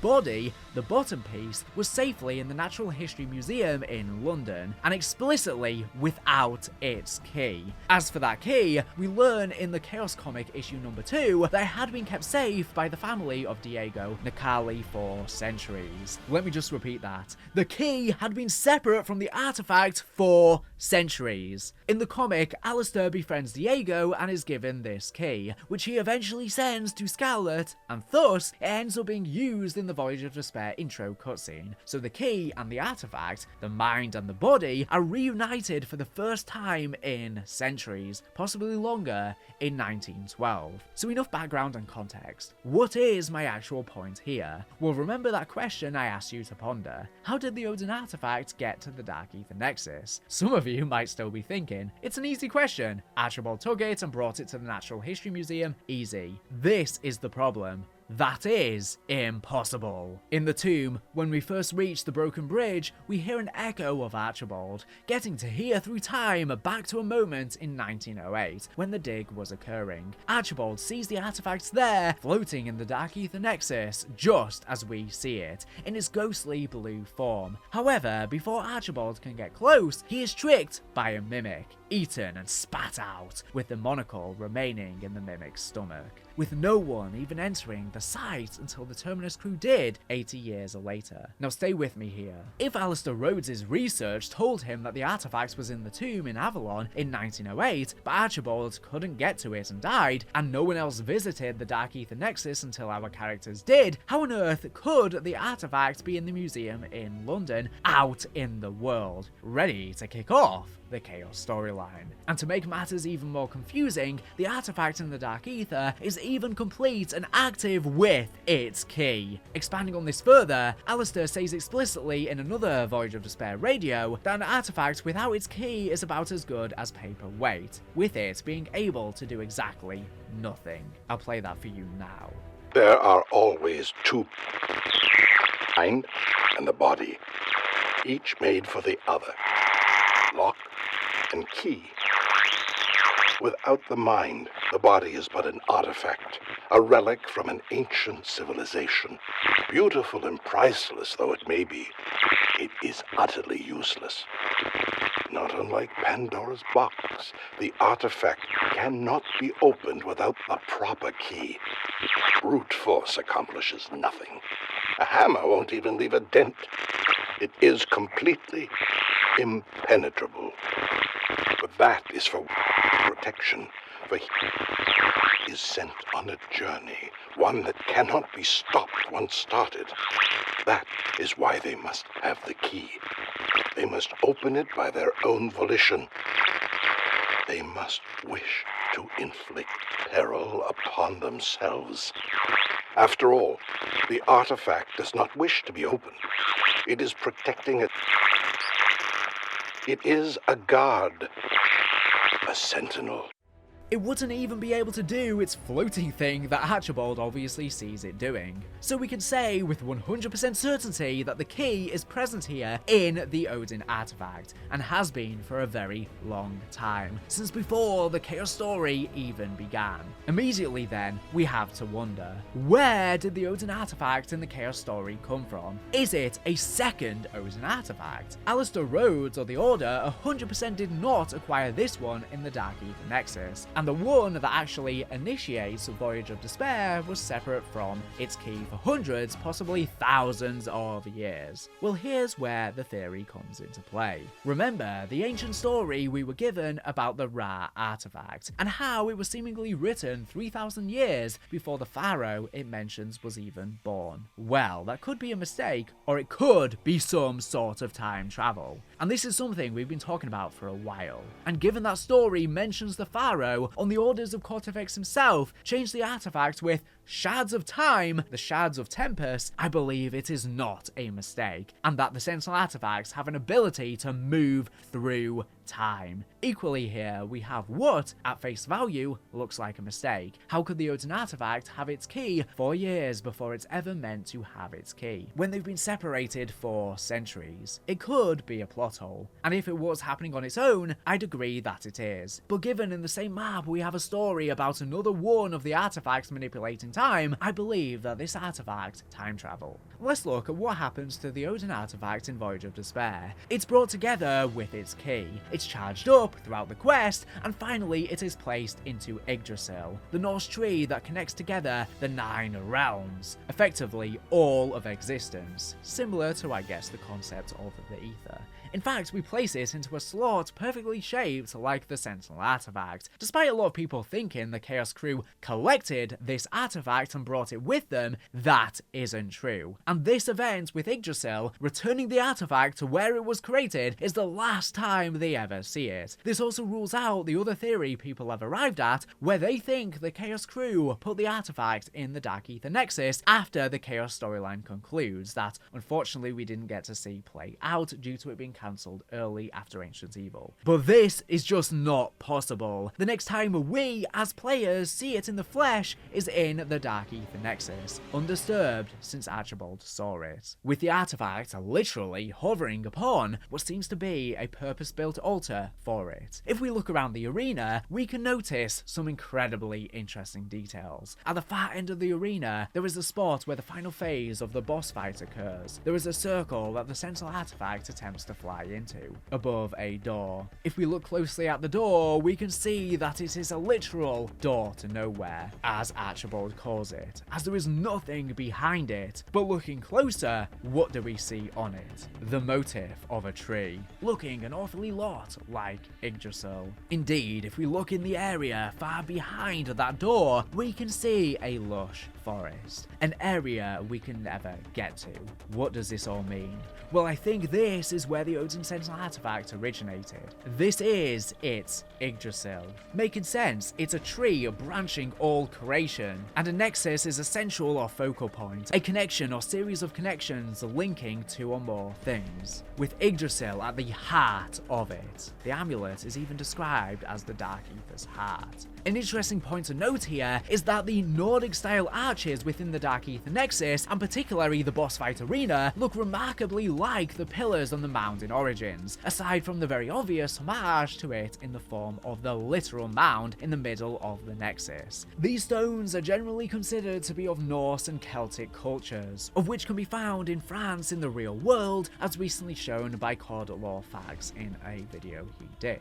In fact, as shown in his video, the Danu temple in 9, Danu being a Celtic goddess, actually features a large degree of these circles, possibly suggesting a cultural overlap between the Norse and Celtic cultures. A recent thread on Twitter highlighted a really interesting possibility relating to this, that the Templar/Keeper symbol that Primis wear, as well as the Templar Knights that defend the Generators and Origins, could actually be a Sentinel artifact. Obviously, if this is the case, this would be a retcon, as I don't think anyone could actually believe that they had this idea for Sentinel artifacts all the way back in Origins, where the symbol first appeared. It was supposed to be a redesign of the Black Sun, as obviously originally the Ether story had ties to the Vril and the Vril Ya, which then went on to become what we know now as the Keepers. The Black Sun was a Nazi conspiracy theory, so that's why it looks awfully like that, and is what we now know is the Apothicon Sun we see in Revelations. I wonder if Treyarch could actually retcon it to try and get away from the Nazi origins, because obviously that is quite controversial, and they could instead say that they were Sentinel artifacts. Even so, as this was obviously never the initial intention, it would still be a really interesting narrative link, especially seeing as each staff would feasibly be linked to each Sentinel artifact. The Ice Staff to Odin, as we see on the tomb, the Fire Staff to Ra, Danu to the Wind Staff, and Zeus to the Lightning Staff.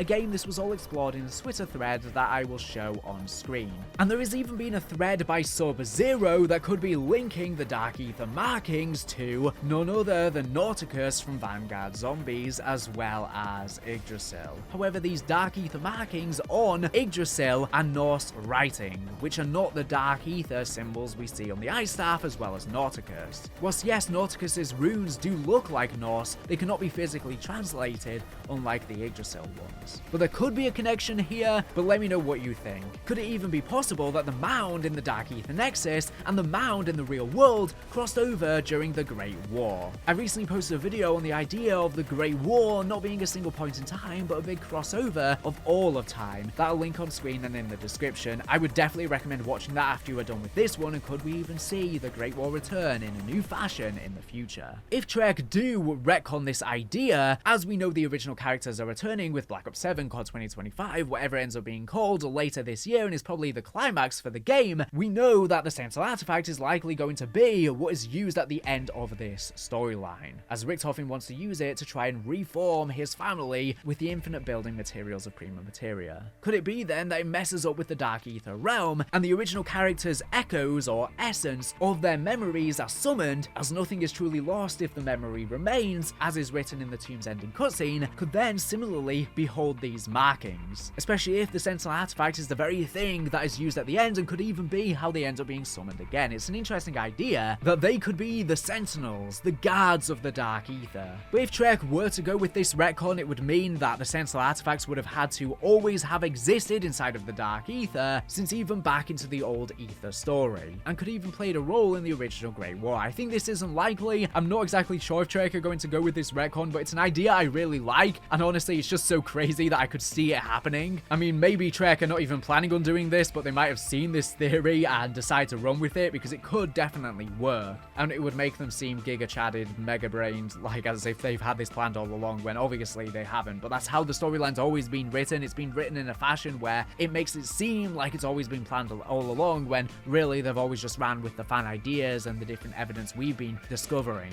Anyways, I believe that the Odin artifact, billions of years ago, was created in the Dark Ether Nexus by the Nine, which could likely be Dark Ether entities, given Cortifex was the one to give the Ra artifact to the Egyptians. The artifact, incomplete with its body and key separate, was then given to humankind by the Nine, where it lay in the world for thousands of years. Eventually, it ended up in the museum in London, with Diego in Mexico having the key. I will also leave a link to my video on screen and in the description that I would highly recommend watching after you are done with this one, talking about all of the Chaos connections on the tomb, as well as my ending cutscene breakdown, as I go more into this idea that the Nine now could actually be reinterpreted as being Dark Ether gods, and they create these artifacts in the realm, who then gave it to humanity, which then eventually led to the cult of the Order. The parts of the Odin artifacts then were brought together upon the Titanic, and the completed artifact was returned to Yggdrasil. At this moment, the artifact was literally sent back through time, still completed, to the place it was made, the Dark Ether Nexus, where it sat upon its special altar, waiting for the Terminus crew or anyone else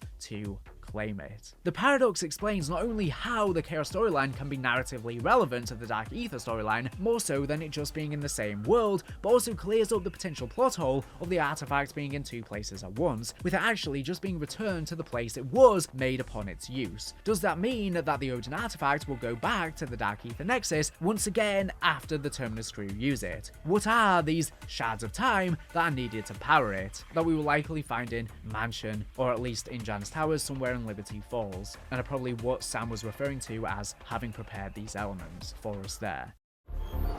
The artifact requires an infusion of exotic materials. Unique elements that can only be harvested here at Liberty Falls.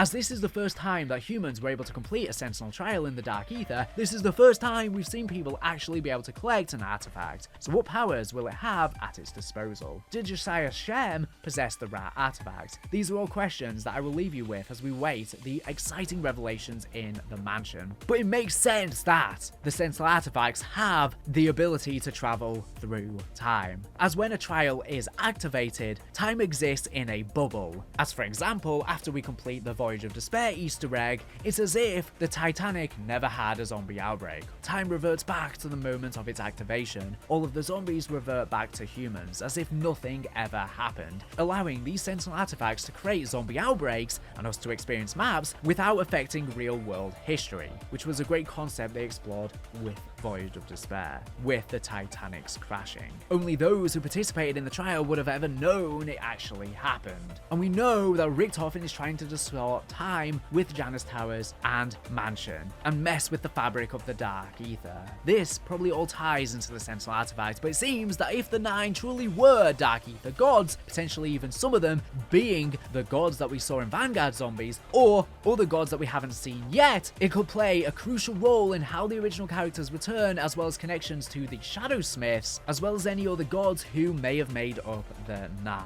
Will we ever find out who the 9 truly were, and who each one is tied with each artifact, and are there actually 9 artifacts out there in total? One link to each of the 9, similar to how we had the artifacts bonded with humanity and the Dark Ether entities in Vanguard Zombies. That's all for now. Lots of interesting stuff to discuss. We could be seeing a new Great War. Could the Sentinel artifacts' origins be on the very battlegrounds of said Great War? Could the artifacts have originated from the Dark Ether realm and Dark Ether gods? And could this even tie back into the original characters, as they now could be retconned as being the Sentinel Guardians of the universe, which is literally what the Keepers were. The Keepers were there to guard humanity and all of the other species and universes out there from the looming threat of corruption and the Apothecans. The Sentinel artifacts are similarly meant to guard. Could the Keepers and their warriors that they assisted all be Sentinels? Let me know your thoughts down below, or do you think this is just too far-fetched for Trek to retcon this? I do agree it's far-fetched, but at the same time I see it, and there's been crazier, more far-fetched things that have happened in Zombies before, and Trek really do like to play around with these fan theories. So I think now that it's been brought up by the community, there is a good chance it could end up materializing, even if it was never initially intended. The full story of Josiah Shem. With the release of Shattered Veil, the entire Zombies community has found itself in a bit of a state of shock with the sudden increase in quality of the narrative in Black Ops 6 Zombies. There is so much in this map to discuss, and I'll be having numerous videos dropping in the coming days and weeks covering all of these things. But for now, I'd like to discuss a character we've been aware of for some time, Josiah Shem. First mentioned on launch in Liberty Falls by Blanchard, Josiah Shem was a crazed, charismatic cult leader from Liberty Falls, who led a flock of followers to their deaths within the mansion. At launch, we didn't know much more than that, but with the release of the tomb, we got another clue in the ending. And at the time, I actually made a video about this and what it could mean. However, when marketing for Shattered Veil began, we saw a painting of a man who we correctly assumed to be Josiah Shem, and rather unexpectedly, he was wearing the robes and regalia of the Order from the Chaos storyline. Now, while the map unfortunately doesn't give us any precise answers as to why this is, it does give us a lot of context for what Shem was doing there and his ultimate fate. Using this, I think we can deduce a fairly good explanation for what connection he has to the Order, but be mindful that this will just be speculation. As in similar fashion, which seems to be the case throughout Black Ops 6, Trek just keep giving us illusions with no concrete answers, which is making it increasingly hard to put all of the puzzle pieces together to paint the whole story. But before we jump into all of that, what do we know that's confirmed for sure?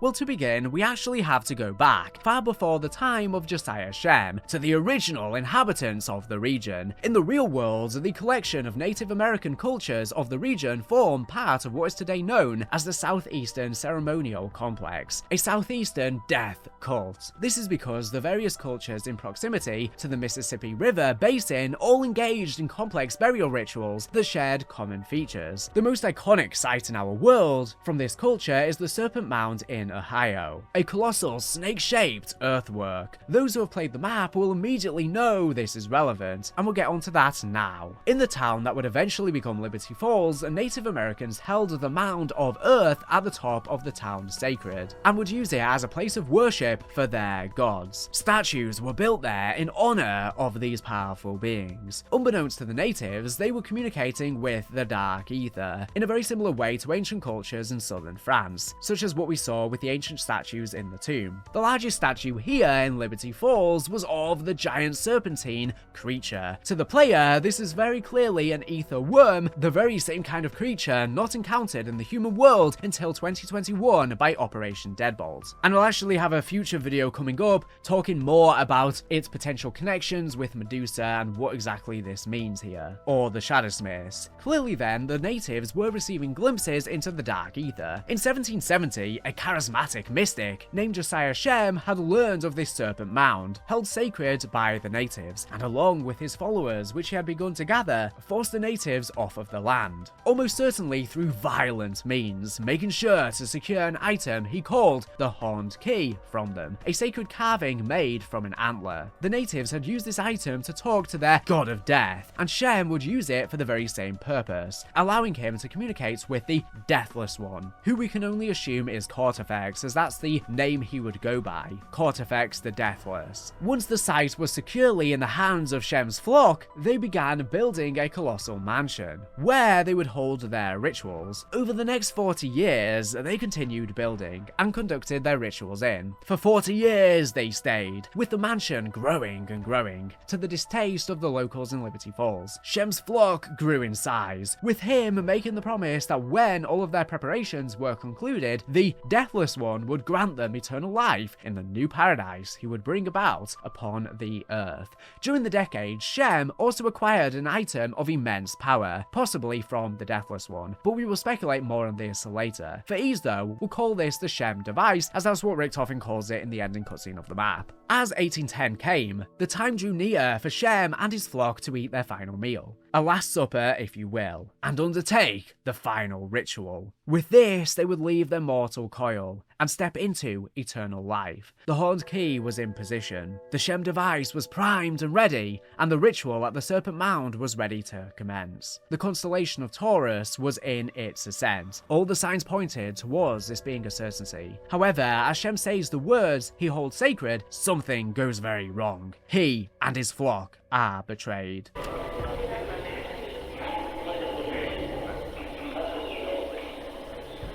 Attend me, brethren. With this sacrifice, we conclude the second rite. The glorious hour of our ascension draws nigh. We, who have toiled sore long these 40 wretched years. We who have endured the bile, scorn, and pity of Liberty Falls and its sheep. We who in this year of the Lord 1810, here in this most holy and sanctified of places, shall reap the just rewards of our labors and be remade by him. Behold, brothers and sisters, Aldebaran rises.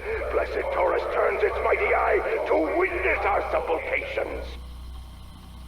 Rejoice, for we shall be the eternal guardians of a new garden that shall flourish, yea, unto all the ends of the earth. Great voice from beyond, hear your servants. May our prayers transcend the gulf between worlds. Hear us, Deathless One. We stand ready, fulfill thine dark, unholy covenant.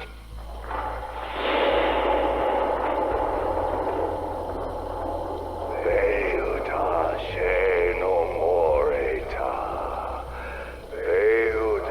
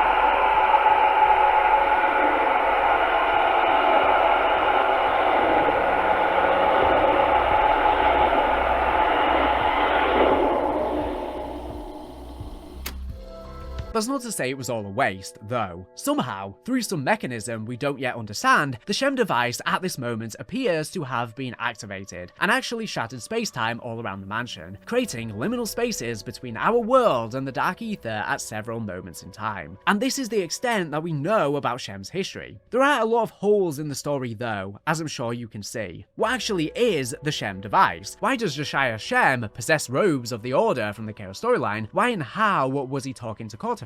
Well, we'll now get into speculation territory.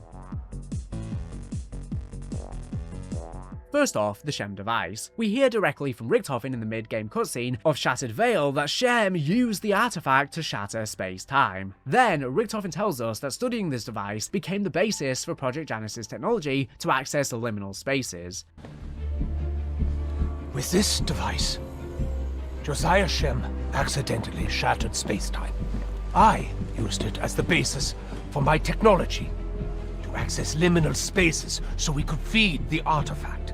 The devices mounted to the paintings in Shattered Veil are this technology. Clearly, Eddie studied this ancient device and was capable to craft a modern technological equivalent. During the quest, we have to open the various spaces with energy from a ray gun specifically crafted for it. We can speculate that a given Ray Gun Mark II's energy is tuned to that specific liminal space. It's all very precise. And we know that Janus found the original Ray Gun Mark II from the Dark Ether, and so likely made the variants of it to access these liminal spaces. In the mid-game cutscene, Richtofen is trapped in one of these liminal spaces, sent in there in the Liberty Falls intro cutscene by the Sam AI, with no way to escape on his own. He possesses the Shem device, but cannot activate it, so clearly it needs energy to work. Ultimately, Weaver shoots it with a standard Mark II to punch the hole in reality. But think about what actually goes on. If Project Janus' technology is a scalpel, using carefully tuned ray gun energy to cut an entry into a liminal space, just blasting the Shem device is more like using a hammer, shattering it even more, without precisely being able to enter and exit without causing more damage to the universe. But that begs another question. How did Josiah Shem activate the device and use it to shatter space-time in the first place? Obviously, we have a lot of holes in the story of Shem, and we'll discuss some of those next. But we know one thing for sure. He certainly doesn't have a Ray Gun Mark II. In the radio where Shem and his flock die, however, we can certainly hear what could be interpreted as energy radiating at the moment of their deaths. We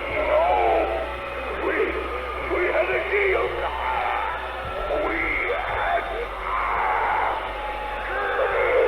Such agony. Why?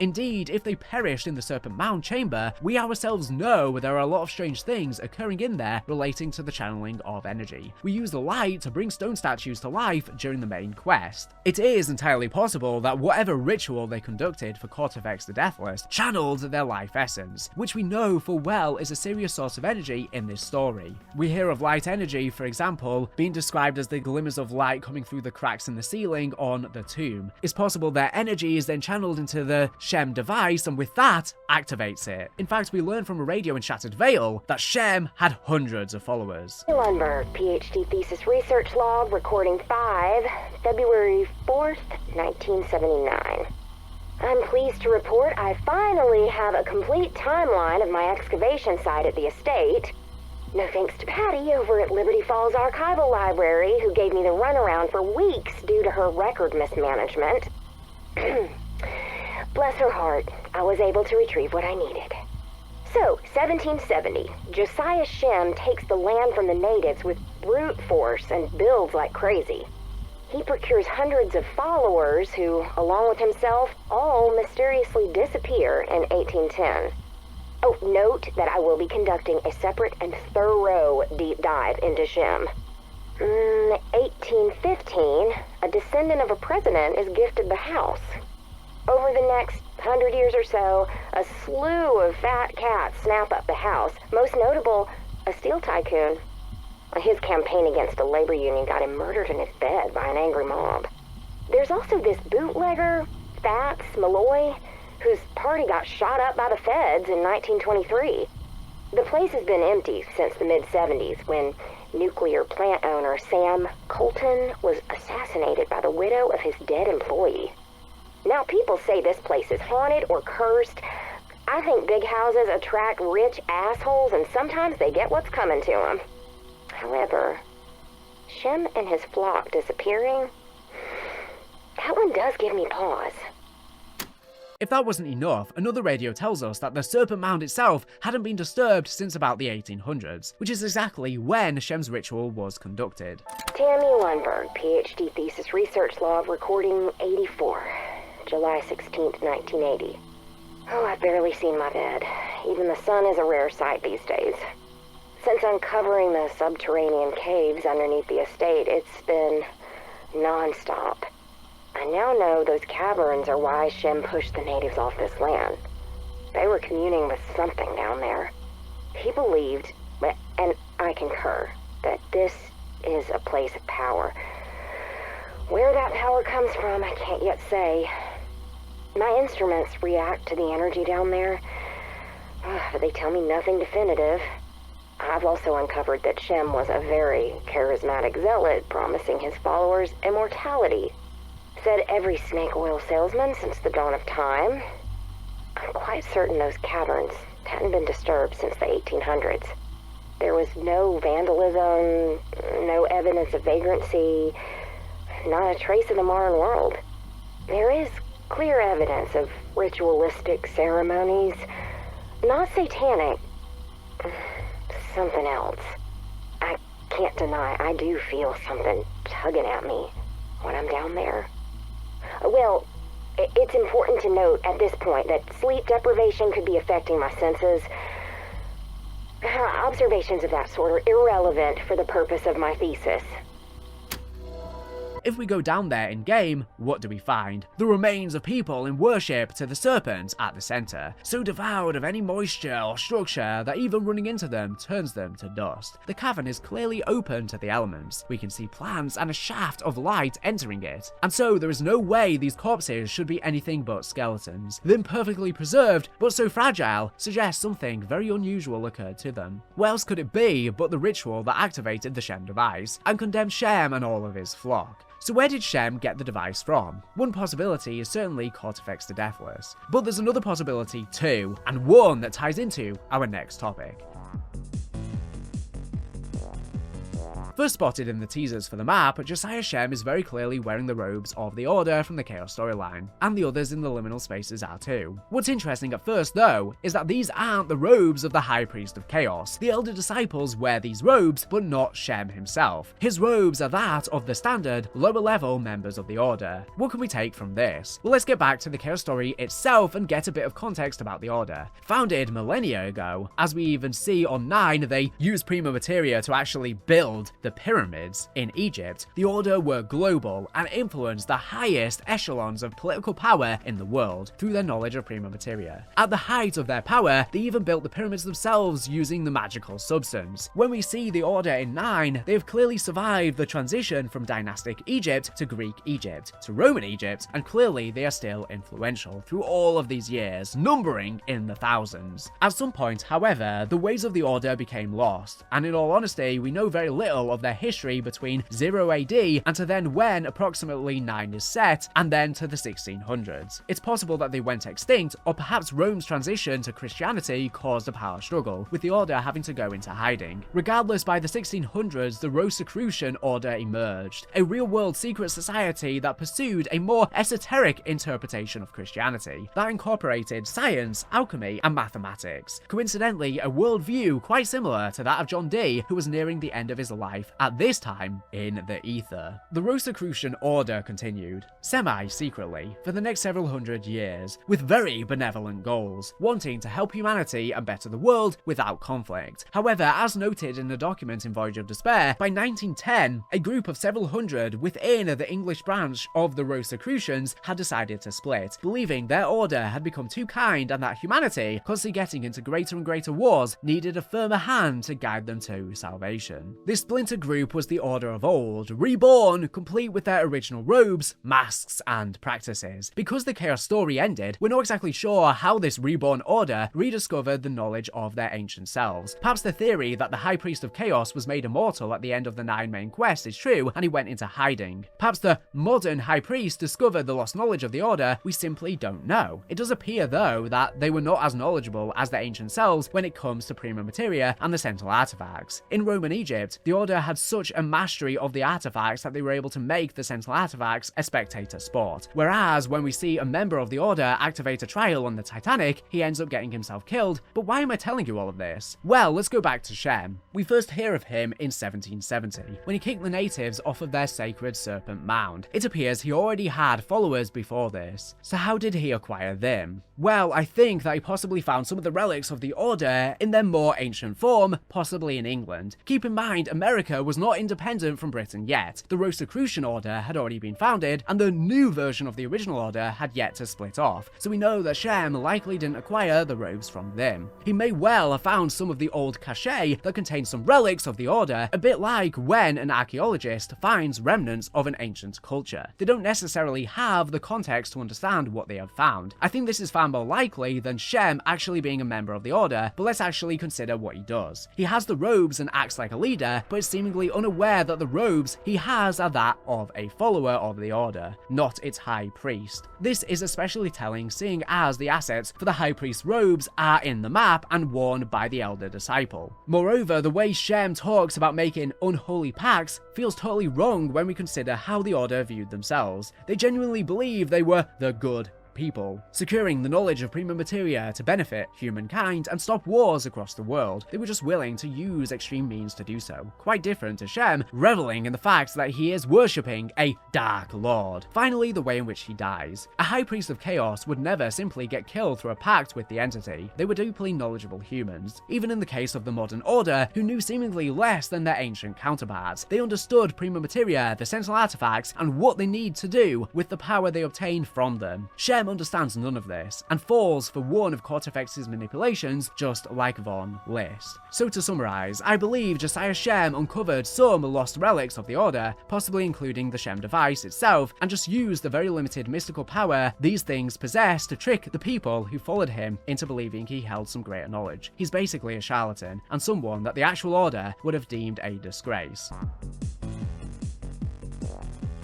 But what do you think? Am I right about Shem, or do you think I'm being too critical here? Do you think he is a part of the actual Order? The only thing I'm questioning surrounding this idea is regarding the fact that it does seem like Cortifex was contacting with the Order all the way back into ancient Egypt, because we know he was in contact with ancient Egypt, creating his own spectre, lazily placing 2 pyramids on a stick because he thought it looked cool, and he sent it over to the humans, and the Egyptians mistook him as the sun god Osiris, and he came to bond with a pharaoh who he described as cruel and black-hearted.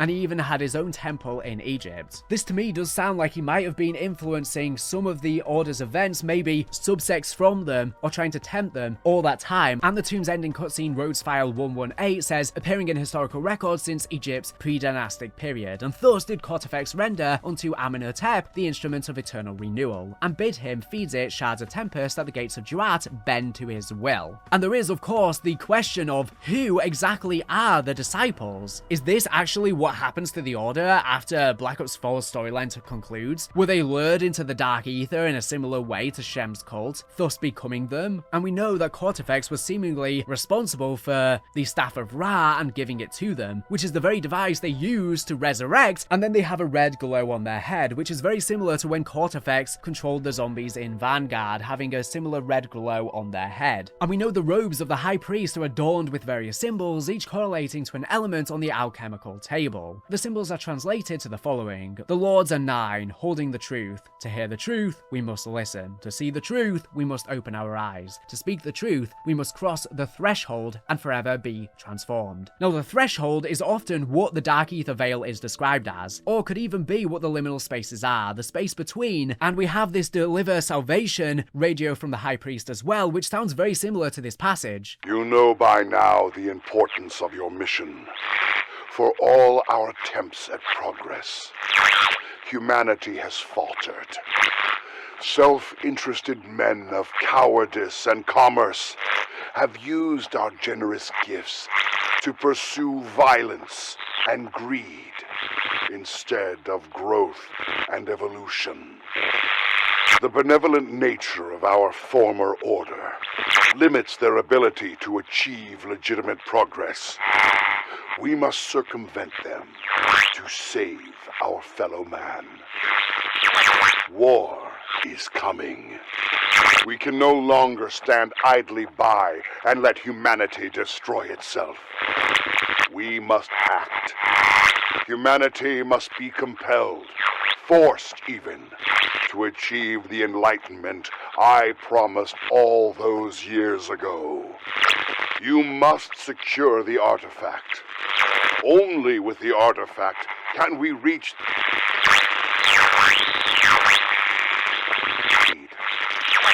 Mankind must witness their reckoning.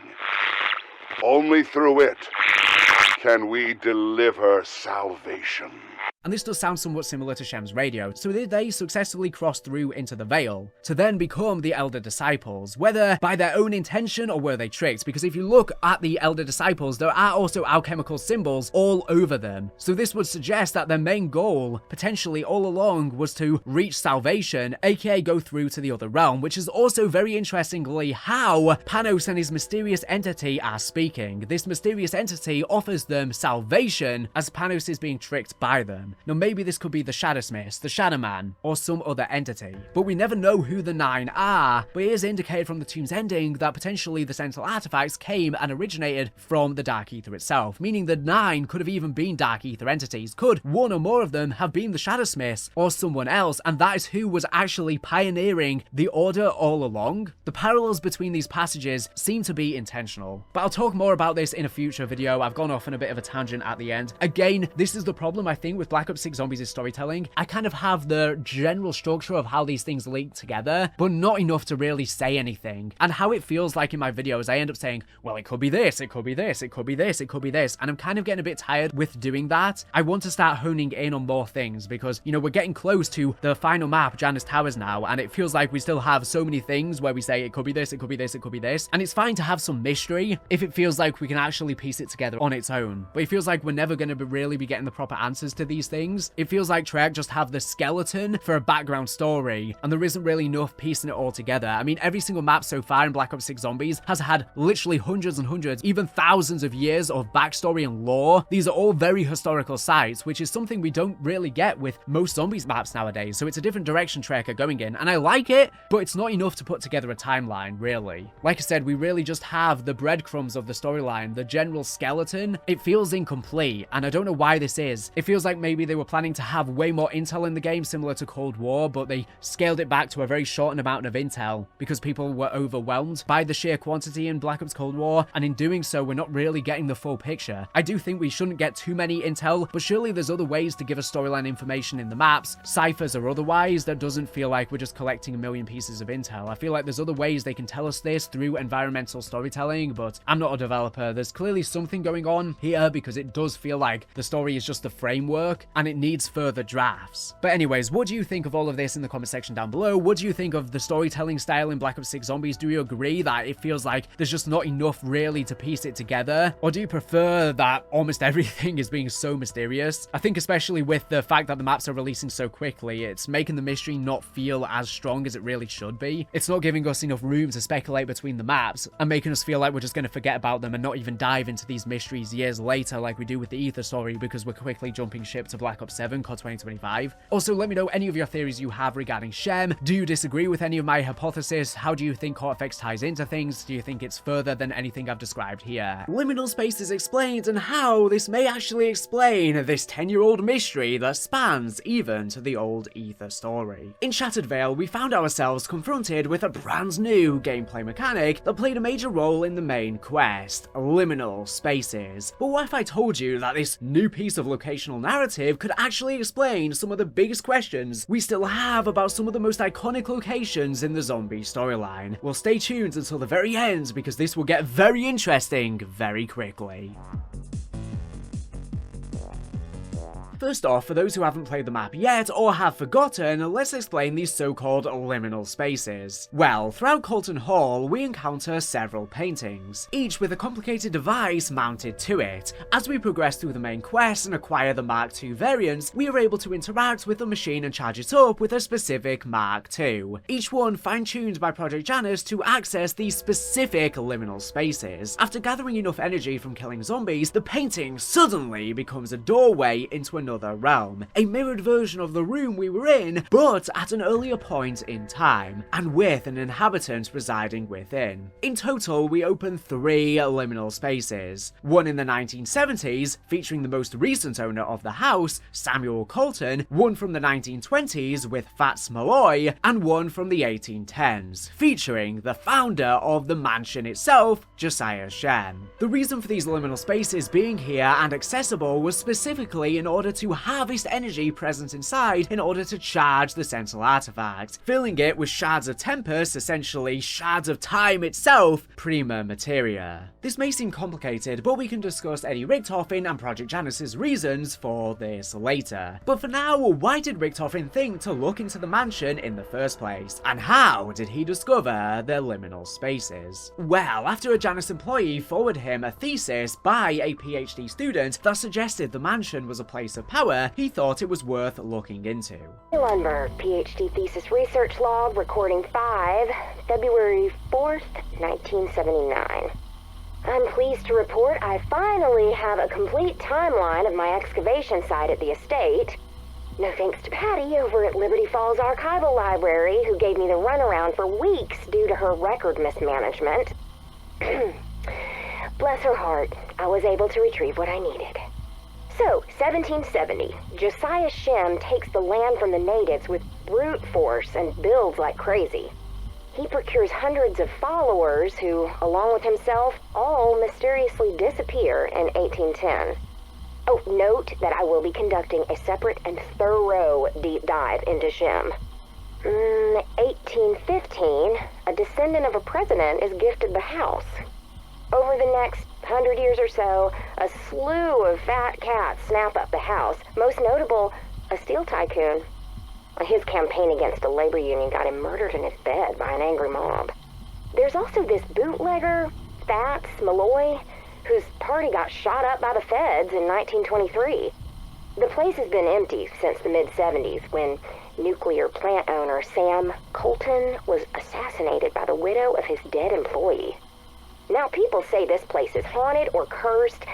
I think big houses attract rich assholes and sometimes they get what's coming to them. However, Shem and his flock disappearing, that one does give me pause. And where did you find this information? A thesis study? And you're sure the energy signatures are being distorted in line with my predictions? I see. Have you spoken to anyone else? Good. You have done well. I'll be in touch. Finally. I must purchase that house. Get the right people on board. All that searching, and it was on my doorstep this entire time. To think it would be anything more than a derelict fire trap. And the locals are already so scared of the place. It's a perfect deterrent. I still cannot believe it. A real target. No more of Modi's experiments. I'll need to come up with a new venture to keep her occupied. Keep her out of my hair. And I'll need a team to identify where the liminal spaces are located. But what do I tell them? Not the truth, obviously. If our investors found out. Whatever. I will think of something. Now, how to access them? That is the real question. I wonder if one of the interns could track down a copy of that thesis. I'll do that later. There's so much to prepare.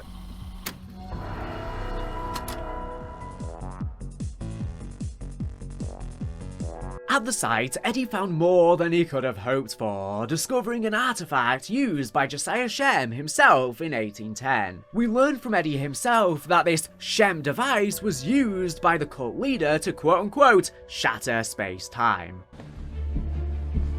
With this device, Josiah Shem accidentally shattered space-time. And a quote we get from the Sam AI upon getting an upgraded ray gun confirms to us that when space-time shattered, individuals unlucky enough to be inhabiting certain local points were trapped within. If you want to learn more about who Shem was and what he did, I'll leave a link to my video I made on screen and in the description. But to summarize, he was seemingly coerced over many years by Cortifex the Deathless to perform this ritual, which ended up costing the lives of both him and his followers. Hear us, Deathless One. We stand ready. Fulfill thy dark, unholy covenant.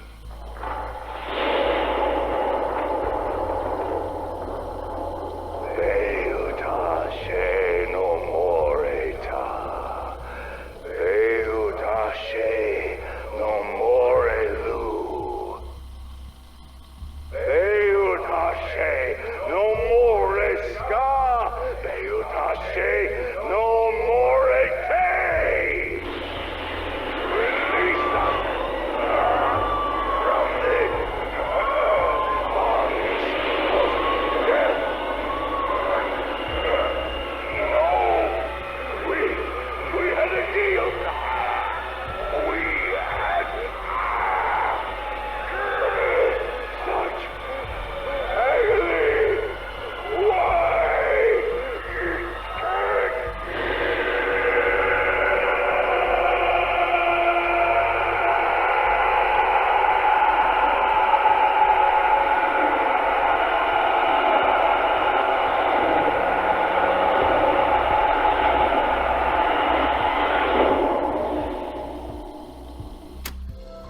Importantly though, having discovered the Shem device, which shattered space-time in the first place, he was able to reverse engineer it and figure out a way to access these liminal spaces. This is what we see with the curated Mark II variant, based on the original that Project Janus located from the Dark Ether. But what do we mean by shattered space-time? Well, from what we can gather, because time only moves in one direction, at least in the regular world and from what we've seen in the Dark Ether narrative thus far, but things could certainly change again, it seems that specific moments in time were permanently separated from the rest of the timeline. This gets even crazier when we consider that it leaves an echo of certain individuals trapped in a liminal space, even long after they die. This could again explain, for example, the echo of the entity that we fight after defeating her initially at the ending of Modern Warfare Zombies. We may actually enter a liminal space here to fight her once more. Or this is in fact just a memory of those events playing out, and it's not just a memory of the entity, but also of the strike team, Deadbolts, fighting her again. Whereas the regular world then goes on as normal as Ixtan's outbreak is cleared up. We actually know this to be true for Shattered Veil's liminal spaces, as we are told explicitly that the three people in each of the paintings all died in the real world, and after the point in the timeline at which the liminal spaces took place. Josiah Shem died as a result of his ritual, likely being tricked by Cortifex the Deathless, which we know his liminal spaces prior to, judging by his dialogue where he said he needs to find the horned key in order to perform the ritual itself, which we know he goes. For Fats Malloy, a notorious mafia bootlegger, we are told he was explicitly killed by the police in a raid on the mansion. As for Samuel Colton, the man responsible for Liberty Falls' faulty nuclear plant we're about to see in the next map, Janus Towers, after it's been retrofitted for Eddie's goal, Colton was assassinated by a widow of one of the plant workers. They are literally imprints or memories on the fabric of time,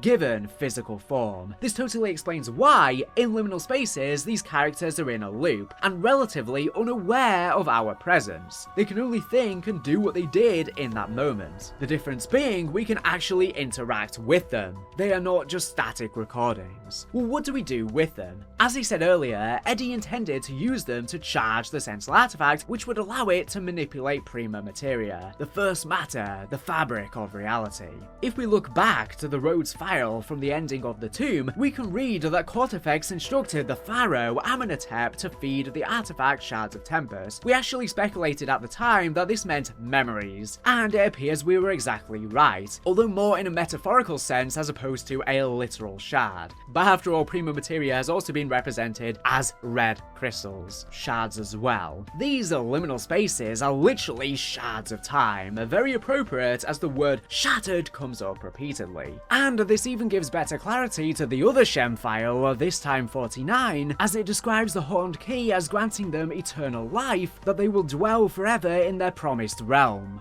bidding farewell to the flesh. That's because they transcend time. They exist outside of time, in essentially an endless loop from a specific point in time. They are no longer restrained by the bounds of regular life, as they have broken the bonds of mortality. So whilst yes, Cortifex tricks them, he's also not technically wrong. But why did Cortifex even have them enact this ritual? That's a question for another day.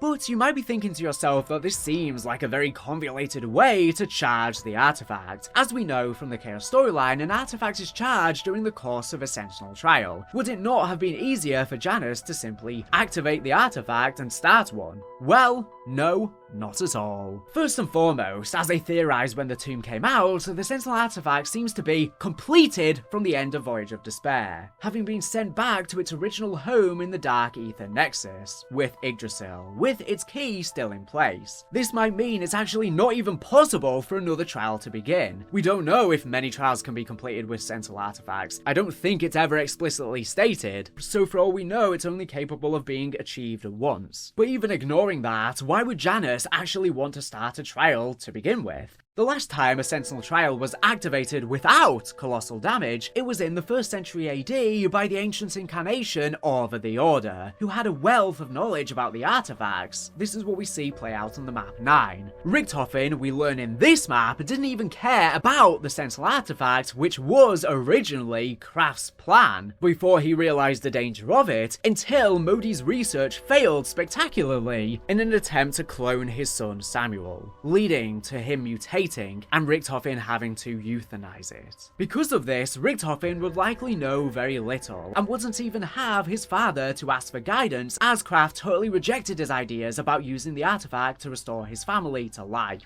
Whilst not explicitly stated, it does make sense that Kraft originally pondered on the idea in an attempt to restore his deceased husband Sasha, but realised in doing so it would send him on a dark path. A tragic game, one that Richtofen has picked up on, and one that Kraft could not give his blessing for, leading to their tumultuous fallout. But Richtofen is not like Kraft. Richtofen will take risks, regardless of the effect it can have on him or the people around him or even the world itself, but not to the extent of jeopardizing his family's rebirth, and so would likely not risk the colossal unknown that would be a Sentinel trial if it's even possible. As a result, he required an alternative means to power it, and he found that in the form of the Shards of Tempest written about so long ago, that he discovered in the form of the Liminal Spaces. These would allow him to charge the artifact in a controlled and relatively safe setting, far more in line with his calculating nature we saw especially in the background story of Cold War.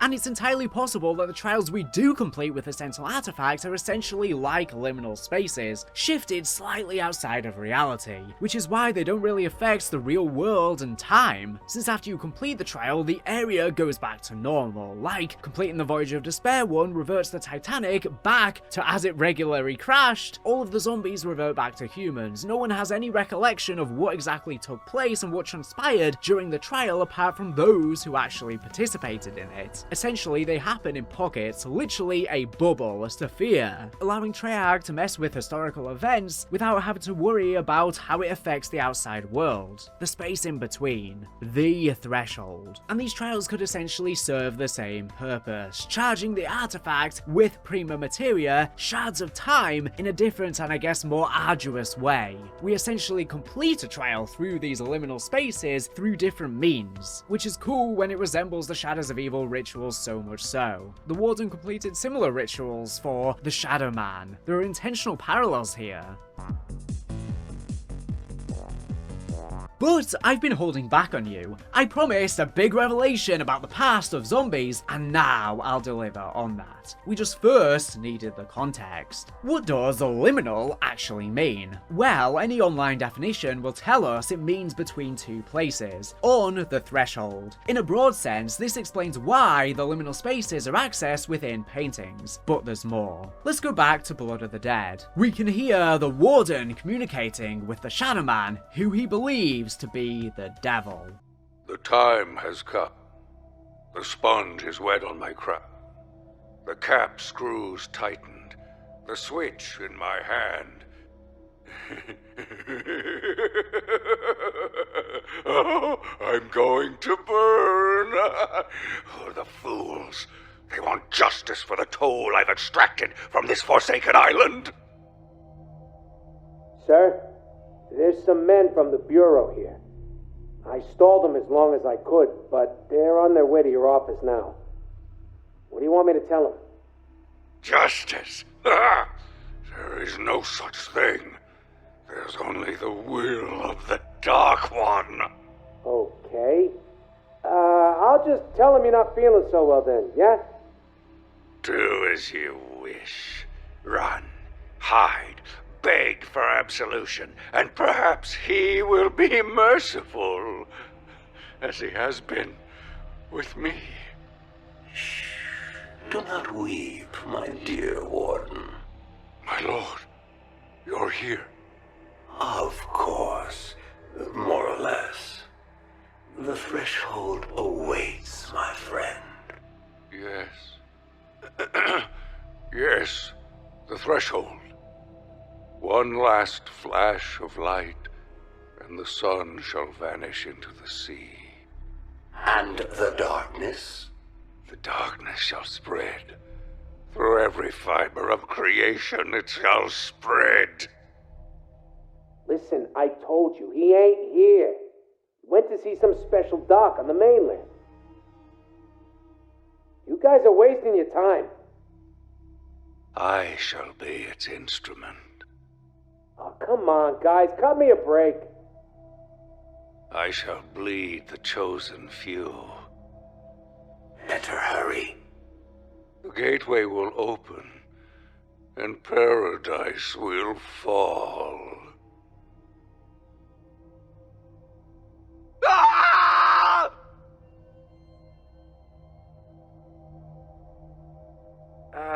Yeah. See there? What'd I tell you? Nobody's home. Nothing here. This is not too dissimilar to Shem and Cortifex's interactions. In fact, many people have said it sounds so alike. Attend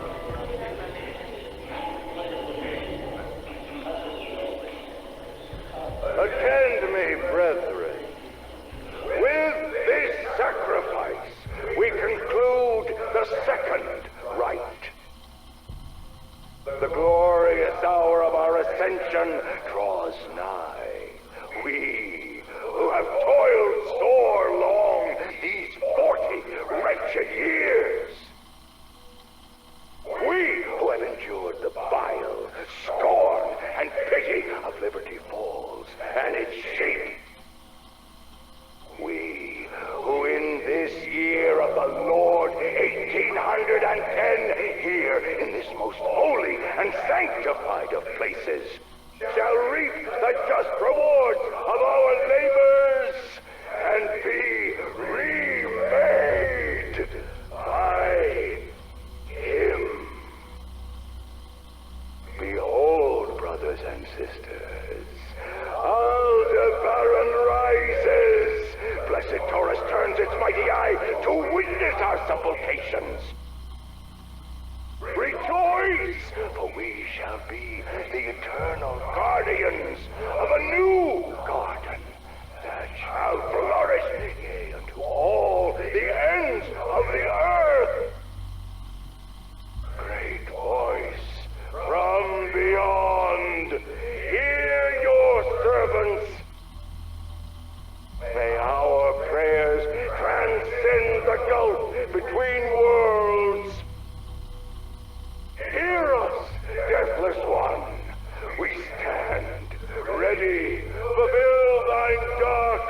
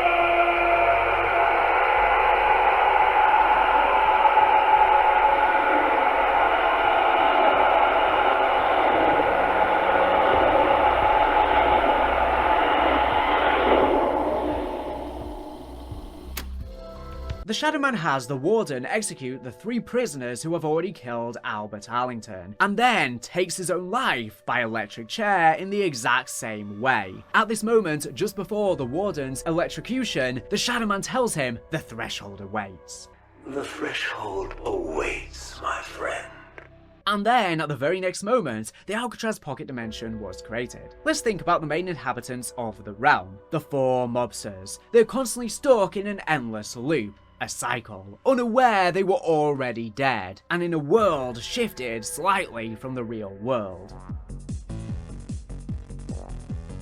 To take things further, we know that every cycle, Primis visits the prison, and yet it seems that the mobsters were none the wiser. What I suggest is that Mob of the Dead is just another liminal space. Now, some of you might be quick to point out, but the Weasel broke the cycle ultimately by the end. Yes, that's true, but only because the Shadow Man intended this to be a loop that would eventually break, in an attempt to try and ensnare Primis. Remember, he is a godlike entity with unparalleled knowledge of souls and the dark ether. He would know exactly how to construct a liminal space to fulfill this purpose. On the other hand, the Liberty Falls liminal spaces were seemingly made by accident. Furthermore, thinking again about the word liminal, with it meaning to be between 2 places, this is exactly what the liminal spaces are, both in the mansion and in the ether storyline. They are between the real world and the dark ether. In fact, to hammer home this point, the entire reason the Shadow Man wanted Primis trapped in the Alcatraz pocket was to harvest their blood, making a permanent tear between the dark ether and the real world through the Alcatraz pocket dimension.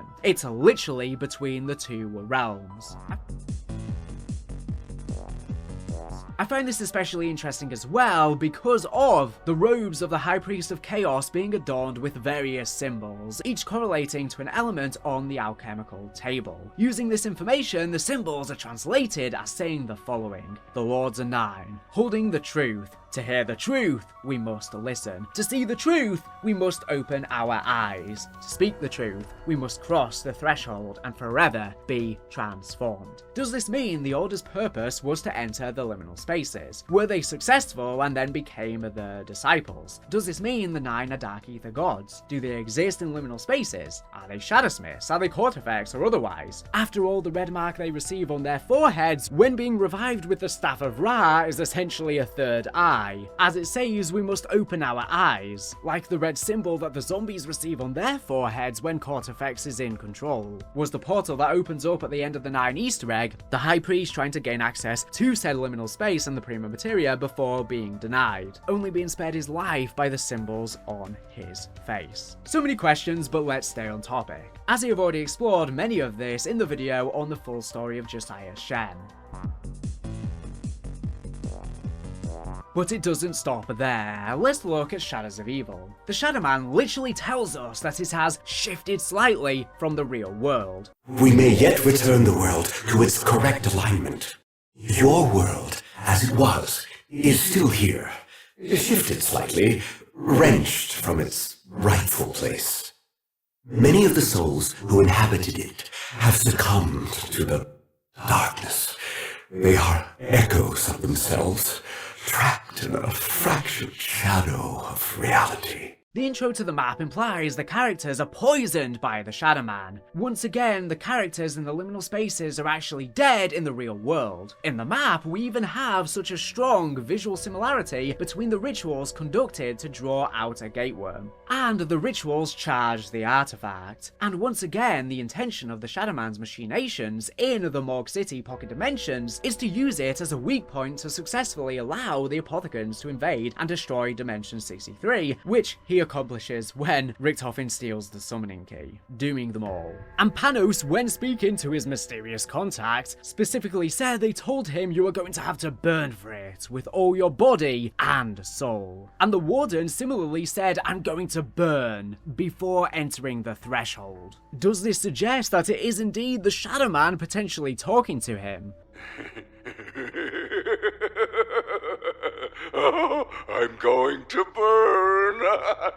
Thinking back, it explains other oddities as well. The strange time travel area of Der Eisendrak, where Dr. Groff has no awareness whatsoever of our presence. Even more directly, the echoes in D Machine. These are likely liminal spaces that exist in End Station that we can't access directly, but can view briefly through the ether scope, explaining why we can't interact with them in the same way of actually entering them like we can in Shattered Veil, since we're only viewing it, not experiencing it. Even Tag der Toten, which has long been a mystery in terms of exactly what it is, makes sense with it being a liminal space. Pablo dies in the real world in the 40s, but the scenery of the lighthouse is how it was exactly in the 1960s, with the crashed ship and Apothecon blood. For years, we have been unable to explain exactly how the pocket dimension was created, and why it was different from how it ought to have looked when Pablo died. And now we have an answer, because space-time was shattered in that location, just like in the mansion. The fact that the liminal space is even so small is consistent, as Pablo physically cannot leave. Every time he tries to leave the island, he is brought back to the lighthouse, stuck in a cycle. It's like the entire world is just the lighthouse and the boat, because it is. That's all that exists within the liminal space, this time inside the moon of Mars, Phobos, as is depicted with the secret Easter egg, as well as in the Light from a Shore music video by Kevin Sherwood. This explains a big point that many people have pointed out in my comment section of my entire zombie storyline video. People are saying, well, how is Pablo dead, but then he just returns on Tag der Toten? Well, it's just like these liminal spaces. He's dead in the real world, but then stuck in a time loop in Tag der Toten. And considering that these different pocket dimensions are liminal between realms, I think this also kind of explains why we see, for example, the Icarus plane from Mob of the Dead fly over Morgue City. This could be because these two different realms are shifted slightly from reality between, but they're slightly overlaying, which is why we're seeing them bleed into each other. We also see Icarus show up on the Giant, on top of the roof. It's even seen flying in the sky on Zetsubo no Shima. I wonder if this is something to do with the fractures and how they exactly function. Whilst they might not be liminal spaces specifically, maybe once again it's the overlaying and stacking of universes as they break and shatter apart. And Alcatraz being the very cycle that causes the overarching cycle, it would make sense that it is flowing through the entire cycle, bleeding into it through these time distortions, because it is literally the lifeblood, literally the blood holding it all together, which is why when Al successfully breaks the cycle, it causes the overarching cycle to break as well. We have this radio from Gray in Black Ops Cold War that I want to play for you now. Well, we're in the thick of it now, aren't we? So far, these breaches have been random, and we've had to scramble to react to their sudden appearance. But if Omega has the tech to control when and where these portals open... Nope, shouldn't even entertain that thought. Maybe it's just down to the region's dimensional fragility and they haven't actually developed the tech to open them willy-nilly. At least not yet. Now, as for this whole conscripted labor thing, forcing people across the threshold to collect crystals and data, that is not okay. Hopefully my device will help us solve that problem, at least in terms of research gathering. More on that later. In this, Gray describes people crossing into the Dark Ether as forcing people across the threshold, meaning that in order to access the Dark Ether itself, you have to go through this middle ground, the space in between. That's what we see when we enter a teleporter, that's what the animations are supposed to represent.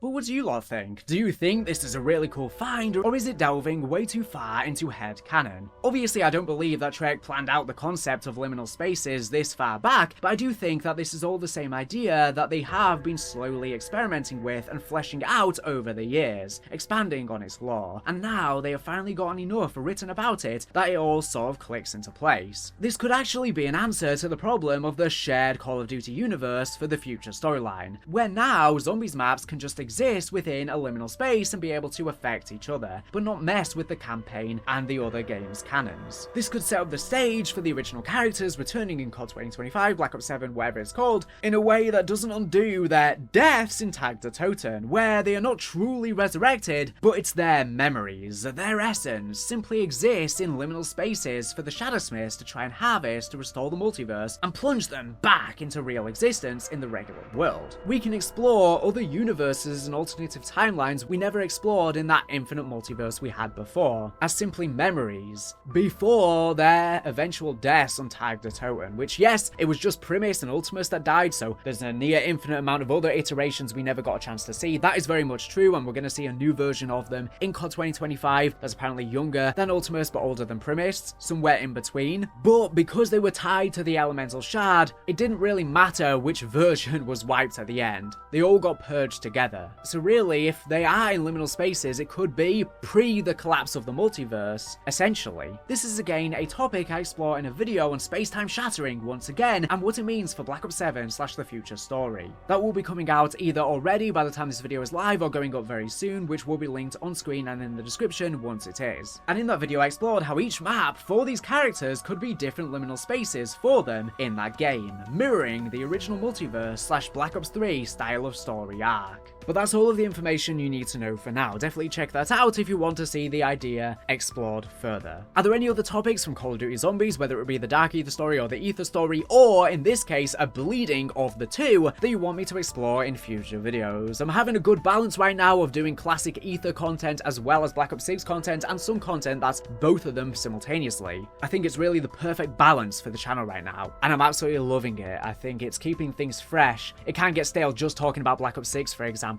and this way I'm talking about all of the different games in some capacity. It's making it a lot less repetitive for me making, and you guys seem to be expressing the same in the comment section. I'm absolutely having a blast. But anyways, thank you for watching the video. Make sure to subscribe if you're not here for the latest and greatest Call of Duty news and information. So anyways, thank you for watching, and bye.